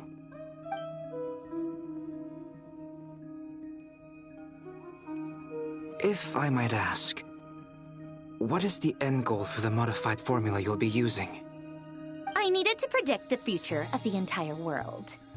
But I've run into some teething issues since trying to implement Renee's theory of the 4 Orthants. I see.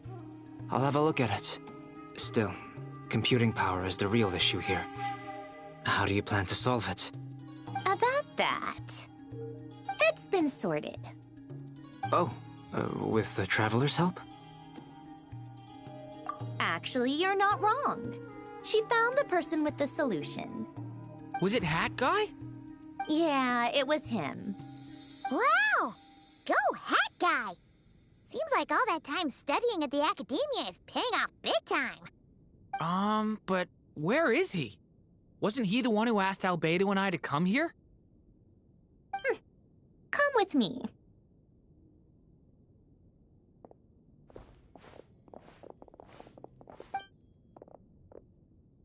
Hat Guy? What's happened to him? Hat Guy! Can you hear us? No response. I guess he's in hibernation. Hat Guy mentioned that he was a puppet. It seems that his functions are currently shut down. I presume this has something to do with the solution to your computing problem. That's right. He and the Traveler came to see me. Wait, what? You have a solution? Would you calm down? Why do you always react so hysterically to everything? Excuse me? How would you know? You shouldn't be so quick to judge complete strangers. It's very bad manners. Oh, please. It doesn't take that long to figure out that you have a temper. Where does a mere student get that kind of confidence? I've actually published more papers than you. Not that status counts for much. Even Paimon's applied for academia admission. Huh? Are you serious? See? This is why I can't be bothered to explain myself. She recognizes no one's skills but her own. Okay, fine. I'll hear you out. So, tell me, how do you propose to solve my computing power problem? This world itself is constantly processing all kinds of information. If it's the world's future you're trying to calculate, you need a processing device that's designed to cope with that volume. Easier said than done. Only Irminsul can handle that kind of... Wait, is that what you're suggesting? But surely we can't just plug my formula directly into the ley lines. You should be able to tell that I'm not human, right? Yeah, I noticed. The technology, though, seems pretty ancient. Very different from Pontaine's. It's a completely different system. Conrian, to be precise. I'm what they would have called a puppet. Puppets need an energy source and processing power. The artisans who built them sought out the materials most suited for that purpose. You? Do you mean... The Traveler and I have talked it over. She's willing to vouch for you. So, I'll allow you to borrow my core for your calculations. It was built using wood from a silver-white tree, which makes it a small part of Irminsul. Conrian technology and Irminsul wood. Who in the world could have built you? Are you sure about this? A puppet without its core will cease functioning completely. And if it's left in that state for too long, it might not recover. You could die if you do this. You do realize that, don't you? I can put 2 and 2 together, yes. No need to rub it in. I won't lie to you. This has never been done before. I cannot guarantee your safety. Doesn't matter. I'm prepared for the worst. Did you two actually talk this through? Is he... Are we really considering this? Yes, we discussed it. The bottom line is, he trusts me and I trust you. Let's give it a shot, shall we? Honestly, I have no clue where this kid even came from. But for whatever reason, he lent me his core to use in my formula. I'm very close to finishing my calculations now, and the core is currently in use. So I'm sorry, but I can only show you a sketch right now. This is what the core looks like. A silver-white branch. It certainly matches the legends told about Irminsul. Is Hat Guy gonna be okay? He's not gonna die, right? Right? In theory, he should be fine. As long as we put his core back in time. Beyond that, all I can say is that I'll try my best to avoid risk and make sure the core doesn't sustain any damage. I think I know why you called us here now. Someone needs to watch over his body and make sure it's protected until the process completes. Correct. He said that the only ones he trusts here are you two, and the Traveler. And the Traveler will have other work to do. He will have our undivided attention.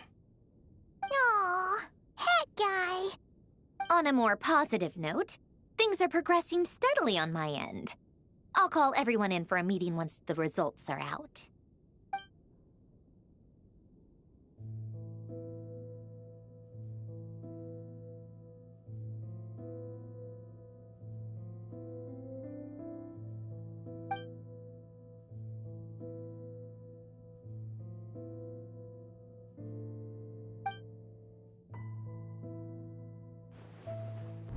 The worst-case scenario with the core removal is either a system reset or a total loss of function. But I'm not afraid. A quiet death should have been my fate long ago. A core is completely different from a heart. It's like another vital organ entirely. I never believed it could be a true replacement for what I sought. But in the end, it turns out the core was more useful to me. Pretty funny when you think about it.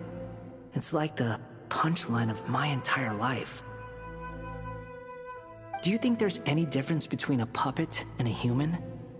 If not, then this would just be another samsara. I have already experienced both a past life and a next life. Part of me wonders whether I'm only capable of making this decision because I've become a real human. What's with that expression? Isn't this a good thing? Sandrone will succeed, won't she? She has to. She will. We all have to persevere until this is over. That's right. And I'll protect you all until a moment of victory arrives.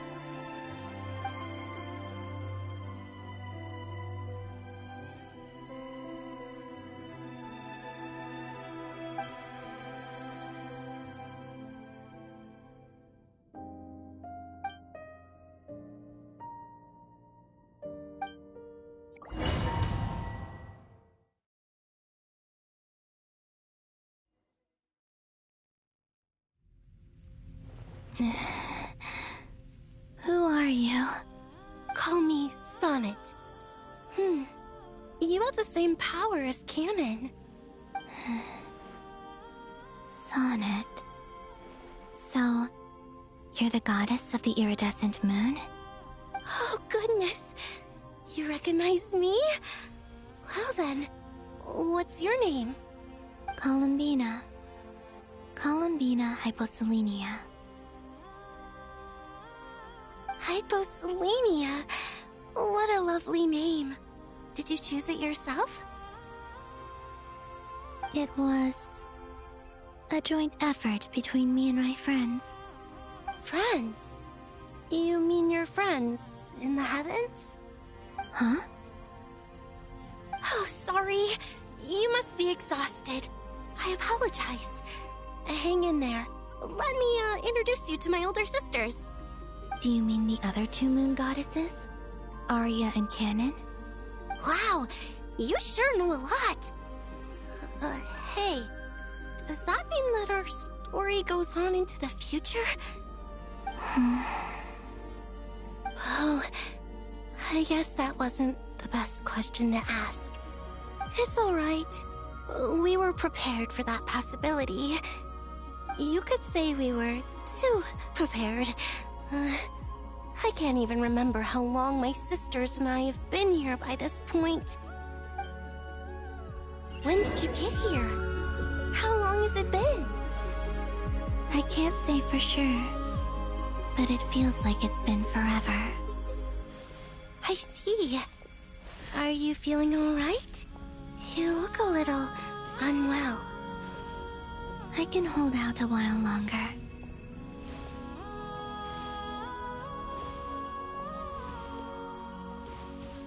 We don't have far to go. The place where my sisters and I are based is just up ahead.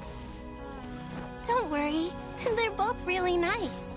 I'll introduce you.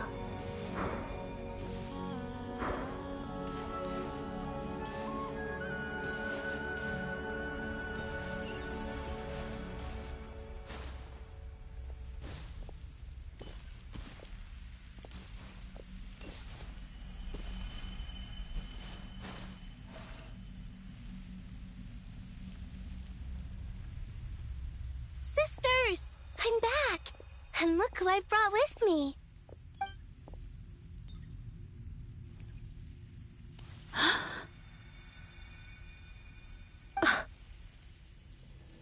It's our lovely little sister, born in the far future. The pleasure is all mine.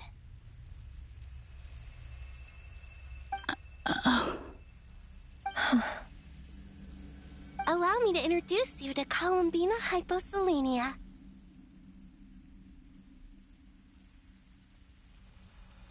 This is Arya, the goddess of the eternal moon. And this is Canon, goddess of the frost moon. Canon, don't you think Hyposelenia's power is similar to yours? Hello, Columbina. I apologize for our startled reaction just now. And please, forgive our little sister if she's been annoying you.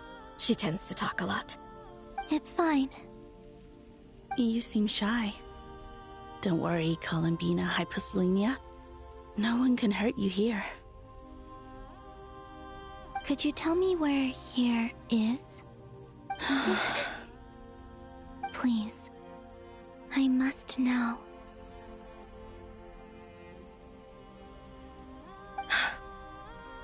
My dear sister, this is where Tevat's original ruler, the Dragon King Nibelung, imprisoned the moon goddesses. What? You're scaring her, Canon. No, I'm fine. Please, continue. Nibelung, our original master, created us in the distant past to maintain Tevat.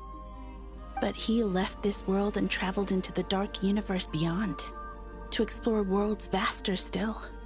Day and night, we fulfilled our duty in the heavens, until the day that the first Descender arrived.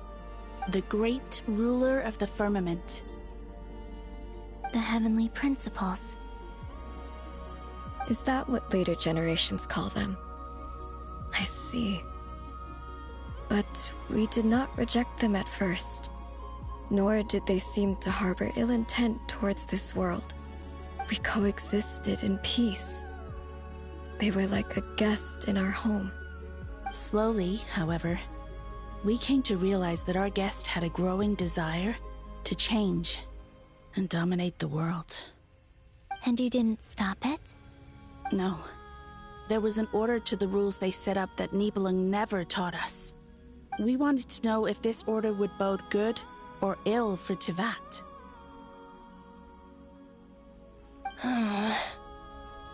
All right. Canon and I wanted to know.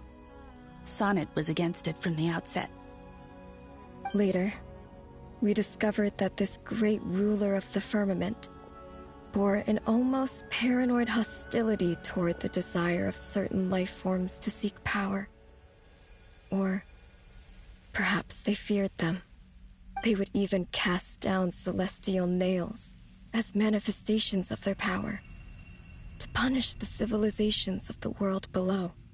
Only this was far beyond mere punishment. Right. Their rules brought order, but the price people paid for merely testing the limits of those rules was far too great. I did everything in my power to help the punished escape catastrophe, but still, too many lives were lost. The ancestors of the Frost Moon Scions were some of the ones you helped. But just when we had decided to take countermeasures, the Dragon King, Nibelung, returned. And so began the War of Funerary Flame. So, that's the name the world gave that war in the future. Well, who won in the end? As far as I know, the Heavenly Principles won, although it came at a great cost. They remained in Tivat, where they continue to rule to this day. And the world's original master, the Dragon King Nibelung, was destroyed. And what of the moons? Are there still 3 moons in Tivat's skies? You can tell us the truth, Columbina.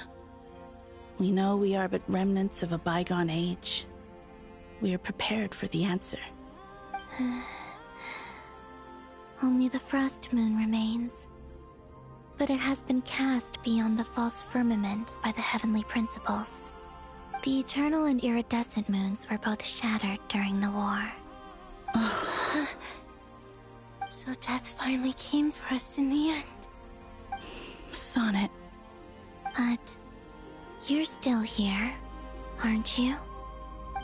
A moon goddess cannot live without her moon, Columbina. She's right. That's why I began to disappear. Because the Frost Moon is cut off by the false sky. How much worse it would have been if it were outright destroyed. Our souls may endure within this lunar palace, but if our moons are destroyed, then we shall disappear the moment we depart from it. I'm sorry. There's no need to apologize to us, dear sister. If anything, we owe the world an apology. If only we'd decided to act sooner, rather than arguing amongst ourselves. All the more reason not to spend this time in regret and repentance. Instead, we should focus our efforts on how we might help our future sister. Sorry? Don't you see, Columbina, your story is not yet over. Is that not why you are here?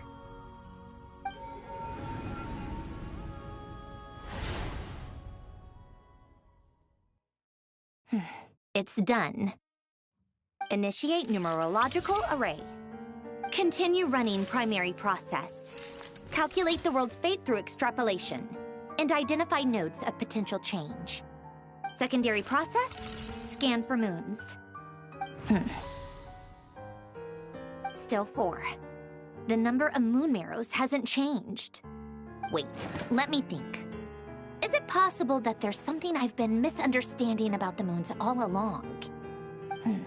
Variables. Variables in the world.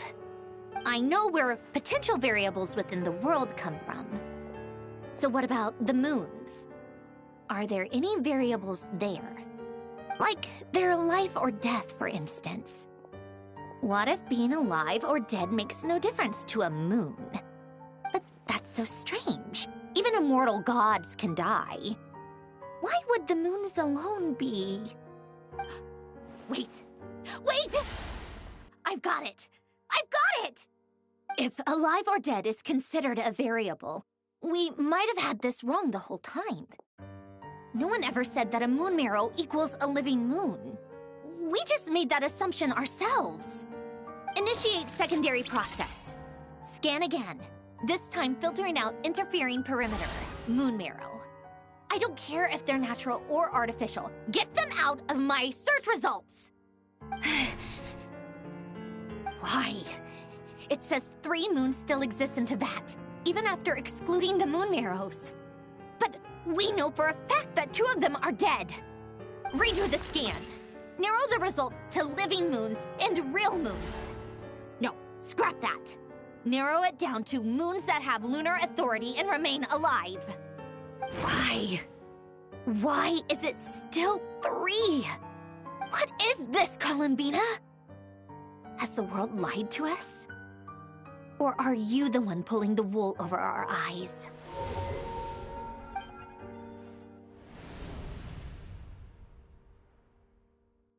So, you think that the moon's reflection might be where Nibelung imprisoned the 3 moon sisters? Yes, it would explain a lot, such as why that space would respond to a moon goddess's power, opening the moon gate at her command. It would also explain why Miss Columbina has been unable to leave, and why time flows in reverse there. In the messages she sent, Columbina promised us she'd find a way to return, but we have no way of knowing how, when, or where this might happen. The fact that she still has yet to reappear in this world indicates that returning from that place is no easy feat. We cannot afford to simply wait for her. So you're saying, if she could return by her own power alone, she would have done so long ago? Yes, she certainly wouldn't leave it to this late stage when it's so touch and go. I've been giving this some thought, and I've come to believe that Luanatar might be an anchor that she left behind, as a sort of future waypoint. This could also explain why Luanatar is always by the Traveler's side. Sounds like a plausible theory. If that's the case, there must be some criteria we need to fulfill to allow Columbina to return to the present. The question is, what could they be?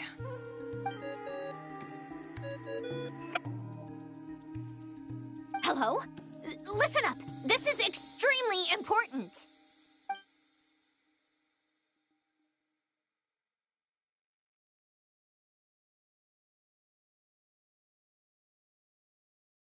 Not only is Columbina alive, but she may well exist in a form unimaginable to us. I'm still unclear on the details, but she's done something truly inconceivable in the past. And the clue to what she's done lies in the moon and Teyvat sky. Truly amazing. Oh, I'm so delighted for her. I'm sure we all feel the same. And I'm sure Columbina is ready to get back here and fight by our side. I'll keep my calculations going and try to find some way of coordinating with her. But that's not an excuse for everyone else to slack off, okay?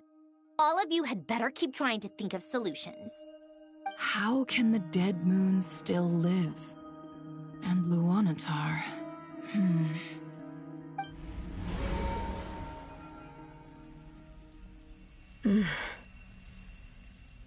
It's hard to believe that's what will happen in the distant future.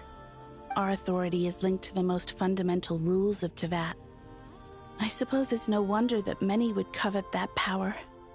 I didn't realize that when you said friends, you meant people who live down in Teyvat. That's so lovely. I always wanted to go down there and have some fun.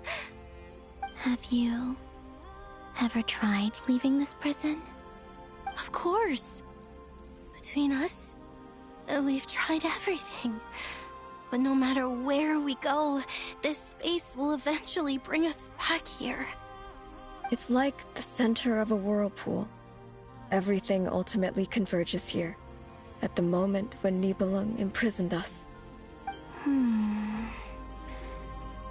In that case, have you tried using any of those pathways that connect this space to the real world?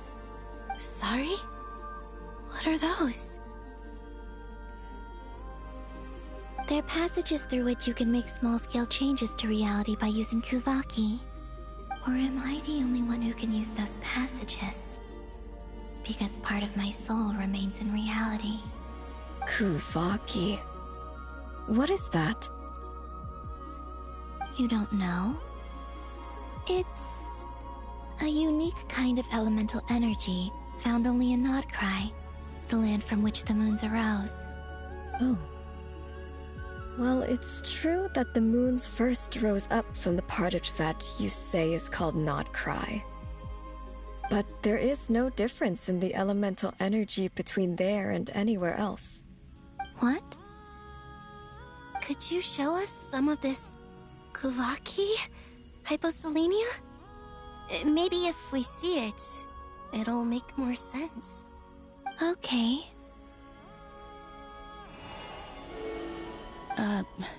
Isn't that just your power? What? But it's everywhere in Nodcry. In the air, in the land. Even the creatures who live there have adapted to its influence. How curious. This Kuvaki certainly did not exist anywhere in the world before we were imprisoned. Let alone influence living creatures. So, how exactly does it affect them anyway? Can they float in the air like us? This is so strange. Why would their reality differ so much from mine? Columbina, you're looking for more than just a way out of here, aren't you? Yes. If I am to help my friends, I will need tri-lunar authority on par with that of our foe. You mean... you'll need our power? This sounds extremely risky. The Three Moons' powers are not mutually compatible. Concentrating them into one goddess will be a very painful process. And if anything goes wrong, it could tear you to pieces. I know. But I'm willing to take that risk. Even so, let's say we successfully transfer our authority to you. How will you take it outside this prison? Nibelung constructed this realm specifically to prevent us from using our powers to interfere in his war. No moon goddess can leave this place alive. What if I don't leave alive?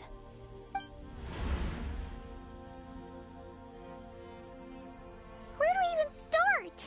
How are we supposed to figure out what we're meant to do to help Columbina?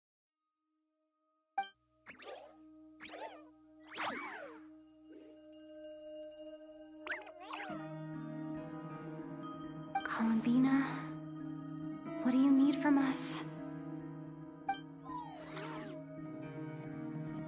If she really got to the beginning of time in there, how do you think she'd leave us a message?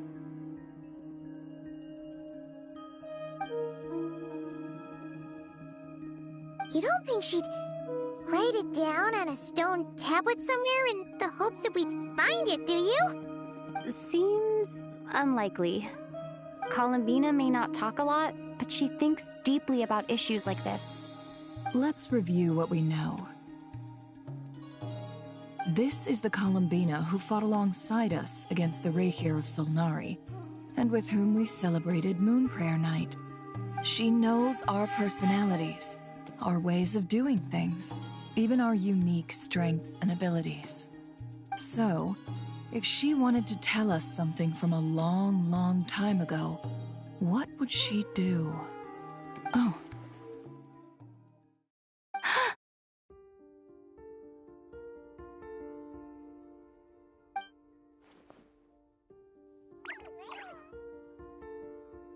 Traveler, You once said that those golden ripples also appeared when Luanatar was born.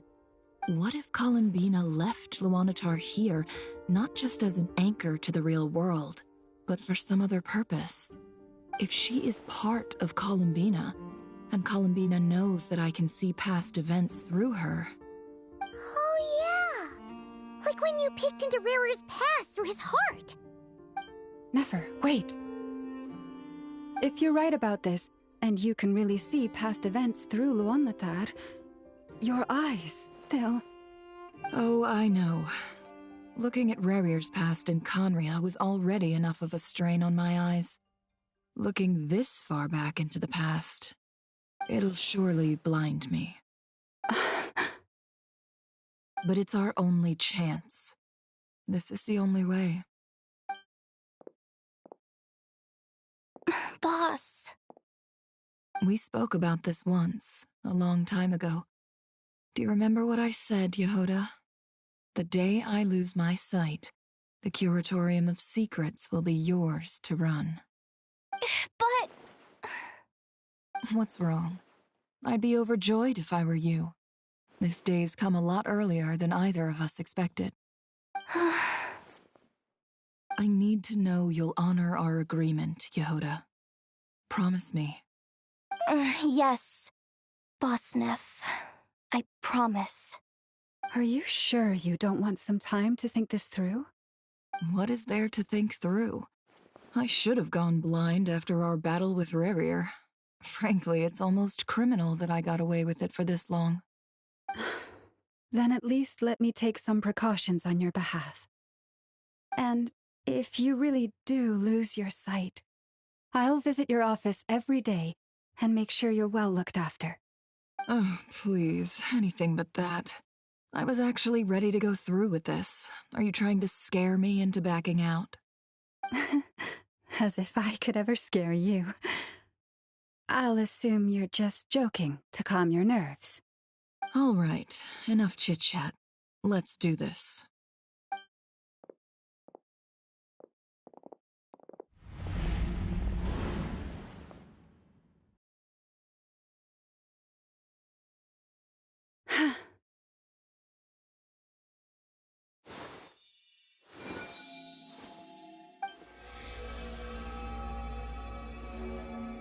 All done. Good. Now give me some space.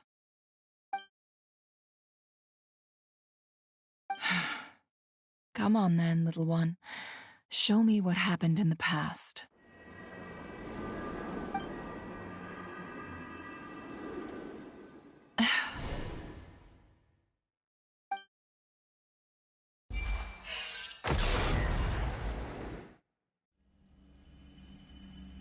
Between the Trilunar Authority, Kuvaki, and the sole surviving moon, the Frost Moon, I think I might know how to get back. But I will need my sister's help. Time to go talk it over with them.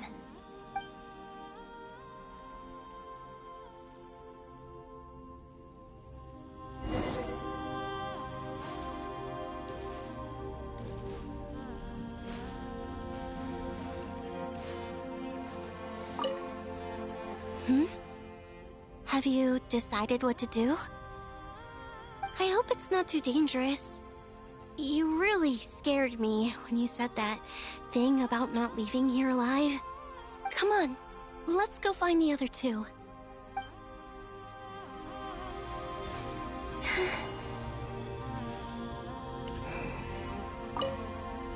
It seems you have reached a decision. I'm all ears. What do you propose?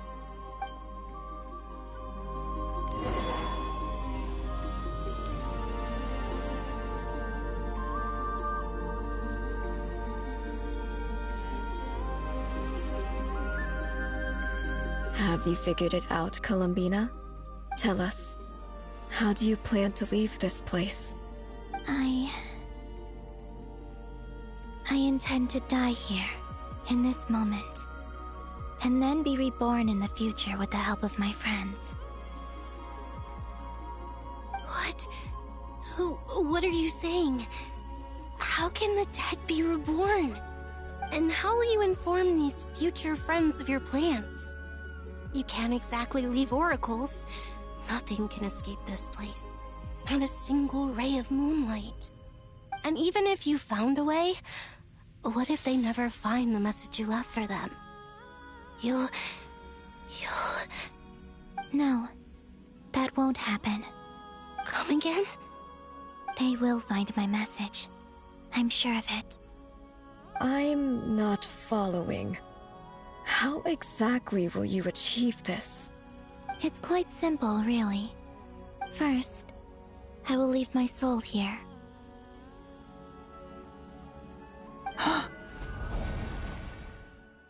I see it.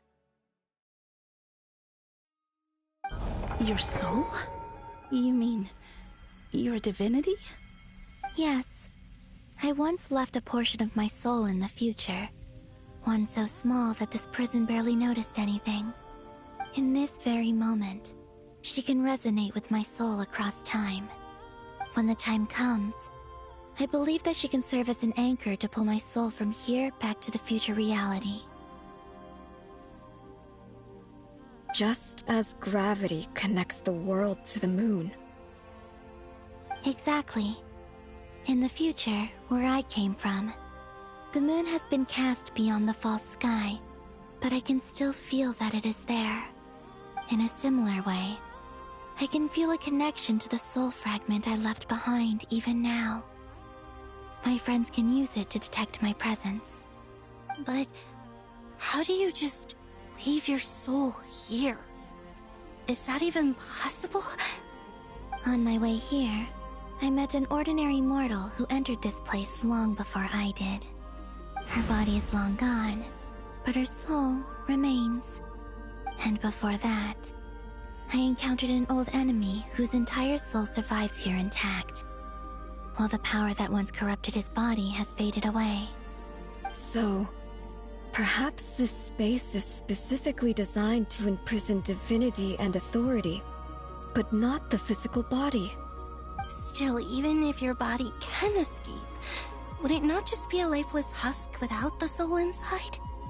Wait, is that what you meant when you said you wouldn't leave alive? Yes. I shall turn my body into moonlight and pour it over Nodcry. That power shall protect the land and quietly blend into it, awaiting my soul's return in the future. However, I cannot do this on my strength alone.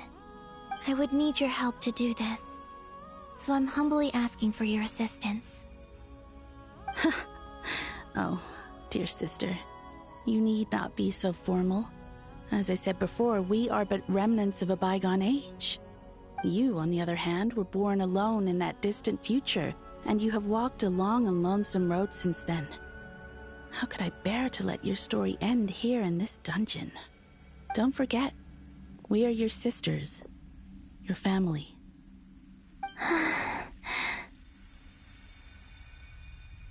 Arya's right. Actually, I've always wanted a little sister. Can you imagine how it's been for me? Getting nagged by two older sisters all the time. Now, I finally get to be the big sis. And not just that, but I get to help you return to your world, too. How could I say no to that? Sonnet. Canon?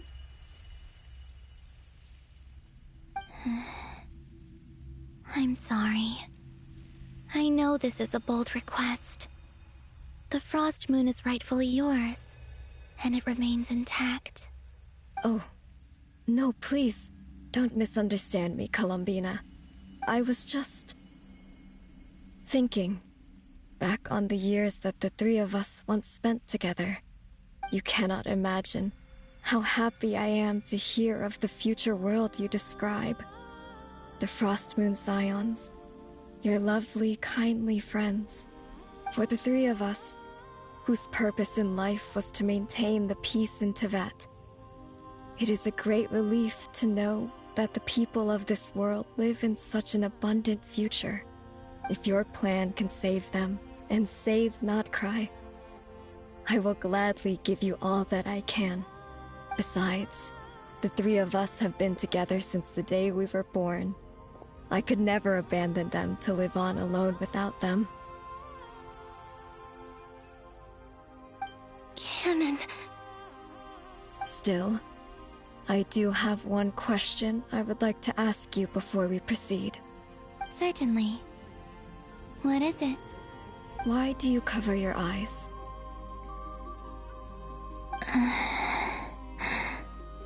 Yeah, I was curious about that too. But it seemed personal, so I didn't want to intrude.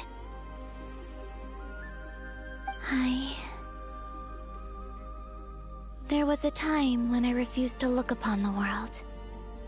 I believed it was full of nothing but lies and falsehoods. I wished to hide my feelings, seal my heart, until I could return to my true home. I see. Perhaps that decision saved you from ever having to see the false sky again. But at the same time, you likely missed out on many true and precious things, like the smiles on your friends' faces. Promise me this, Columbina. When you return to the future, open your eyes, take a look at the world around you, and see your friends. I'm sure that you know this already, given that you long to return, but that is your true home. Give me your hand, Columbina. Aria, Sonnet, you too. Okay. All right.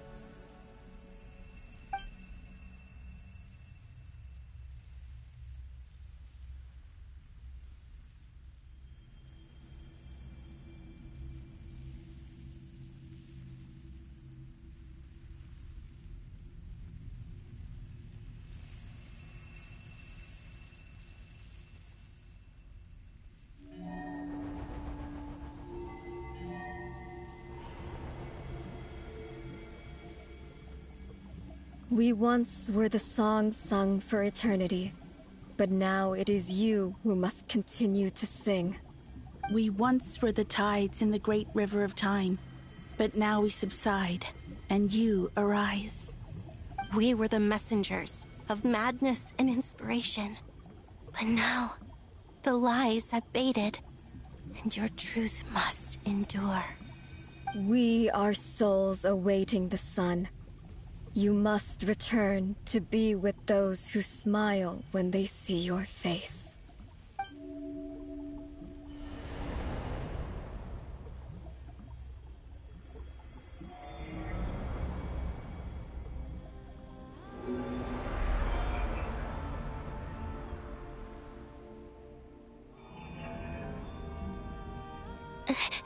Is it done? Yes. We have transferred the authority over all 3 moons to Columbina Hyposelenia. From this moment on, she is the Tri-Lune Goddess, the one and only moon goddess of this world.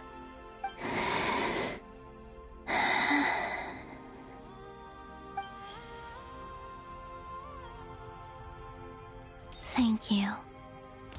Thank you, my sisters. Now go, and do what you believe is right, Columbina Hyposelenia. Be aware that we cannot grant you the power of the 3 moons beyond these prison walls. The conflict that arose over their remains following our disappearance will still take place. I understand.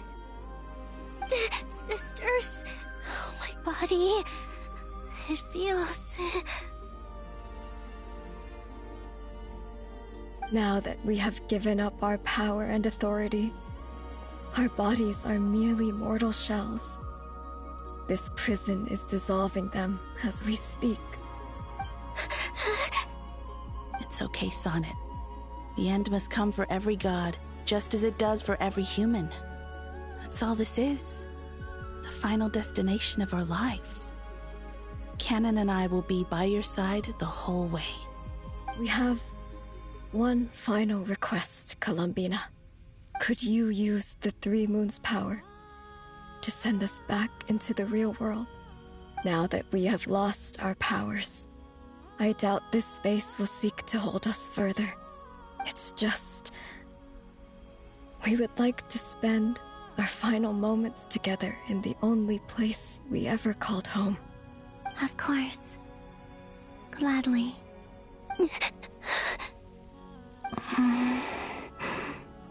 Sonnet. Yes. Don't... I wish I could tell her not to give in to the abyss. Not to be afraid. But is this really what I should say at this moment? Don't forget. I'm so glad to have a big sister like you.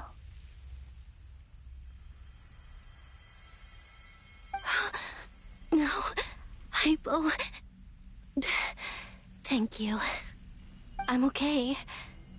I'm not afraid. As long as my sisters are with me, I won't be afraid.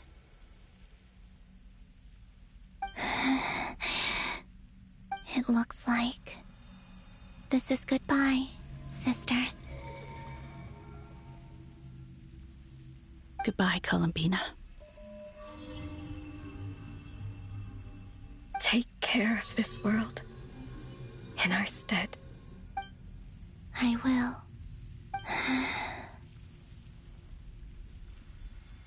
And now, it's time for me to bid farewell to my body, too. May it become the moonlight that keeps Nodcry company through the long years ahead. So this is why Nodcry was not always home to Kuvaki. It only appeared after I poured my body out upon this land, and only this land. Kuvaki responds to me because it is me, my body, answering the call of my soul.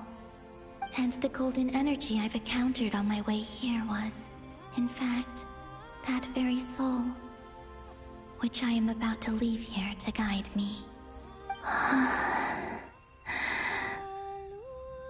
O power Trilune, eternal moonlight. I, Columbina Hyposelenia, lay aside my body. Let it be cast into the dark night to illuminate the future. May it be a companion to all who dwell beneath the moon.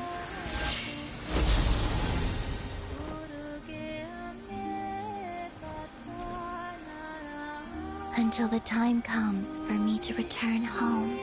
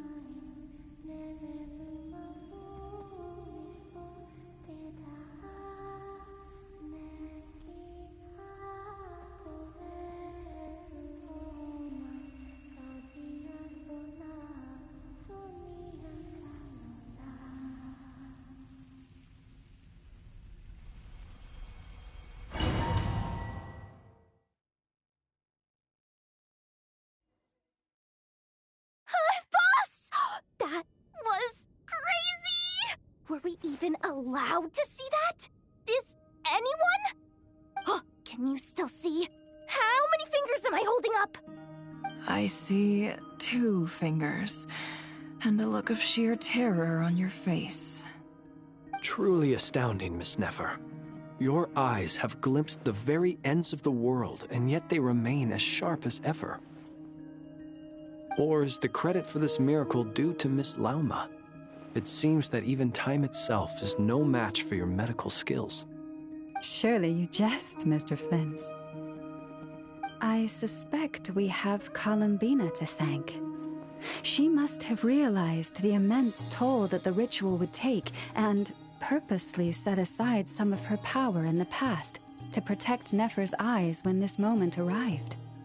There is always a great price to pay for witnessing the truth, but it seems that this time, Columbina has shouldered that burden on our behalf. She chose the perfect method of getting a message to us. Though her eyes were always shut, she was clearly so perceptive. She knows us well. She knew exactly how we would think and what we would try. Despite being separated by time and space, we're seeing the same possibilities and seizing the same opportunities. We still don't even know if she's okay right now. But as long as there's a chance we can do something, we'll fight to make it happen. We'll get you back somehow, Columbina.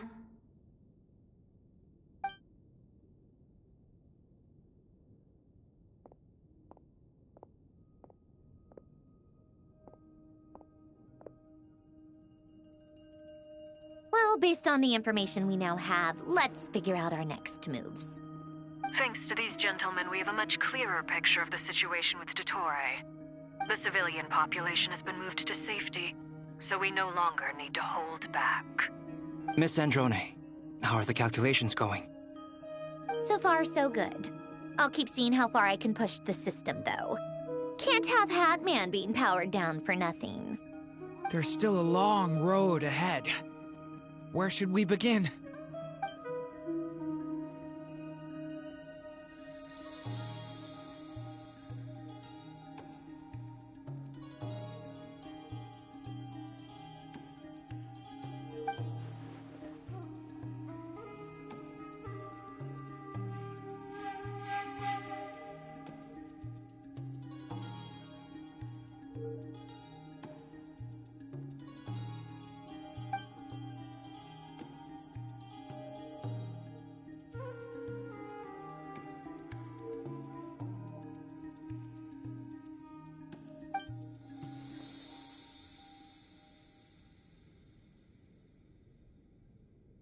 Our plan is clear.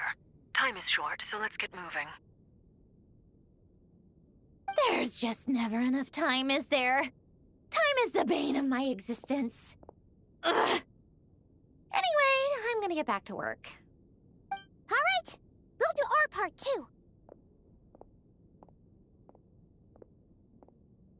Yeah.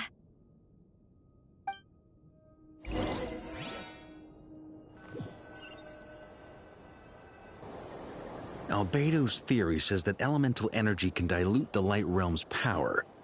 But I'm no expert in building elemental defenses. Sounds like something out of the Advanced Elemental Theory section of the library. Whew.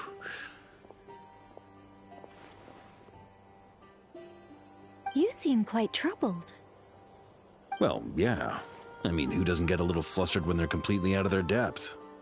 You were the very picture of confidence back when you approached the Hexen Circle. Yeah, I could have been faking it through that whole meeting for all you know. Who's to say I'm not just a ball of nerves in a charming and gregarious package? Oh gosh, really? I'm so sorry, I had no idea. Well, you're all the braver for it. Still, I was much more in my comfort zone than I am here. At least in Mondstadt, you can cry for help from a cliff top and actually stand a chance of summoning Barbados himself. Things have never looked bleaker than they do now. If we don't pull this off, Tevat's doomed, isn't it? Oh, you think so? Actually, yes. Yes, it probably is. It's a shame. Don't put too much pressure on yourself. Tevat has faced annihilation many times in the past, but it also gave us you, didn't it? Hey, don't give me that. It's not like I'm anyone special. I disagree.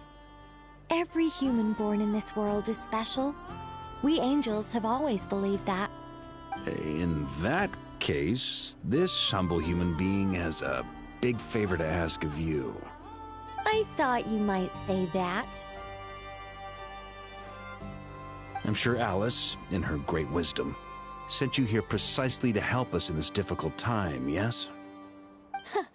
Well, that has less to do with her wisdom and more to do with my power. Of course, of course. Well, the thing is, these elemental defenses we're about to build, I don't think it's a question of if they'll fail, but when. Durin's findings from his patrols make it clear that Dottore is constantly expanding his territory. First it was his lab, then the design bureau, and now this. It's not realistic to completely stop him encroaching on the rest of Nagcry. Rather, our goal should be to stall him for as long as possible.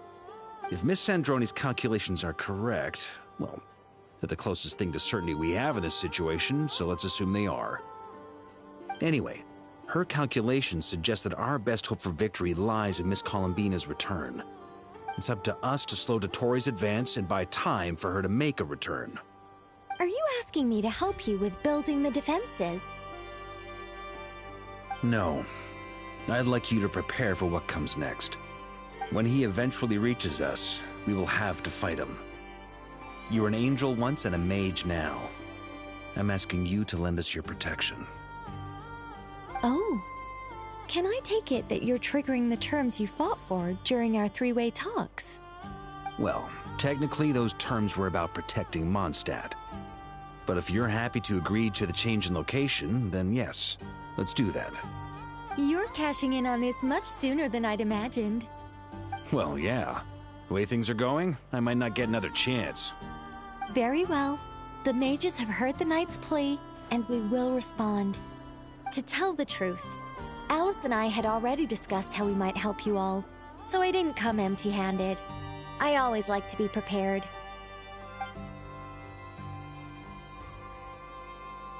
This is... wow. Yeah. This is great. Seriously, thank you. It's been many long years since I had a chance to dazzle humanity with a little divine intervention. To humbly serve as a reliable and responsible guide. Anyway, Knight of Boreas, please accept this gift in recognition of your great virtue. Go now. May the angel's blessing deliver you safely to your destination.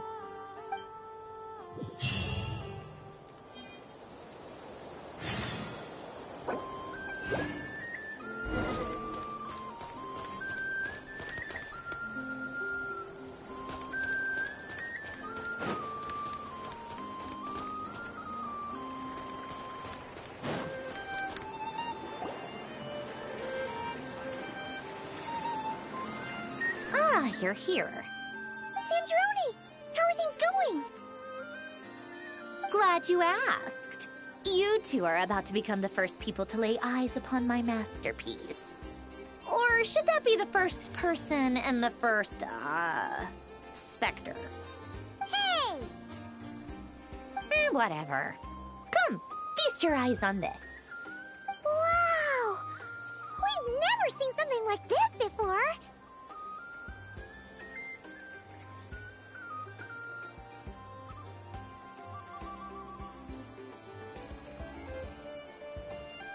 This meter displays the progress of my formula. Currently, it's still making the most important connections. Once it's finished running, I'll deliver it right to your side. And then, we can finally bring Columbina back. What do you mean, deliver it? Can't you just tell us over the Dodo communication device? It'll just be some numbers, right? Ugh, you're such a greenhorn. This isn't the kind of formula you solve in math class. It's a highly complex algorithm capable of constructing a framework of rules. Ugh, whatever. We'll be here all day if I start trying to explain it. All you need to know is the formula must be completed before we can bring Columbina back.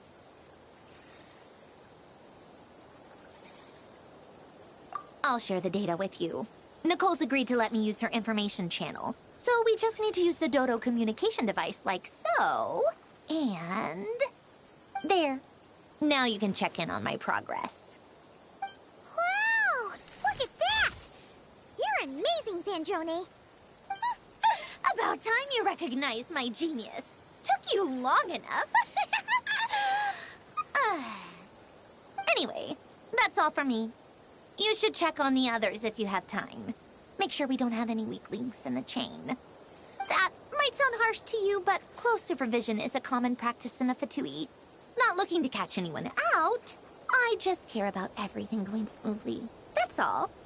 I'm kinda stuck here while the formula's running, so I need you to be my second pair of eyes in the meantime.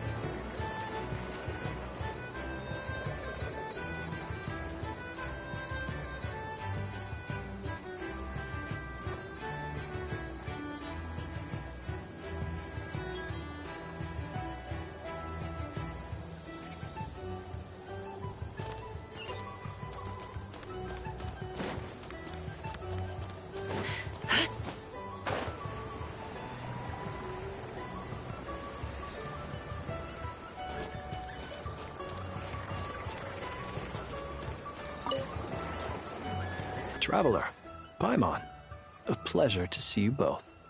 Twins! How's everything coming along? Fairly well, if I do say so myself. Personally, I am ready to confront Dottore head-on. Ooh, you sound much more serious than usual.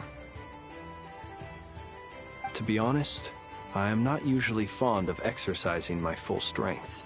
For one thing, it's hardly conducive to maintaining a low profile. Besides, I believe one should have the right to choose when to show their hand.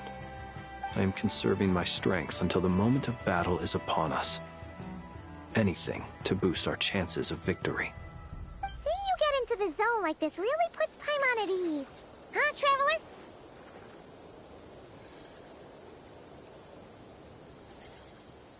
I consider it an honor to have your trust. Rest well. I look forward to seeing you both in your element during the battle.